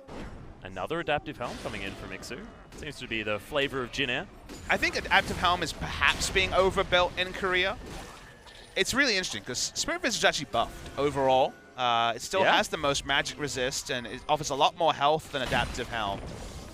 Against Dots, Adaptive Helm is very strong. So Adaptive Helm versus Rumble, super amount of sense there as the extra Flame Spitter ticks against Cassiopeia and other very short cooldown abilities. Command Attack, that one makes sense on the side of ROX Tigers, but to get 2 of them in this scenario is a bit of a surprise. I mean, the only thing I think that hasn't been discussed of Adaptive Helm is it gives magic resist, which everyone knows reduces magic damage. The reason why I'm saying that, or verbally saying that, is that 15% reduction on top of already getting reduction is actually pretty considerable because you get diminishing returns with every extra magic resist purchase. So yeah, it's actually a lot. It sounds low, like, oh, 15% whatever, but it's 15% on the top of already being around the peak amount of efficiency magic resist. So you're taking very little magic damage. Oh, this is another Glacial Prison flying through. Heroic entry from Kuzan just on top of Ixu to claim this inner turret on the bottom side of the map. But I do love what you were saying as far as like the maths class on diminishing returns, because the more different stats you can have, the better it actually works. So offering a different metric is always a good idea. I mean, flat reductions that aren't reduced by diminishing returns are very attractive. So against the champions where it's very obviously strong, like Rumble and Cassiopeia, great purchase. In this scenario, that's the one where I'm like, jury's kind of out on how much value you're really getting. Yeah. For example, there gets to a point where you build too much magic resist and then what you need is health, because that's going to be the more worthwhile statistic. Things like that. But in this case, we've got another one we can add to it. I would have actually liked to see something like the Abyssal Scepter, new and improved, or new and changed Abyssal Scepter, just because Sejuani does do a lot of magic damage, and with the fact that she scales off health, means that it's pretty free. Yeah, also, one, up. one of them picking it up. Yeah. Galio obviously loves Abyssal Scepter. And that's the only magic damage that they have, coming from very tanky champions that aren't necessarily going to be doing a lot of damage, meaning that ROX can feel free to build a fair bit of armor, get away from this one. And it fits this scenario the best, because the 10% extra magic damage is only really relevant when you have follow-up magic damage, and they're gonna, Galio and Sejuani are not dying quickly. They're gonna be around applying that aura, both of them getting value out of it. So yeah, it feels like a high-value Abyssal Scepter scenario, but double Adaptive Helm. I'd love to see an interview ask about specifically Adaptive Helm over the other options, because Spirit Visage still strong, and the other items looking opportunistic. Speaking of opportunistic. Oh god, Kuzan just doesn't take damage. The Q is going to land as Umti just decides not to take it. Kuzan says, well, I think someone attacked me, but I barely noticed. Still getting there. Only a completed Zeal item, the Hurricane and the Last Whisper. 2 items away from actually not tickling the likes of Kuzan and Ixu. Yep. I like that he tested the waters, though. Jin Air looking for this turret around top lane. Rotating around the Jace has been their game plan most of the game so far, but he's, really not going to be doing much so far defensively on the bot side of the map. They are now finally moving their vision around Baron side. Well, Ixu, you can see, just clearing out some of these minions before Kuzan turns up. Justicely punching his way in. And Songwon has to throw down that Ragnarok. They're looking for the kill, but they're not going to be able to get it. Dissonance going to be enough to create enough distance. But does this mean they can actually turn to Baron? This should be the window. They have great turn. Anyone face checks They have the Sejuani ultimate, the Braum ultimate, so many different ults. So perfect time to go for a Baron. And Sungwon, he's going to be hightailing it back. Yeah, he was back in base. The teleport is coming in from Linderung. He wants to try and get something done here. They can soften them up a little bit, but look at how tanky these players are from Jin Air. Sungwon's still too far away. Oh, Mickey wants to try and get a shockwave in there. It is available once again, but Umti locks down the Baron. Songwon, like you mentioned, just not there in time. And look, ROX just say, well, it's not worth fighting over this because they don't even think they can win. Still very ordered play from Jin Air. They chunked at the one person that really gives up any hope for Baron control. And while they have attack speed and AD, they'll do some decent damage as out of turret.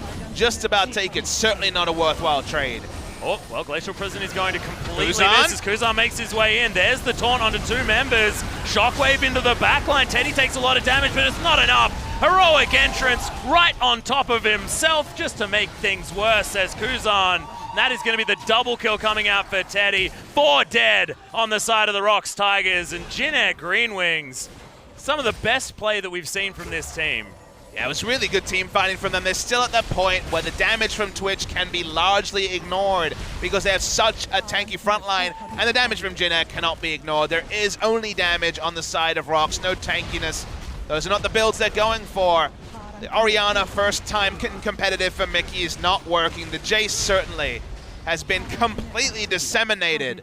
And Jin Air feel like they're just a couple of seconds away from icing down game 1. We'll see the replay here. Ult misses. We've seen a lot of the ult missing, but a lot of the power was taken out of ultimate from the Sejuani compared to the old ult. And they sit in an ultimate, they sit in Twitch, but the damage values are not there. The heroic entrance doing enough damage reduction. If you think about it, the heroic entrance and also the Braum Unbreakable, if you're getting the benefit of both of those, you're not taking much damage in general. Yeah, damn right. With all that percentage reduction. And Sungyun needs time that Jin Air is not interested in giving him to be the threat to make the Tigers comp work. And I really like that we had that conversation on diminishing returns there as well, because that's so many different stats reducing damage. And not often will you have complete overlap because the damage reduction from the Galio is only on himself and the person that he's ulting onto, and then it depends on the Braum positioning, but stats can interact in really beneficial ways that you don't necessarily think of because you just look at numbers and think 15's not very big. 15 can be very massive, and Galio, we saw at MSI, Galio never takes much damage.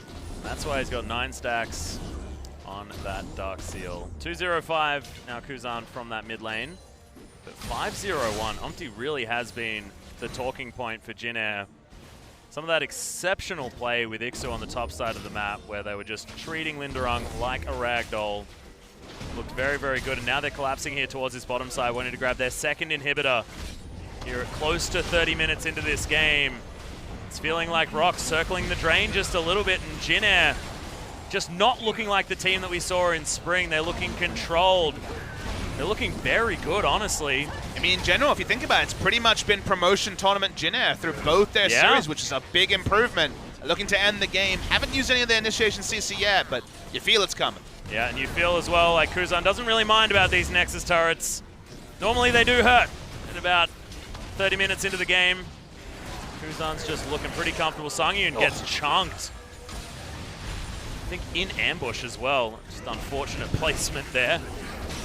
Hook is going to land onto Ixu, and he may actually die. Does fall down very, very quickly. Songwon close to dead, but doesn't fall. And now we've got a 5 versus 4 situation.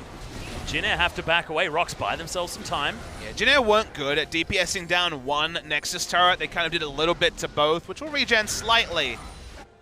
And didn't really focus fire. So in the end, a single shockwave onto Sejuani and 5 members single target bursting him down meant that Ixu went down, but they'll just recall, go back, pick up an Ocean Drake to get another stack for the Elder Dragon and come back. So not a massive or conclusive victory for ROX Tigers, but a slight misstep for Jin Air. Yeah, just slowing things down just a little bit. Not going to be that sub 30-minute victory. And if it was, it just wouldn't feel like a Jin Air game anymore, Papa Smithy. So I actually quite like it, keeping things on brand. Everyone's happy the game is keeping going, except for Linderung, who just is in his own personal hell. Yes, that's true. Having an awful time. Oh, they were looking for it. The Justice mind game. Punch. Yeah. Trying to stop that one from happening. It's good a time as any to throw that one out. It's just going to get lucky or not. And Rong's having a gay old time killing off super minions. About all he's good for. Mm-hmm. Play the Rune King. Value. Nice. He's down 2,000 gold. Which, you know, could have been more. That's true. He's ahead in farm. Unfortunately, Jace is down 2,000 gold at 30 minutes, does exactly nothing. Yeah. Especially when you've got the Knight's Vow being picked up by Ixu. He's got a Negatron Cloak just for good measure. Actually, no, he sold that. Got a Warden's Mail. I swear there was a Negatron Cloak sitting there in his inventory at some point. For that completion, they have 2 inhibitors down. Last one now being sieged upon. Traps underneath this turret as well. Teddy actually opting in for the static shift, some extra wave clear. Does more damage to champions with the latest turn. Yeah. And it's better than Rapid Fire Cannon when it comes to that harassment. But also, I mean, they don't have a lot of reliable wave clear coming out from anywhere else. So if they want to clear these minion waves, it's going to be on Teddy. As Mickey, yeah, takes a lot of damage regardless of that. Waiting for the minion waves to crash here. No longer can they just send Jace bot lane for extended times. He'll move for now. But with no items really completed, he's going to take his time working through that minion wave, and Kuzan can tank up for a while. Yeah, of course, remember, less damage with no minions under here as Ixu takes half of his health bar, basically for free after that hook flay. Well, that's what happens when you have melee solo laners. Take a while when there's no minion wave. Cute little Unbreakable, denying a lot of Sungyun's damage, but still, slowly but surely, this turret is falling down on the top side. Just to be clear, this playstyle does not play into the strengths of Jin Air's comp. They are going for the tutorial victory when, once the inhibitor respawns, looking for a fight is certainly a lot more incentivized. Oh yeah. They only have Caitlyn as a ranged auto attacker. The only one, which you very infrequently see. It's normally 2 to 4 ranged auto attackers, but with only one, they toil away. Well, there's a big teleport flank here from Ixu. They're trying to catch out ROX, and I think he may have just done it. Mickey in a poor position. Permafrost is going to be there, but he holds onto the ultimate. Understanding that that Baron's going to be up in 6 seconds. Umti jumps his way in, safeguards out, just trying to disrupt this aggression onto Ixu. Finally, the ultimate goes down because he feels enough pressure. Winds of War there to stop Songwon from getting in amongst any more of this fight as Jin Air now wanting to turn this one around. There's a massive flash ult from Snowflower. There's Linderung in a good spot. Hook comes in. The Sejuani. No, it's the Galio. Just gets destroyed.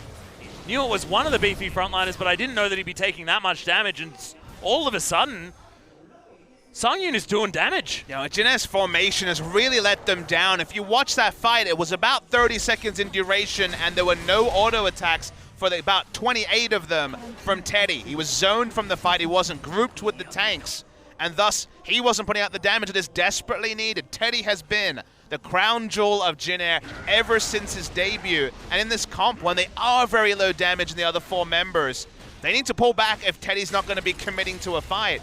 He wasn't in position. The tanks were too far up, and the end result is once again going back to the drawing board. They're still insanely far ahead, but you misplay another 2-3 fights, the death timers get long enough. Surprises could still happen. And the tools are there for ROX as well to try and get themselves into this. Teddy over the wall looking to try and get damage down on this Baron. Everyone's there ready to tank that one up, and no one on the Tigers is going to be able to help out. Yeah, there's nothing they can do. All they can do is push out their waves. They haven't been this far at their base in, what, 10 minutes? Yep. They've been bunkered up since very early in the game, so no mistakes there. Nothing ROX could have done. Some full team agoraphobia happening on the side of the ROX Tigers at this point of the game. ROX's comp works best when they're forcing Jin Air to siege, but then you have, and then you're like, okay, well, let's wait for them to siege, but then they get Baron buff, and suddenly things like wave clear and the melee champions mean a bit less. There's very obvious places to fight as well with 2 inhibitors down, so kind of a lose-lose there for ROX Tigers. They want to close this game, but Songyun's in stealth, so he's really the only person that can decide this game positively for ROX. Well, first inhibitor is going to fall once again in the mid lane.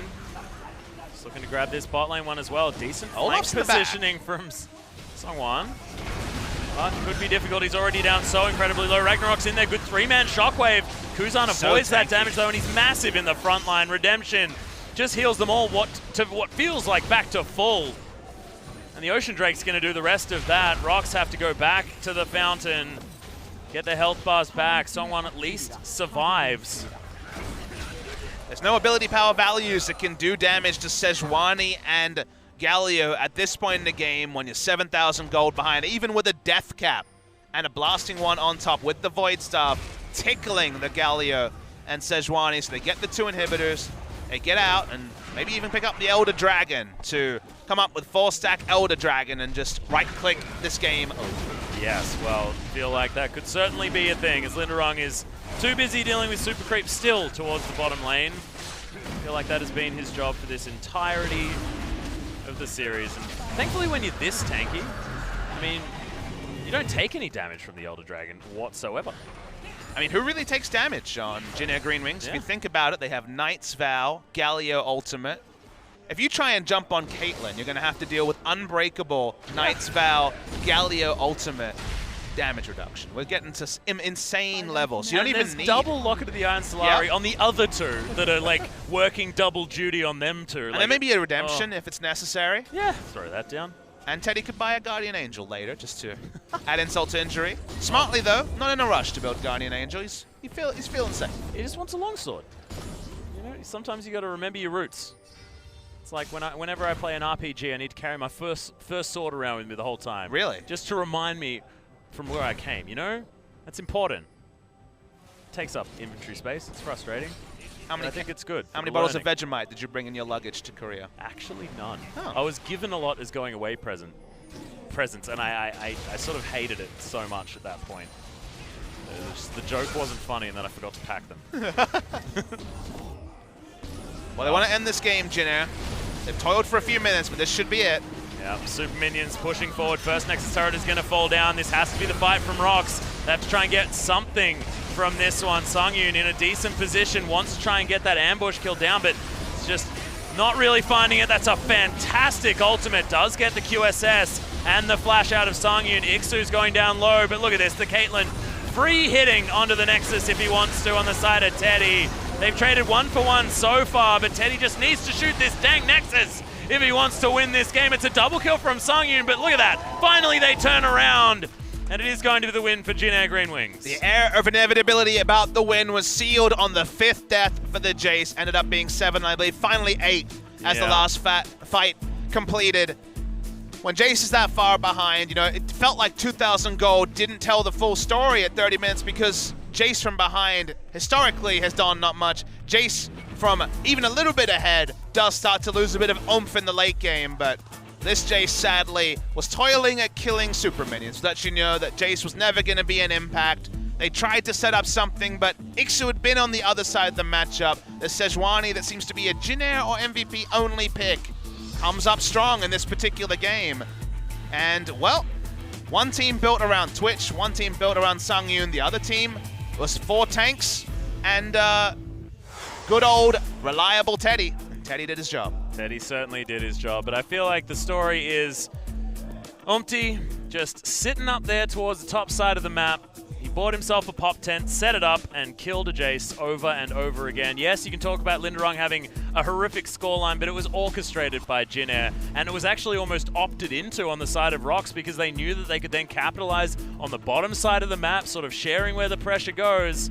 Just didn't seem to work. I mean, people talk about camps being set up. This wasn't a covert camp. The camp was right in front of the Jace. And the target there is either to counter gank in the top lane or make things happen elsewhere. Neither thing really happened, and the end result was a useless Jace. Yeah, it was a little bit disappointing, but still, they were able to hold on for quite some time on the side of the ROX Tigers. We'll see whether they can make a better start in game number 2. We are going to go to a short break. When we get back, game 2 between ROX Tigers and Jin Air.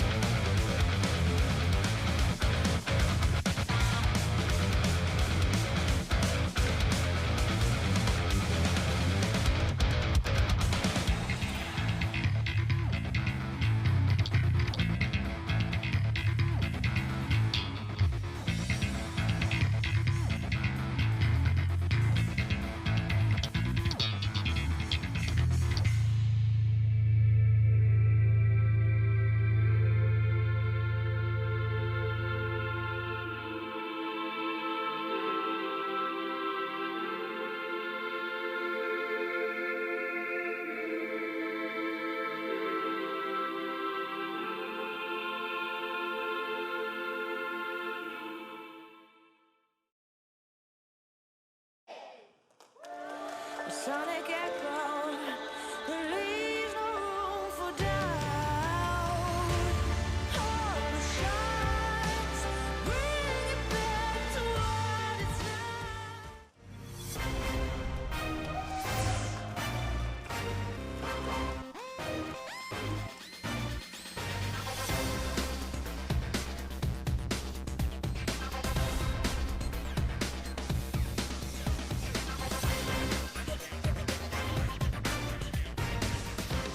Welcome back, OGN Legion.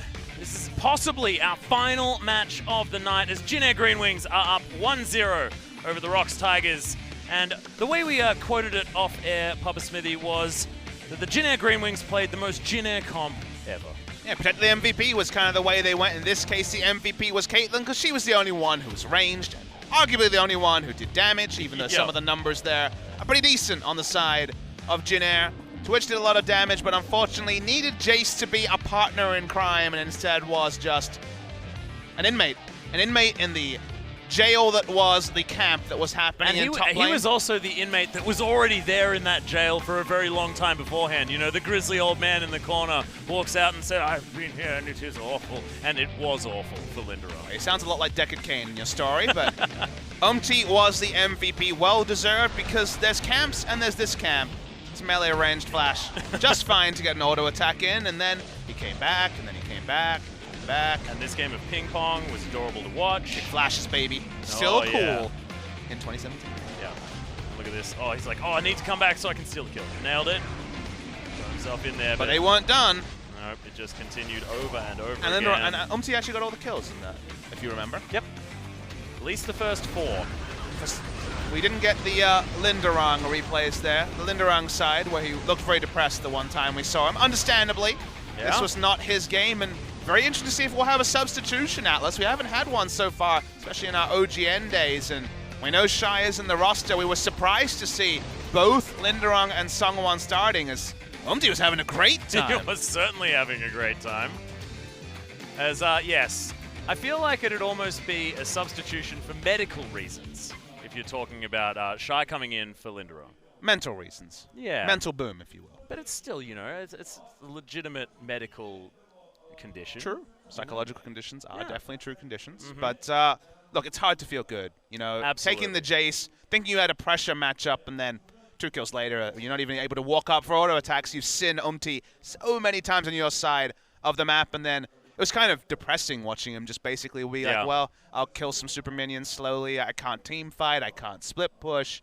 Really couldn't do much. So given the fact that we're on screen right now and we're not going straight into the next champion select, doesn't take Sherlock Holmes to sleuth the fact that we're probably going to be seeing a substitution, and top lane is the obvious spot. Yeah, it certainly is. In fact, both of these teams having substitutions in the top and jungle positions.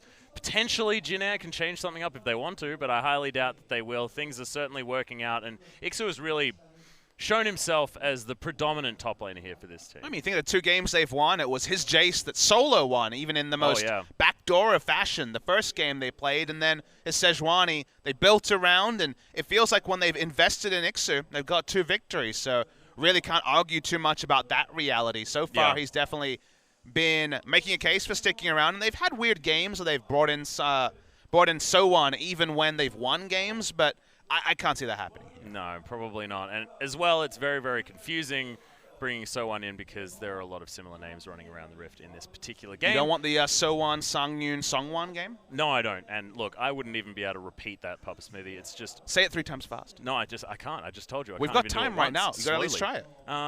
So-Won, Songwon, Sang-Yoon. Hey! Whoa, I almost did it. It's like those that Korean honestly lessons. Felt like my Korean lessons right there. It's me saying I can't do that, and then trying to do that and managing to sort of do that. Well, I mean, there is that kind of where you have to like use your tongue in different ways because he's not used to pronouncing things. And definitely in the way. using my brain in different ways, Papa Smithy. And I barely use my brain as it is. So like having to actually stretch that thing out is really quite difficult. I'm trying really hard though. You know? I do like how you brand yourself as the Yelly Idiot. I don't know why you don't have a Yelly Idiot brand. A T-shirt. A T-shirt or other branding opportunities. Think of all the things Yelly Idiot and Atlas could be on. I did buy a domain, so I could maybe set it up as a shop for Yelly Idiot. Are you parking a domain? Yeah, I am literally just parking a domain right now. I don't even know why I bought it. I just did. So, I mean, we've covered the most obvious one. What else would Yelly Idiot be on? What would you like to see the Yelly Idiot branding? Like, what's your store selling? I feel like I need a Vuvuzela. Because like you're just jumping past T-shirts straight to the Vuvuzela. Yeah. Well, obviously there's going to be the Yelly Idiot T-shirts, and I need something with ridiculous hairdos on it. That's true. Trying not to Yelly Idiot wig. Oh. But you're gonna have weird like how do you say it's not a Johnny Bravo wig? Like how is a Yelly Idiot This is what I was wig? thinking. I'm like, how do I get past like Johnny Bravo type? I can tell that you haven't got copyright. past Johnny Bravo. If you told me that you go to sleep and wake up eating and sleeping Johnny Bravo, I would definitely say that cartoon seems to have shaped your whole existence. That's true. I actually own a Johnny Bravo T-shirt as well. It's a Johnny Bravo portal hybrid where he's looking through one of the portals and like into a portal that's behind him, so he can check out how good the back of his hair looks. This is definitely a visual story, not a. He's looking at how good the back of his hair looks. It's amazing. Okay. Yeah, Spawn bought it for me back in Australia. Spawn, hey. Yeah, did dropping some names. Shout out to Spawn. OPL starts next week. Yeah, it does. State of Origin is on. State of Origin as well, weekend. which is going to be exciting. By the way, if you guys don't know, in about I think 3-4 hours from now, EU LCS will start as well. So other leagues are kicking off. Demacia Cup has been happening around the world. So League of Legends slowly filtering out there. Yeah. When you mentioned you had a Johnny Bravo shirt, I was like, so you have a plain black shirt that's kind of slim fitting? Well, I got 2 of those, but I've also got a shirt with Johnny Bravo on it. It's just unfortunately like a beige color. And I don't really like it. Beige just ain't You said beige color. with a lot of disdain. Yeah, well, I just don't like beige all that much, but I love the T-shirt. You know, it's one of those T-shirts that you love as a T-shirt, but you just don't like wearing. Does that make sense? I don't know. For some reason, when you were speaking about that, it kind of felt like you were talking about the son you have that you like the least. Like, he's still my son, but, like, I don't really like talking about him. Philip, don't worry. I do love you. They'll be watching. I definitely don't have any kids. Oh, my God. Jesus, how did we get here? Well, our pause is rampaging on. We've got no information. We're flying blind, OGN Legion, so that's why we're doing the League of Legends podcast that sometimes we get into. League of Talking. We've also got a pretty good view of the ROX Tigers booth over here, so we can't actually see. It's a hard one to look at. You know, they're still obviously a bit sullen after game 1, not going their way. It's difficult. However, we do have some insight into the fact that there is no one sitting in the top lane chair right now, so possibly seeing what Shy can sort out getting himself here, or maybe just the coaches needing to massage the shoulders of Linderung and convince him that he needs to get back in this booth again, because that was a very, very rough first game. And yeah, we won't speculate too much as to what's happening. There are a litany of different things that could be happening around the top lane. So it could be a substitution, could be something else. We don't have any information on that right now. So we've gone through the Johnny Bravo. We've swept that one Do down. we want to go back and explain the Winnie the Pooh references? Because I feel like we didn't quite get there, and you didn't tell the world how much of a massive fan Any of option Winnie to talk the Pooh about you Winnie are. the Pooh is a victory for me. Because I remember the first time that I actually arrived in Korea, I had you showing me Kakao Talk, which what we use to message each other. And the first thing Kind of like WhatsApp, but distinctly yeah. Korean flavor to it. And the first thing that you did was showed me this emote pack of your amazing Winnie the Pooh. It's so good. Oh, we need graphic support for this particular We have no conversation. graphic support. Oh, so that we could show you how beautiful None they look. whatsoever. Well, hopefully you can post something on Twitter just to show how amazing the Winnie the Pooh Well, it's pack is. animated, so that's also... Oh, we'll that's see what true. I can do, but... You can figure something that out. Winnie I'm the sure Pooh Papa pack. Smith. There's another one. It's not good. So Oh, really? if you guys download Kakao Talk, just, use your own judgment. What's good is good, and a lot of those packs are not good, but one of them is just amazing. And Winnie the Pooh was my cartoon. Like, clearly, you've taken all your inspirations from Johnny Bravo in every part of your life. Seriously. He doesn't need a dating profile. He just has a picture of Johnny Bravo there, and people can fill in the Yeah, and I can blanks. disappoint people on a daily basis. It's actually great. You're very, very good at that particular side of things. So I've heard. Reputation precedes. Well, I thank you. Well, we do actually have confirmation that there is going to be a substitution, Papa Smithy. That's expected. We're just waiting for any further clarification on that. Yeah, Shai's still actually setting things up in his booth as well. So you are going to have us talking about some weird stuff for a little bit longer before we get into game 2. You say weird stuff. I say Winnie the Pooh. Because Winnie the Pooh, That is true. And that was my cartoon. my main thing that I wanted to get to was explaining poo sticks. Because saying poo sticks out of context in the middle of You a said poo broadcast- sticks way too many times. I in a know. row. It's a silly thing to say, honestly. But what it is, it's a game. You stand on a bridge over a body of water that's moving, preferably a river. So, a bridge over water. Yeah, not troubled water. Okay. Which I feel like we were almost going to get to. What if the water is troubled? Can you not play the game? No, you can still play it. Nice. If It doesn't have to be placid water. If it's too troubled, you might actually lose your stick, which is part That's of how the never game good. works. Never No, good it's at all. certainly bad. Don't lose your stick in a river. We'll move on from that. So what you do is you grab a stick from preferably a forest that's nearby. That's what Winnie the Pooh did.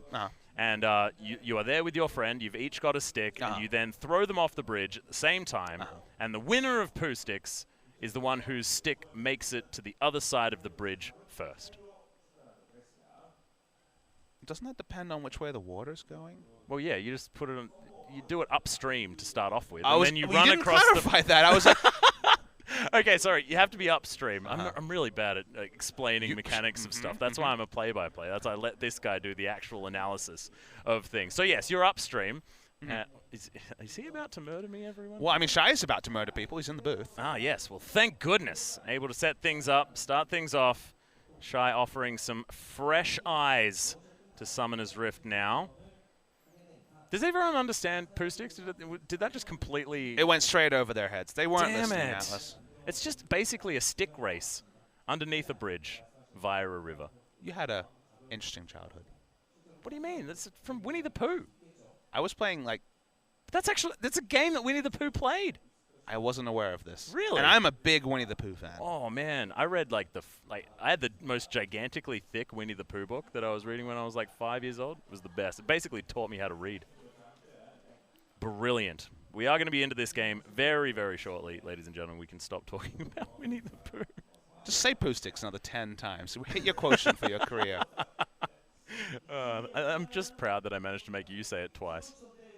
Certainly got there on that front. I'll deal with that after the cast. With the back of your hand. If you're lucky. Oh, God.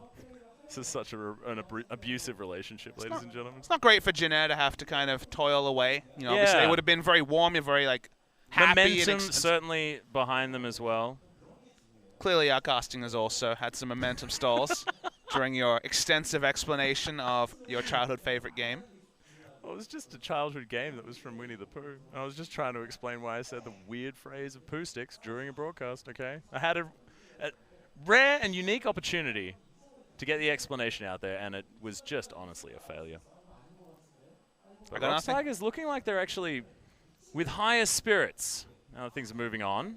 Well, I mean, Shy as well with a smile on his face. He's 'Cause been why a bit not? of a good luck charm for them. You know, when Shy was originally put on the roster, I think the initial thought was that Linderong would be dominating playtime, and for the start of the season he did, but Shy was a good luck charm when he came into the team, reliably, especially with Mighty Bear.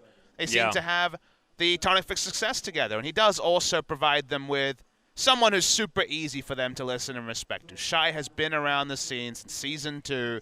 He is one of the staple and oldest names in the league and also oldest players in the league, so he's an inspiration. You know, many top laners started playing because they saw Shy playing in the infancy of the Korean scene.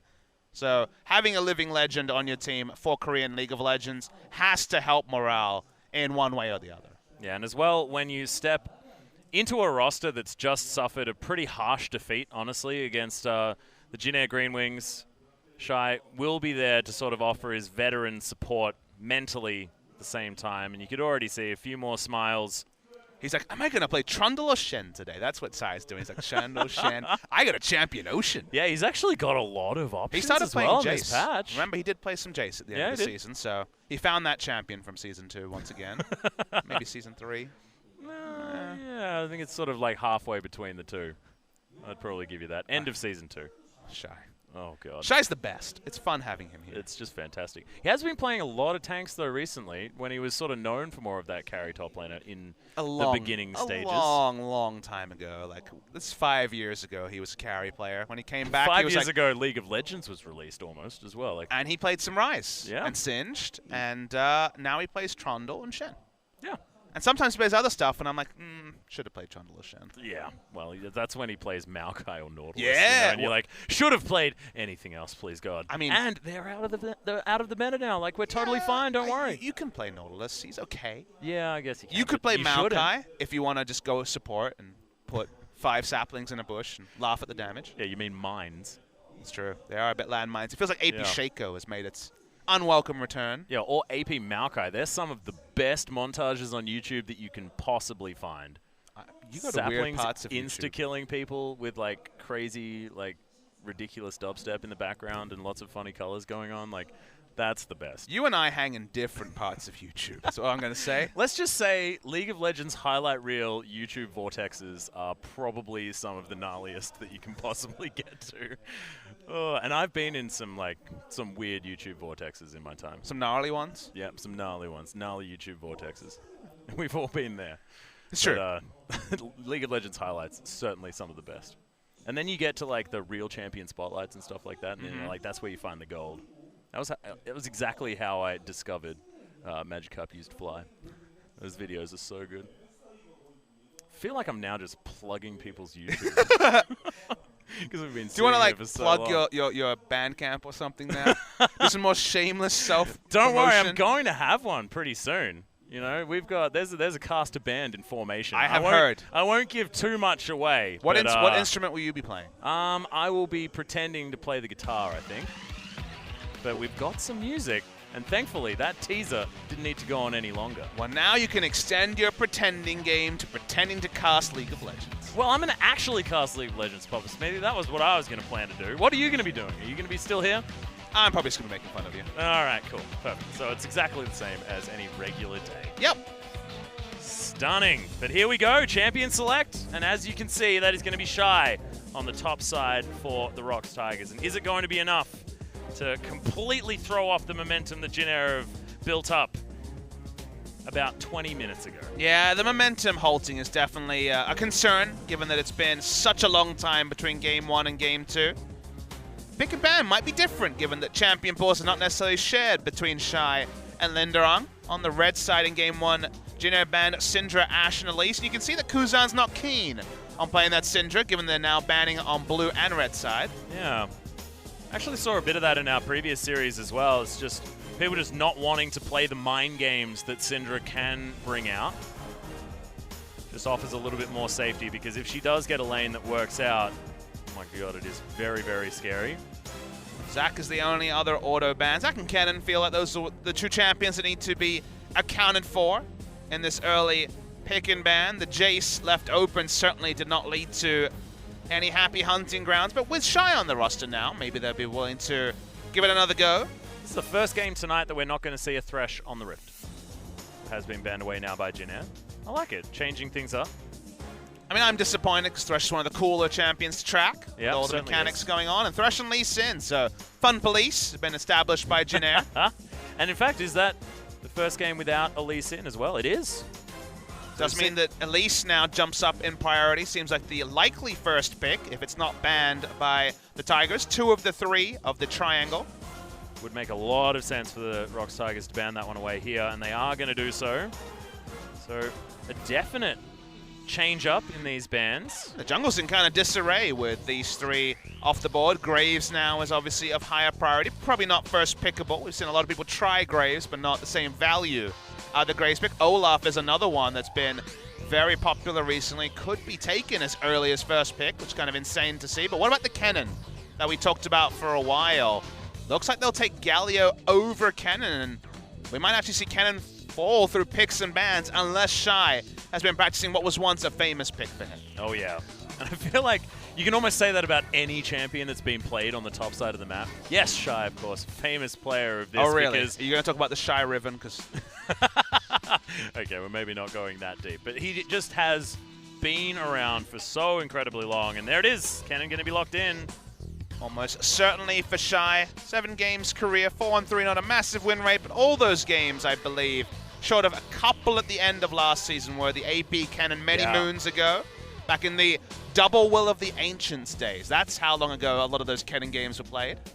Ooh, and finally we're going to see Ashe and Varus both being left open, so Teddy can feel free to take that one. Probably wants to grab it in this round as well, otherwise the Caitlyn and the Varus will find their way very quickly towards that ban list on the side of the ROX Tigers. Jin Air have been known to be interesting with some of their role swaps, so if we were to see the lock-in there, it would have potentially meant something like a Sport Galio would be a possibility, but for now that is going to be selecting the jungler for Umti, and as we mentioned, with so much gone, doesn't feel like he wants to go for the Graves, and thus, sorry, doesn't want to go for the Olaf, and thus the Graves is the logical choice for them. Wow, and actually looking for the Jace here as well. That's what I was mentioning. So it could still be top lane Jace, given we saw Ixu do so well with it. Kuzan has played at mid on many occasions. Outside chance of a support Galio flex here. It seems like the sort of pick that Snowflower would probably relish. Yeah, also when he can take it into Sungyun as well. Say, haha, I've got some fancy maneuvers ready for you, as Mickey's going to take away the brand. So we've got Fire and Ice on the bottom side of the map, theoretically, unless Mickey wants to play it in the mid lane. With his new roam towards these more stationary mages. It's a very early brand draft. Odd. And it's a blind brand because, sure, it could be Galio support, but not heavily expected at all. And they're banning Blitzcrank, so we've gone completely off the rails. That's not Max you're banning Blitzcrank against. Yeah, so Key just really being scared of getting Blitzcrank. And this is where you had that like 30-minute pause, and then they blind pick brand, and then ban Blitzcrank, and as Jin Air, you're like, wait, are we dreaming? Yeah, where am I? Who am I? What's happening? Blitzcrank clearly can hook and kill Brand pretty easily. He wants to open himself up for angles, but it's more about Blitzcrank being MVP only when it comes to competitive games in recent moons. Snowflower has played it in competitive before. It was a Callista Blitzcrank on that day, and they got dumpstered, so wasn't necessarily a star-studded performance from Snowflower. Looking at what bans are coming through, you talked about the fact that both utility carries were up, but now one of them will be banned away. Yeah. So it could be something like the Ezreal, or moving in a different direction for Teddy. Could go back to his Jin as well. I mean, Teddy always a fantastic Jin player, but haven't seen as much on 7.10. Have seen it, just not quite as much. The Tigers want to go. They've already chosen top lane and a completed bot lane. Jungle could just be selected here. Olaf could definitely be taken and be no big surprise. Songwon jumping onto the Rek'Sai again would be a surprise, so Olaf makes a whole lot more sense. Ooh, we see our first be the Nidalee. Okay. This was not the person I thought would be piloting. I thought Cuz might show it in a Game 2 after picking up a Game 1 victory, but it's actually going to be the first Nidalee of recent times from Songwon. And what I was mentioning in a lot of the drafts was that this Nidalee has jumped up in priority a lot. Cuz, for example, getting to rank 1, largely spamming Nidalee. All the resident Nidalee mains have been returning to it. Yeah. There's Teddy on something new. Xayah saw bans a lot on day one. It's largely been skipped over after that. And Xayah and Rakan could be completed here. Oh, wow. Snowflower's smiling, though, so no guarantee they go for the full duo, but it'll be our first time seeing it in the LCK. It's being thought about. You can see there's consideration in the eyes of Jin Air. They have a game buffer as well. I mean, they could just play it if they feel like it. The tagging one another with the wow, we backs do is cool, see so we're it. seeing our first Rakan. Xayah and Rakan, so we will get to see those unique duo passives coming through. So this second round of picks has certainly been giving a Blitzcrank ban into Nidalee and Xayah and Rakan selected on the side of Jin Air. And now the Tigers, who have been the ones so far kind of dictating the flow here with some off-meta choices. Looking for a mid laner. Definitely no respect or thought put into Brand being that mid laner. No. Cassiopeia has been a very frequent blind pick for Mickey in 2017. Hasn't been jumping onto those assassins as much, and looks like he'll be matching up to potentially the Galio, given that Jace early has always been a pretty good matchup against Ken. Yeah, also Ixu's Jace looks very, very good, and Kuzan had a fantastic performance on the Galio in the last game, but we're all looking towards that bottom side of the map to see whether this tag team style, the Jin Air GreenWings bottom lane, can actually work with Xayah and Rakan. Xayah seeing a fair bit of play, but haven't seen Rakan at all, and his laning phase has been questioned. He doesn't really have a good ability to max to actually do well in lane. His Q feels really bad to use. His W has become the most frequent max. You want to max E, just to have that extra shielding, but then you just really, really get run over in lane, and Brand can be a lane bully. So you're going to have to make full value of some of the unique passives that when you take both champions as a duo, and this draft has delivered in multiple ways. We had a long pause, we had a lot of filling, but now we get unique pick after unique pick. First, Nidalee of LCK Summer, a pick we know will be there, given how many people have been messing around with it. Galio once again from Kuzan is trying to push and leave lane, and perhaps assist Xayah and Rakan as the lovers will take to the rift on the bot lane. Yep. Hopefully they don't get too distracted by one another. As you can see, I mean, if you've heard the voice lines, it gets pretty ridiculous, but there are so many change-ups, even a Brand there towards the bottom side, which we'll be excited to see, but let's not waste any more time. Let's get into game number 2 between ROX Tigers and Jin Air GreenWings. Sonic echo, there leaves no room for doubt. Hope shines, bring it back to what it's now.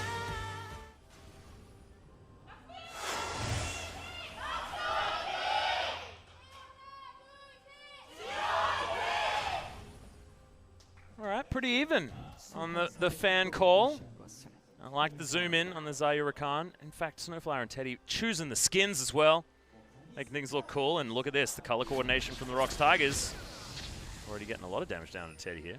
This is something great about Sungyun and Snowflower facing come off. on, guys. The old duo facing off, and there being the Xayah and Rakan on only one side. Fans are jazzed to see some of the things that are going on here. You can't really go for those recalls around a minute, given that if you leave lane, certain pressure points can be established as we get to see that unique passive between these two, and full display, but not actually opted into by Snowflower. Yep. Only a cute one. I think the one that to look out for here as far as the synergy is that W activation, giving Rakan in Snowflower's hands the ability to shoot off a bunch more damage. Yeah, we'll talk about them as they come up, but like you say, Deadly Plumage, the extra attack speed and attack modifier whenever is used by Teddy. That's the W of the Xayah. If you're unfamiliar with the skill names, understandable. Some of them are a bit of a mystery. Then it gives it to Snowflower's auto attacks as well. And even though he's not 600 range to make the most value out of it, it is 300 range, so can certainly get some value there. Expecting to see Snowflower max the W. That's the grand entrance, or the knock-up with a dash, but would love to max E. They're doing well in lane.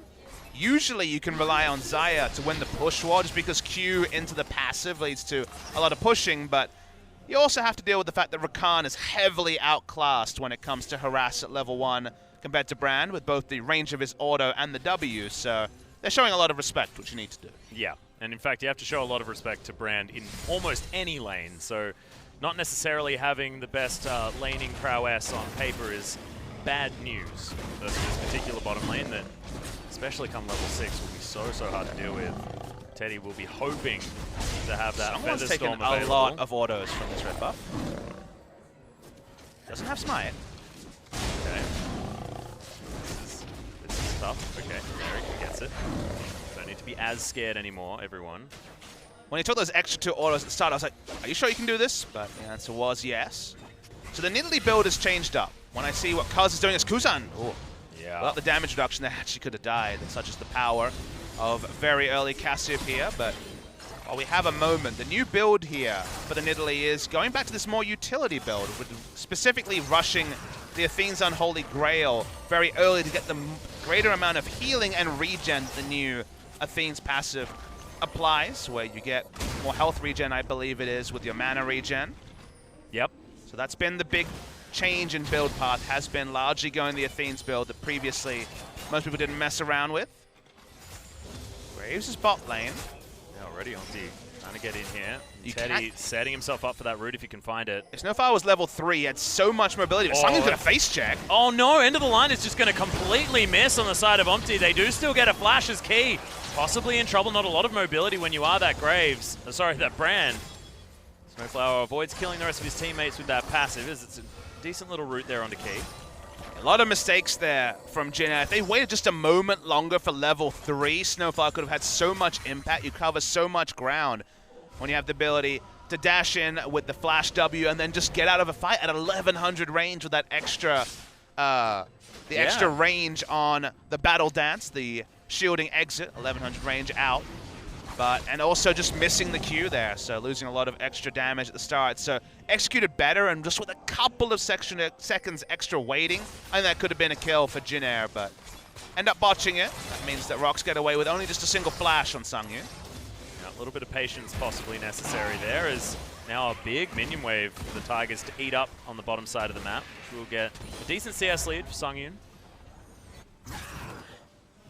Snowflower just pops himself over to the side. Looking for that Gleaming Quill that honestly doesn't do a heck of a lot of much. Not a lot of love for you on the Quill. No, I agree. Not a fan of the old Gleaming Quill. We're seeing WEQ, so that's the knock-up into the shielding, into the, as you say, the lane harass ability last, which usually it's 3 points in the laning ability, then you go for shielding or knock-ups, but We were having that conversation about the Cassis just prior. yeah, the laning ability is kind of rubbish, so you just don't put any more than 1 point in it. That Pillar of Flame looked like it missed. Teddy would be probably a bit frustrated at that one. So I wonder if we will see Kuz's build, which, you know, got to rank 1, so some merit in it. It could be solo queue only, but his build we mentioned is the Athene's. It's Athene's Lich Bane, so it's a very, very aggressive build.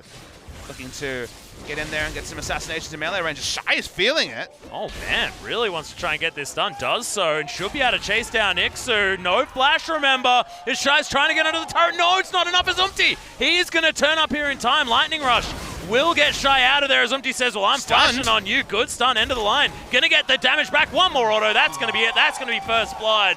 And Ixu so lucky to have his life. And Shy going the way of Linderung early on in this game. You say that, but he was so close. Oh, yeah, but that almost makes it worse. I really loved the aggressive flash. He was feeling it. He had the max stacks of the fervor, but it wasn't quite enough. And then the ultra punishment in Umpty sauntering his way top lane as Songwon. Yeah, Ixu just knew exactly what was going on there as Umpty's going to turn up. A little smite just to make sure that that one does go in favor of the Nidalee. So I believe Ixu is actually trying to bait this one out. Shy is going to turn up, but he has level 6. Smokescreen goes down, they see the Graves, and they have to back away. But Ixu, he's going to have to do the same thing. And remember, doesn't have his teleport. So the reason why they backed away there is that Kuzan was 6, and the heroic entrance would have been able to be channeled close enough there, and coming in would have changed the course of the fight. Oh, Key actually a little bit late on that one as Battle Dance gets Snowflower forward. You can see the mobility options of Rakan are pretty silly. Probably shouldn't recall in the same brush if you're Zion Rakan. Doesn't really take any value out of the passive. So much to touch on here, you know. Yeah, exactly. New Nidalee build, Zion Rakan with so many different interactions that if we list them all, it's just kind of a wall of text, so we're trying to measure them out to when they are more relevant to the trading patterns. Xayah and Rakan don't excel in lane. To be clear, even together, Rakan is a poor laner. He's slightly better with Xayah, but still pretty poor, so waiting for the team fighting and ability to use the quickening as ultimate to make some things happen. You'll notice that he's actually the only champion that right now people are building Ancient Coin up. And Ancient Coin has that really interesting quest where you get access to an extra skill point. Yeah. When you hit 650 gold and upgrade it once. Now, if you're wondering, if you haven't messed around with Ancient Coin, which is understandable, again, mostly it's going to be outclassed by things like the Spell Thieves. The interesting part of that interaction is you get an extra skill point, but you don't get an extra level, so you don't get the base stats, you just get an extra rank on an ability. So you're not getting an extra level, you're getting an extra skill point only. Got it.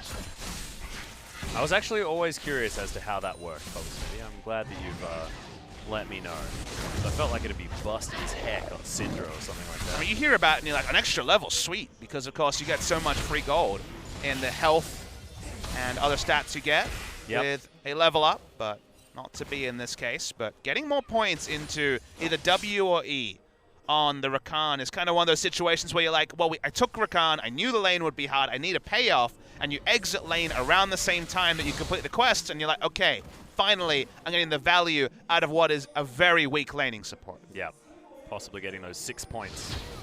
EW, Snowflower gets himself out of the way, utilizing that grand entrance, which was more of a grand exit. A lot of abilities like that. I do love every time the heroic entrance is used, just to leave. Yeah, I love the relentless pursuit in order to leave as well. The unstoppable onslaught, probably the best of all of them. Yeah. The relentless pursuit is just a dash. Yeah, but it's also supposed to be in pursuit of something. So he's in the pursuit of an exit. Hey, that's true. Never really thought of it that way, Papa Smithy. That's why they bring. That's why I'm here, Alice. To keep you in check with the skill names. Oh, Teddy, throwing feathers everywhere. Not gonna be able to find any roots. Sangyun's just gonna happily clear out the minions on the bottom side, but you could see Teddy does have the BF sword built up. Wonder whether he's going to go for something like the Infinity Edge or whether we're going to see the Essence Reaver build with the extra cooldown reduction. Bit of late game power as well. When we saw the Xayah earlier this week, on the first day, it was Essence Reaver into Hurricane Infinity Edge, so pretty prototypical build. Still kind of really feeling out how strong Xayah is in the late game. My initial impressions are stronger than I expected based on the kit. Her chasing's not great, but it feels like if other people are doing the setup work, you can do some pretty dirty things in team fights. Shy. Speaking of dirty things, Umpty's just going to dirty farm this wave. Shy's getting a lot of pressure on him towards the top side. Speaking of pressure, Kuzan has to shield himself up, but that shielded Durand pretty good. He's going to be able to clear this one up pretty nicely underneath the turret. And you mentioned, Xayah, some mixed results. Deft played it, 1-3 and 0. And then Maha played it, 6-0 and 5. Had a great performance. And that was kind of the interesting one, because that was, of course, with no damage on the rest of his team and a Karma mid. So that was Xayah as the only damage dealer. Hyper carry Xayah. I didn't know if that was a thing. Again, initial impression was wouldn't have the damage output, but crit scaling on the Blade Caller, her E, and in general, just how much AoE damage she pumps out. If you're coming at Xayah, she is insanely powerful. Now we've got 4 people on the bottom side here for ROX, trying to grab this first turret blood, but there's enough wave clear with the passive. The clean cut's doing work for Teddy. And Shy had spent the whole laning phase, 1v2 after that dirty farm, just standing up, not willing to leave lane, uses ult defensively, as you can tell by that being on cooldown. So they didn't surrender that turret. Yeah, nicely done. Nikki takes a lot of damage from Kuzan, actually full damage from the Q. You know what, Kuzan? Build an adaptive helm this game. Sounds like a great buy. I was actually going to bring that one up. I feel like Twin Fang would probably suffer at the hands of the old adaptive helm. This is the new Rift Herald. It can be soloed with a jungle item in many cases. Didn't see how much health and mana that Gray started on, but you can see on his portrait that he's not losing any health. Kuzan's so aggressive underneath this turret. Probably Justice Punch Mickey to death at this stage. That turns back up, and that is going to be the Rift Herald soloed by Umpty. Last tour around just before 16 minutes. Oh, not going to grab the gold? Ixu? Oh, man. Okay. Giving up a bit of that. That bothers me, Papa Smithy. You sound flustered. I am flustered. I know it's been a long day. We spent a lot of time talking about weird stuff before this particular match, but that was the clincher. Adaptive Helm is complete, Atlas. Oh, okay. Now he's slightly less We're back damaged. in business. Yeah. An Adaptive Helm you can feel good about. Mm-hmm. But Essence say the Reaver done as well. The one item power spikes are real. Essence Reaver, Adaptive Helm. No boots. Nope. No space for those. Only sick first items. Don't need those. You've seen Zaya's speed. They're funny. Don't need boots. Can't put boots on those. Pushing war, predictably, heavily won by Brand and Ash in the bot lane. They, of course, had some help earlier with Nidalee spending some time bot lane, but again, Rakan's laning phase to speak about. However, CS still, like, there's 2 in it, absolutely nothing. This laning phase working out. I mean, the push certainly in favor of ROX. Jin Air have at least been able to get some money whilst down here. Diving into Jin Air will be a fool's errand from ROX Tigers. Happily for them, they're pretty happy split pushing. They could definitely go for a 4-1 if they can get some items on cannon. Or kiting back is definitely where a lot of their power is. If they have the control over objectives and wards, they're in a good spot. So if you're diving into Zaya, that's where you really play into what we saw come out of Maha on day 1. Long one. Looks for the spear, doesn't quite make anything happen onto Umti.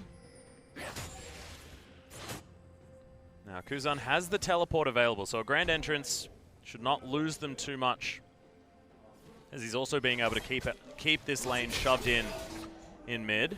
Jace walking down. Maybe Jin Air will finally look to start up the Ocean Drake. No teleport up on Shy. They also have the grand entrance, which is a great space controller. Or maybe they'll just be using this Rift Herald, pushing it into the mid lane. Nidalee's here right now. Coordination. This guy's going to do a big old chunk to that. Arrow's going to land. It actually hits Umti first, but somehow the spear doesn't find the mark. Key's going to be able to do enough damage on the back end. And it's in fact Songwon who's able to pick up that kill in response. There's a petrifying gaze. Ixu's still alive though, as in goes Snowflower, dashing around, trying to charm up his enemies as Teddy now throwing out all of that consistent damage. Kuzan, big damage. Answer back 1 for 1. Maybe they'll be the ones to get the answering Drake. Everyone ignoring it for now. No interest in this Ocean Drake. Pretty close fight. Didn't think the quickening was going to do too much, but it caused enough disarray that Kuzan was able to snipe out with a max range Righteous Gust. I just want to point out that the quickening is in fact a better name than what it's actually called, which is the quickness. The quickness. My apologies. No, don't apologize. The quickening's so good. You need to send an email. That's true. We got Spray and Pray brought back. I know. We can do this. We have power. We're not irrelevant. Papa Smithy. Jin Air, 1,000 gold up now against the Tiger. Oh, that's frustrating, isn't it, Mickey?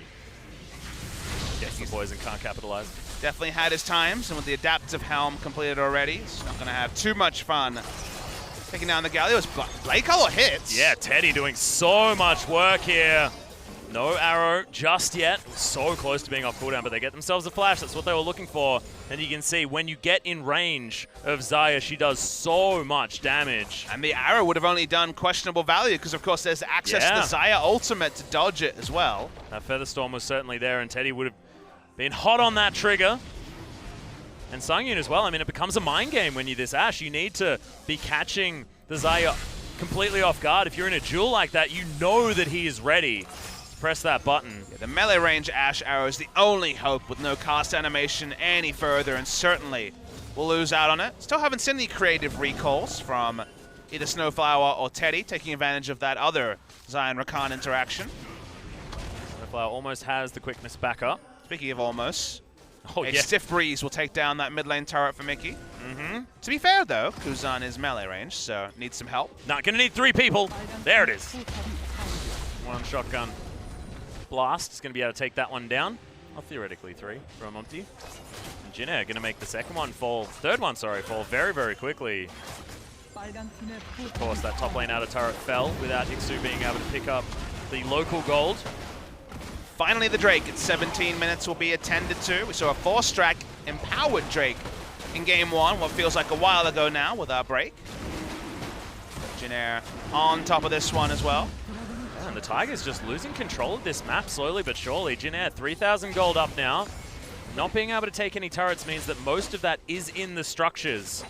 Tigers still being able to do decently well. Yeah, I'm surprised to see Shy has gone interesting in the item build here. Yeah. Rushing Frozen Mallet. We do see it on occasion, but it's usually just a severe laning choice unless you just want to go Hurricane Mallet and leave lane, which now that you see the parts of Azil, that may very well be the case, but I imagine that means he's going to heavily be out-dueled by Bay the Ruin King, which is the ready-made answer to a health stack, which is exactly what Frozen Mallet is. Still, I mean, proof is in the pudding here. Shy doing fantastically well in lane, but now that these items are completed, you're right, Papa Smithy, that Blade of the Ruin King just done now. Could things change? Shy says that he doesn't care because he's on the bottom side of the map, wanting to utilize that added utility from that particular item. Maybe this is going to be the thought process. We saw Shy when he came back to the Tigers. Linderung, like you said, was the predominant top laner, but Shy was so much more able to utilize the rest of his team, as there's the grand entrance, heroic entrance, sorry. Yeah, just looking to try and keep this turret up. Shy was leaving top lane because the turret was already down. He didn't think he would lose an inner turret in that particular regard, so wanted to guarantee they got their first turret on the Rift, but not to be. 3 turrets to 0, still a pretty big hole. That's most of the gold lead here is purely in the turrets. Yeah. For Jin Air GreenWings. Just want to point out that we've got a heroic entrance and a grand entrance. There's a lot of entering in this particular game. Well, I mean, that means we're going to see a lot of team fighting, so that's good. I hope so. So far, it hasn't been a massive amount, but a lot of grouping in mid. A lot of things being gathered here by Jin Air. Good use of the Rift Herald as well. We can't actually tell until Rakan is clicked over if the quest is being complete. It's at level 9, so if he has 10 points in his skills, that will let us know that he has been able to use that quest. He also gets an item in his inventory, but it could have been spent already. We haven't been spending all our time looking at Rakan's inventory. Yep, that's a good point. I have the Oasis, an item that you barely ever get to talk about, which is very exciting for me. I feel like I'm going to get more points on my exam. Got some buffs recently, so that's why you do see it.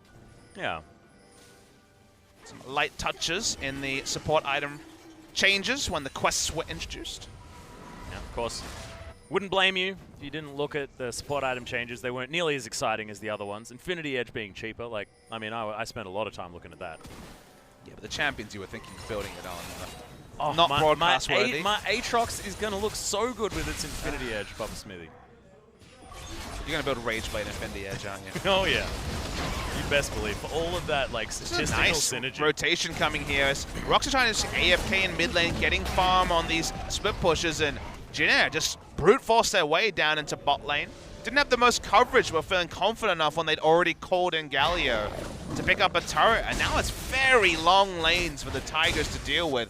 4 turrets down, and Drake is like impossible to fight for because you push in a minion wave in bot and mid lane, and you have almost the deepest vision you could ask for to get really easy access to Drake. Yeah, and Teddy's actually got himself a decent lead now as well. Rapid fire cannon built up just to try and mitigate some of that range issue Xayah does have. Certainly not going to be as much of a problem with that first auto attack now. Wonder if it'd be double Zeal. I feel like Hurricane is still really strong on the Xayah, but does he want to go straight into the Infinity Edge now, though, just to make sure that he's got as much single target damage as possible? Is that where he wants to be taking this? These are the questions we're going to be lucky enough to find out the answer to. I could understand the logic behind both. Yeah. Hurricane certainly does have its own power, and double Zeal is always a great way to go, but Infinity Edge at the price certainly seems like the best way to puncture through what is going to be low armor values on the side of ROX Tigers. Consider that there is no true frontline tank. Bit of health stacking on a cannon doesn't make him a tank, so a couple of Infinity Edge crits, and he's going to be instantly dead. Well, he's almost instantly dead now without that. There's a lot of damage just from a 1-2 punch from Teddy. So waiting to see some really fun Rakan fireworks. Yeah. We saw him utilize that quickness earlier on, and you saw how quickly he darts around the fights with Battle Dance available as well. Still yet to see that big knock-up to change the flow of a team fight as well, though, Papa Smithy. You can open up from really weird angles when you have the Xayah on the team, though. You can just be very far off screen, as if you're a Thresh looking for a land and then enter, flash into the grand entrance, potentially use the quickness. You cover so much ground in long lanes when you're Rakan, and guess what? We They got have long 4 lanes. turrets up, so if we do actually see a fight in one of these extended lanes, could see some really specific Rakan things that will give us a glimpse into some of the future Rakan games that we'll hopefully get. Well, right now, we've got Primal Surge available here to make Sangyun a force to be reckoned with when taking down these turrets. It's going to be Teddy that's there to defend, and in fact, he's looking to go home. Snowflower turns up, doesn't take very much damage at all from that spear. ROX Tigers, you can see Sungwon's trying to build based on Jin Air's reputation with what is looking like what, a 25-minute Rod of Ages. Yeah, that's not exactly the best feeling in the world. Not the Athene's build that Cuz was looking at. A lot of people actually popularizing it. It's right And there. high elo solo queue, it's been by far the most popular build. See Teddy actually looking for his Hex Drinker first, wanting some protection against Mickey and Songwan. Shy as well to a certain extent, and Key. And like we A said, lot of magic damage on this team. Gallios looks at a minion wave, uses the Winds of War. Jace pushes up a minion wave, and nope, no chance of contesting for Drake. They will only get a notification thanks to that global indicator that was added a couple of years ago, because if there wasn't that, they'd have no idea when the Drake timer was. Yep. A little bit unfortunate. Next one's going to be another Ocean. Let's Jin Air take the first Mountain Drake of the game. Imagine being Cassiopeia looking at this item build from your opposing mid laner. Hawkshot is going to spot out this cheeky little ruse from Jin Air. Cassiopeia has to deal with a Spirit Visage Adaptive Helm on the Galio. Not looking like great times. Opti as well. He's got his Imperial Scimitar. As now we'll see whether they can actually do damage to him. They got through the shield. Don't worry, guys. Whoa. Can you believe it? He lost a quarter of his health. Did he? Well, Maybe a fifth? He's regened it now. Maybe a fifth? And that was with some physical damage thrown in there. Oh, very sad. Snowflower, he's a bit squishier. Gonna grand entrance his way out. Zomti throws in a collateral damage, but isn't able to grab the red buff. Someone that gets it. Ooh. Heroic entrance is here. Now Kuzan flashes over, gets himself the taunt. The Justice Punch is in. Shy has to flash, but does get healed up with that Primal Surge. Kuzan's still in here. Those Wings of War doing so much damage to Quickness. Featherstorm does nothing though. Teddy can't quite get the damage that he wants, but it's already 3 kills on the side of Jin Air. My God, Snowflower was all over that fight. Yeah, the flash quickness set up what looked like an instant triple kill for Teddy. Wasn't quite that, but they got enough members and chunked out enough that this should be Baron. And we waited and we waited to see Rakan take over a game. The quest had been cashed in, 12 points into his abilities. And that was some quintessential Rakan play from Snowflower. Yeah, looked beautiful. ROX Tigers, they're not even going to try and contest this one. It's Teddy that secures the last hit on the Baron, and now with so many turrets already removed. So everyone's just distracted by Ixu at the start of this fight, and you think, okay, it's going pretty evenly, but watch this flash into the quickness for a 4-man charm into a 4-man taunt. And if Teddy had been able to walk forward, if he had his Q off cooldown, could have been an instant triple kill with a couple of crits and his passive being applied. But he still did the deal. He still did enough damage to push them out and get them a free Baron. And Zion Rakan, first time on the Rift in Korea, look like they're going to be coming back with a victory. Yeah, looks fantastic here by Jin Air. Snowflower has been a player that we've talked up, especially recently. But Teddy was always the star of the show, and it just feels so cool watching Snowflower able to complement it so much more effectively. I really, really don't like the 24-minute Rod of Ages that came through from Songwon. With the game being decided now, scaling itemization is not what was needed. We remember BDD going for a very early Hextech GOP on Cassid and understanding scaling between lanes, and not convinced by the Nidalee. We will see more Nidalee, but this particular Nidalee hasn't inspired confidence like the reputation of other Nidalees, and now the split push is pretty severe. Galio just in the mid lane, no one wants to walk near him. Teddy's pushing in bot lane. Jace is Jace, so... Shy's taking 1 billion damage. This turret on the top side of the map's looking like it may fall down too. Inner just dealt with, like you said, Kuzan able to take that one down, and Mickey has to come up here. Of course, these minions more difficult to deal with especially the melee variety. Teddy moves out of the way. This will be first inhibitor turret falling down. There's the grand entrance. Heroic entrance there as well as Kuzan comes in. Whoa! Teddy with the damage. Key was there, I think. Taking out super fast. Actually went with the more Malmortius to be more of a frontliner. Realizes there's no kiting back this game. They're going for blood. They're going to end the game. Yep, well, they're going to take down the first inhibitor easily. Second's going to fall down as well. Winds of War there from Kuzan. It looks like they're playing this one by the book as they're going to shove up this top lane as well. Jin Air GreenWings, just one Baron. Spelling what looks like the end for the ROX Tigers. 8 turrets to 0. 2 dragons to 0. 11,000 gold in the lead. Kuzan goes back. He wants to buy some more items. Frozen Hearts there. The last inhibitor turret falls down. Now it feels like only a matter of time. A lot of damage onto Omti. That spear. Teddy gets healed up as well as Key. Snowflower. He's going to take a lot of damage. There's the Feather Storm coming down. He just wants to take down Key, but look at this. The real action is happening right in the middle of this fight. In goes Snowflower. He's dashing around the fight, but look at the AoE from the Jin Air GreenWings. That's 3 dead. This should spell the 2-0 Jin Air over the ROX Tigers.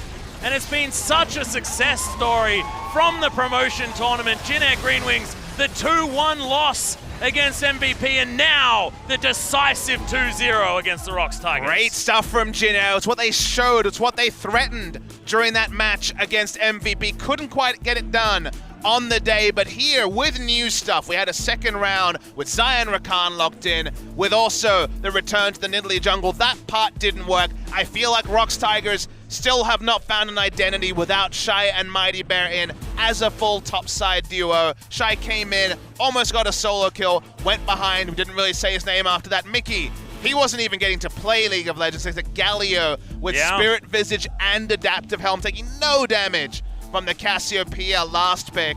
And Jin Air have a lot to be happy about, and we're seeing relegations Jin Air come through, and that sounds like a negative thing, but they played great in the promotion tournament. They wanted to carry it over into the regular season, and if they can be in and around the middle of the table, that's an acceptable job for the Jin Air GreenWings. And certainly is something that we're not used to seeing. Jin Air have had struggles over the last few seasons. But damn, if they keep playing like this, if they keep being allowed to play like this, what with the Galio in the mid lane that Kuzan looks so incredibly comfortable on, this could be a Jin Air that could be shaking the feathers of a lot of these teams, to use a pretty nasty pun. That one was definitely on the nose. Can Jin Air actually be a force in the playoffs? Probably not. That's probably too far away, but an improvement from a 9th place finish to where the ROX Tigers ended up 6th would be acceptable move forward for Jin Air. And it's the sort of roster where I never really thought Jin Air needed roster changes. I like Ixu in his top lane role. He's finding his champion pool more as the meta has gone on. Omti has obvious skills and also can be rolled over. That's something that I feel that can really be helped by the head coach and some of the life coaches in the Jin Air roster. There's a bit of swagger about him. He has some very nice mechanics on his day, but can also fall away. Yeah. Teddy has been an inspired pickup, needs no introduction. And when Kuzan and Snowflower are also pulling their weight, there's a lot of interesting players here without necessarily a true superstar. Teddy's getting to that level. Maybe with a couple more seasons, he'll be a superstar carry in his own right.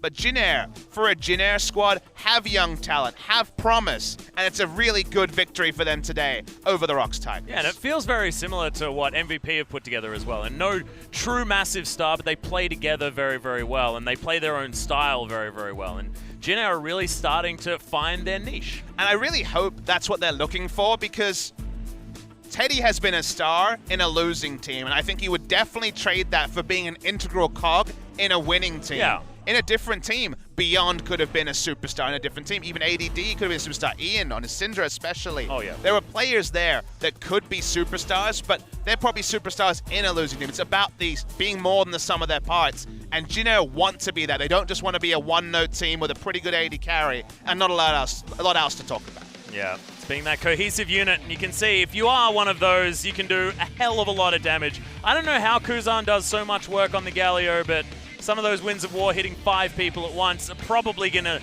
notch those numbers up a peg, but Teddy needs no introduction. That Zayu is doing so much work. But I think the Rakan should be talked about here. It was really cool. Some of that late game team fighting, and Snowflower will win the MVP 009, a secret agent by a new name, Agent Snowflower on the Rakan. The use of what I called the quickening, but as you say, is... I'll keep calling it the quickening, Papa Smithy. Sounds so good. I mean, the actual ability, though, really came up trumps in this game. We are going to see some of the highlights as well, and watching him dash around these fights was difficult to follow, to be perfectly honest. It's just because he's so incredibly mobile. This is after losing one. This was that comeback fight in this mid lane.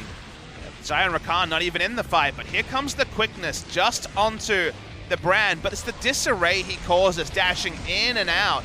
But by the time things go around, they get a 1-for-1, and that doesn't look consequential, but where the game was, it was actually a big factor. And even in the side lanes, look at the ability to cover ground. It feels like we're learning about Rakan, and it felt like Snowflower and Teddy were testing their limits in the early game because the consequential fights ended up being a lot later in the picture. We'll see the first one here.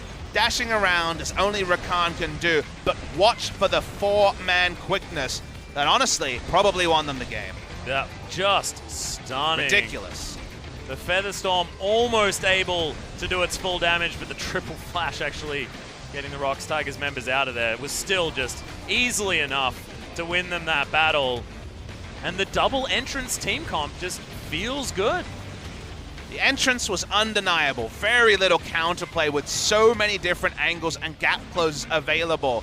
It's kind of a different use of the Galio ultimate, because usually like, okay, just do it like the Gigabyte Marines did and have 3 assassins and Galio coming in. Instead it's just Rakan can do so much interrupting and dashing that ulting a Rakan usually leads to a multi-man taunt and so much lockdown that someone like a Xayah can easily profit off. Yeah. The fact that he was able to get around underneath turrets as well, giving everyone that's tanking some shields. Never mind that though, let's go to our MVP interview. Take it away, Joel. Thank you very much, guys. We're here with Jin Air GreenWings, 2-0 victory over ROX Tigers. They looked very confident and very dominating today, and we're here with today's MVPs, and Snowflower for the interview. Snowflower, congratulations on the win. Of course, you guys had that loss coming into this game, but you know, getting this series win must have been a good feel for you guys. But how do you feel? Yeah, getting that first loss in the season was a little bit tough for us, but we really needed to bounce back as we did today. I'm glad we were able to do that today.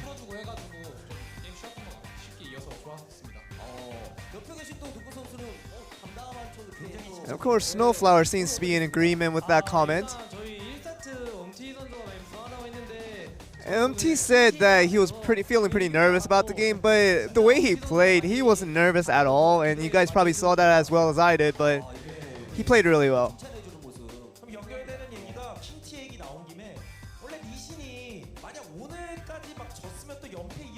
And it seemed like, you know, picking up the Lee Sin was a crucial thing because, you know, if you lost another game with Lee Sin, that confidence on that champion shouldn't have been as high. Yeah, I think after losing a game with the Lee Sin, I just practiced extra harder that I'm never going to lose with that champion again, and that kind of motivation really helped me out my way.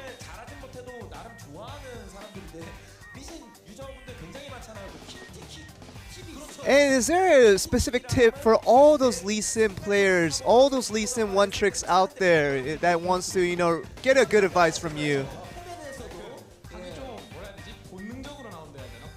I think Lee Sin is mostly instinctual more than anything. I can't really explain in words of what you're supposed to do with Lee Sin, but you have to kind of feel it, and you have to really know what you have to do at each moment, and that's kind of the thing with Lee Sin.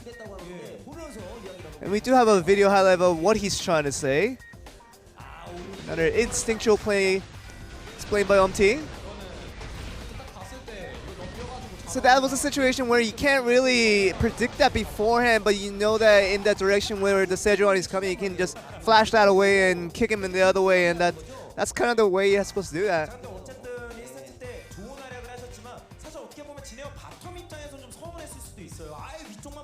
And first game, of course it was a win for you guys, but bot lane must have been furious. You guys never got a gank. He was just camping top lane the whole time. Yeah, I think Umti's too much of a good friends with Iksu, and I'm kind of feeling sad, but maybe I should be a little nicer to him. Maybe he can come to bot lane to gank a little more. I think that was kind of my fault. What was the situation between that? 초반에 탑 풀어주고 제가 바텀 쪽 시야 먹어주면 천천히 하자 이 생각이. And we were initially going to gank top lane and put a little bit of vision on the bot lane, but there were so many opportunities that we could have just camped top lane, and I think that's kind of how it naturally turned out. 예, 실제로도. 근데 뭐 바텀 길은 무슨 얘기를 했어요? And what was the comments between the bot lane duo? 갱킹 자체가 저희 실수로 인하여 나와서 이게 범지 형님이나 모시고. Yeah, I think since we didn't deserve the bot lane gank, I think we should really serve UMT in a nicer way so we can get ganks next time. 쉽게 보기 어려운 장면인데 이렇게 같이니까 그리고 되게 진심으로 좋아하는 장면들이 많이 나왔어요. And it seemed like a lot of the plays that you guys showed today showed a lot of prowess in how it worked out. Yeah, I think we kind of how our teammates kind of came into the game today. We were really motivated to win, and we just try to get a positive attitude going throughout the game. I think that's kind of what they're talking about here, the fist bump. 하고 나서 되게 그냥 안 그런 척해요. 정색을 하고 다시 또 게임에 집중하는 모습. 그래도 2세트에 대한 이야기가 And second game is a very interesting one that we have to talk about. And Zaya Rakan was probably the last thing that people expected. 픽하기 10초 전까지 몰랐습니다. Yeah, I had 10 seconds left. That's all I had to say. Yeah, I had nothing else to pick.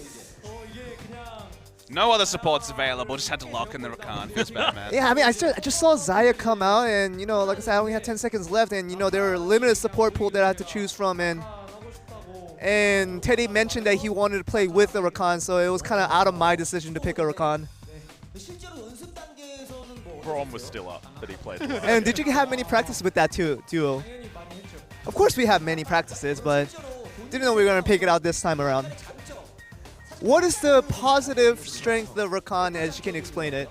라칸의 장점은 일단 제가 초기 때 많이 연습하고 준비했었는데 I try to, 타력이 너무 모든 서포트에 yeah, I try to just prepare to see what Rakan does well, and I think it really gears towards the team fights more than anything. 나가면 그 이후로는 뭐 하드 캐리할 수 있다. 네 맞아요. 그래서 또 아까 잠깐 하이라이트 장면 나왔습니다만은 And so we saw in the highlight near the end. 준비돼 있다고 합니다. I think we do have another video highlight. We can show that again. We can see it this again and again.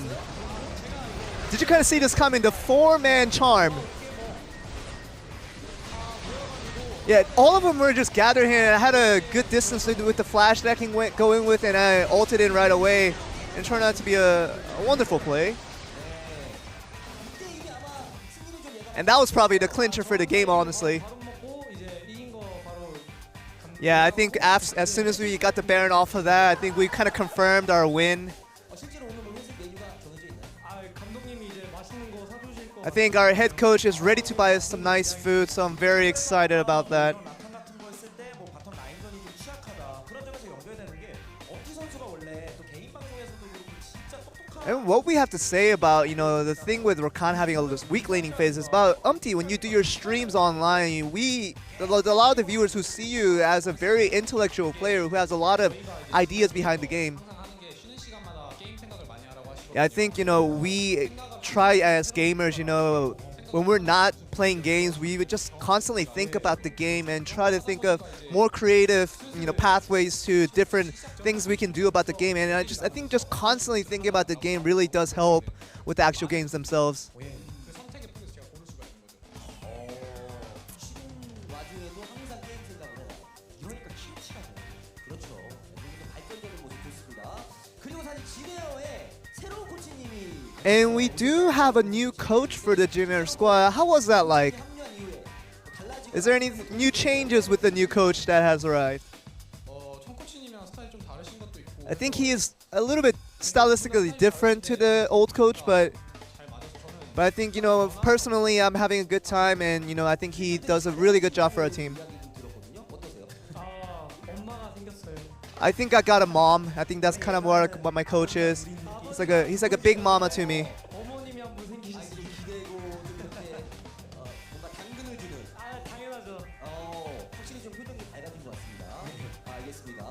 오늘 어쨌든 뭐 좋은 경기력으로. Of course, you guys got the good result that you guys really wanted, and getting that first win series of the season. Would you like to say something? 허주 선수가 이제 셀프 인터뷰 받으셨는데 저 다음 경기 때는 이번에 제가 셀프 MVP 받아서 인터뷰. Yeah, I saw that, Cuz got the solo MVP last time around. I want to get my opportunity to get the solo MVP next time around. 만약 롤드컵을 가게 된다면 전세기를 사거든요. 전세기 한번 If we really make Worlds, by any chance, we get to ride a business class flight to wherever we're going, so I'm really excited for that. I hope that happens. So that seems to be the end of the interview. Hoping these guys' dreams comes true, and back over to you guys. Thank you very much, Joel. And I believe the Glad plane is being piloted by a Snowflower tonight, Papa Smithy. I mean, it seems like it's a team-wide Glad plan. A lot to be happy here if you're the Jin Air GreenWings. Played well, drafted innovatively, showed new strategies. It may be a one-off, as Snowflower was saying, or may actually be a core strategy. Getting a Rakan or Xayah ban certainly hasn't been commonplace, but it is possibility with how cleanly they were able to play out Game 2. And ROX Tigers, on the other hand, just like KT and SKT earlier this week, really don't have a lot to show for this series. Felt like they're still iterating on their roster as well. Took a long time to swap in Shy, and they don't get a lot of time, really, to come up with new plans. They face a Samsung team pretty confident after taking out SK Telecom in just 2 days' time. Yeah, exactly right. And that is going to be such a test. Oh my goodness, even Game 1 of Freaka Freaks taking on KT. We got some exciting matches coming up, Papa Smithy. And we finish off the week with Ever 8 winners versus MVP. BBQ Olivers against SK Telecom T1. No doubt, very annoyed about dropping a series earlier this week. Those matches will be over at the Gangnam Stadium. Not brought by you and I, but we'll be back on Saturday for future matches. So LCK, we finally see just a little bit of information. We've seen every team play once. Still 17 more times to go. Exactly right. There is so much LCK, and I'm looking forward to it so much. I want to see more of the Rakan. I want to see more of everything else. But that's enough for us today. See you all on Saturday.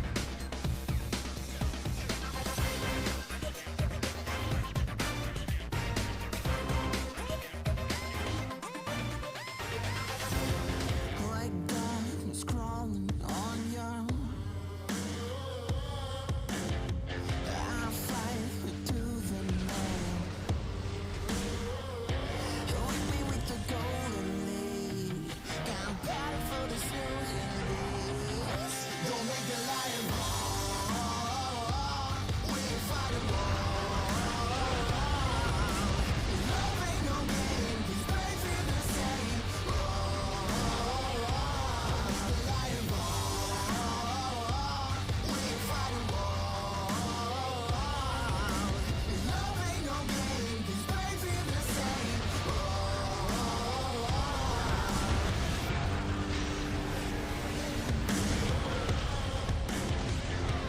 Watch me burst into flame. With me with the golden lead. Got battle for the silver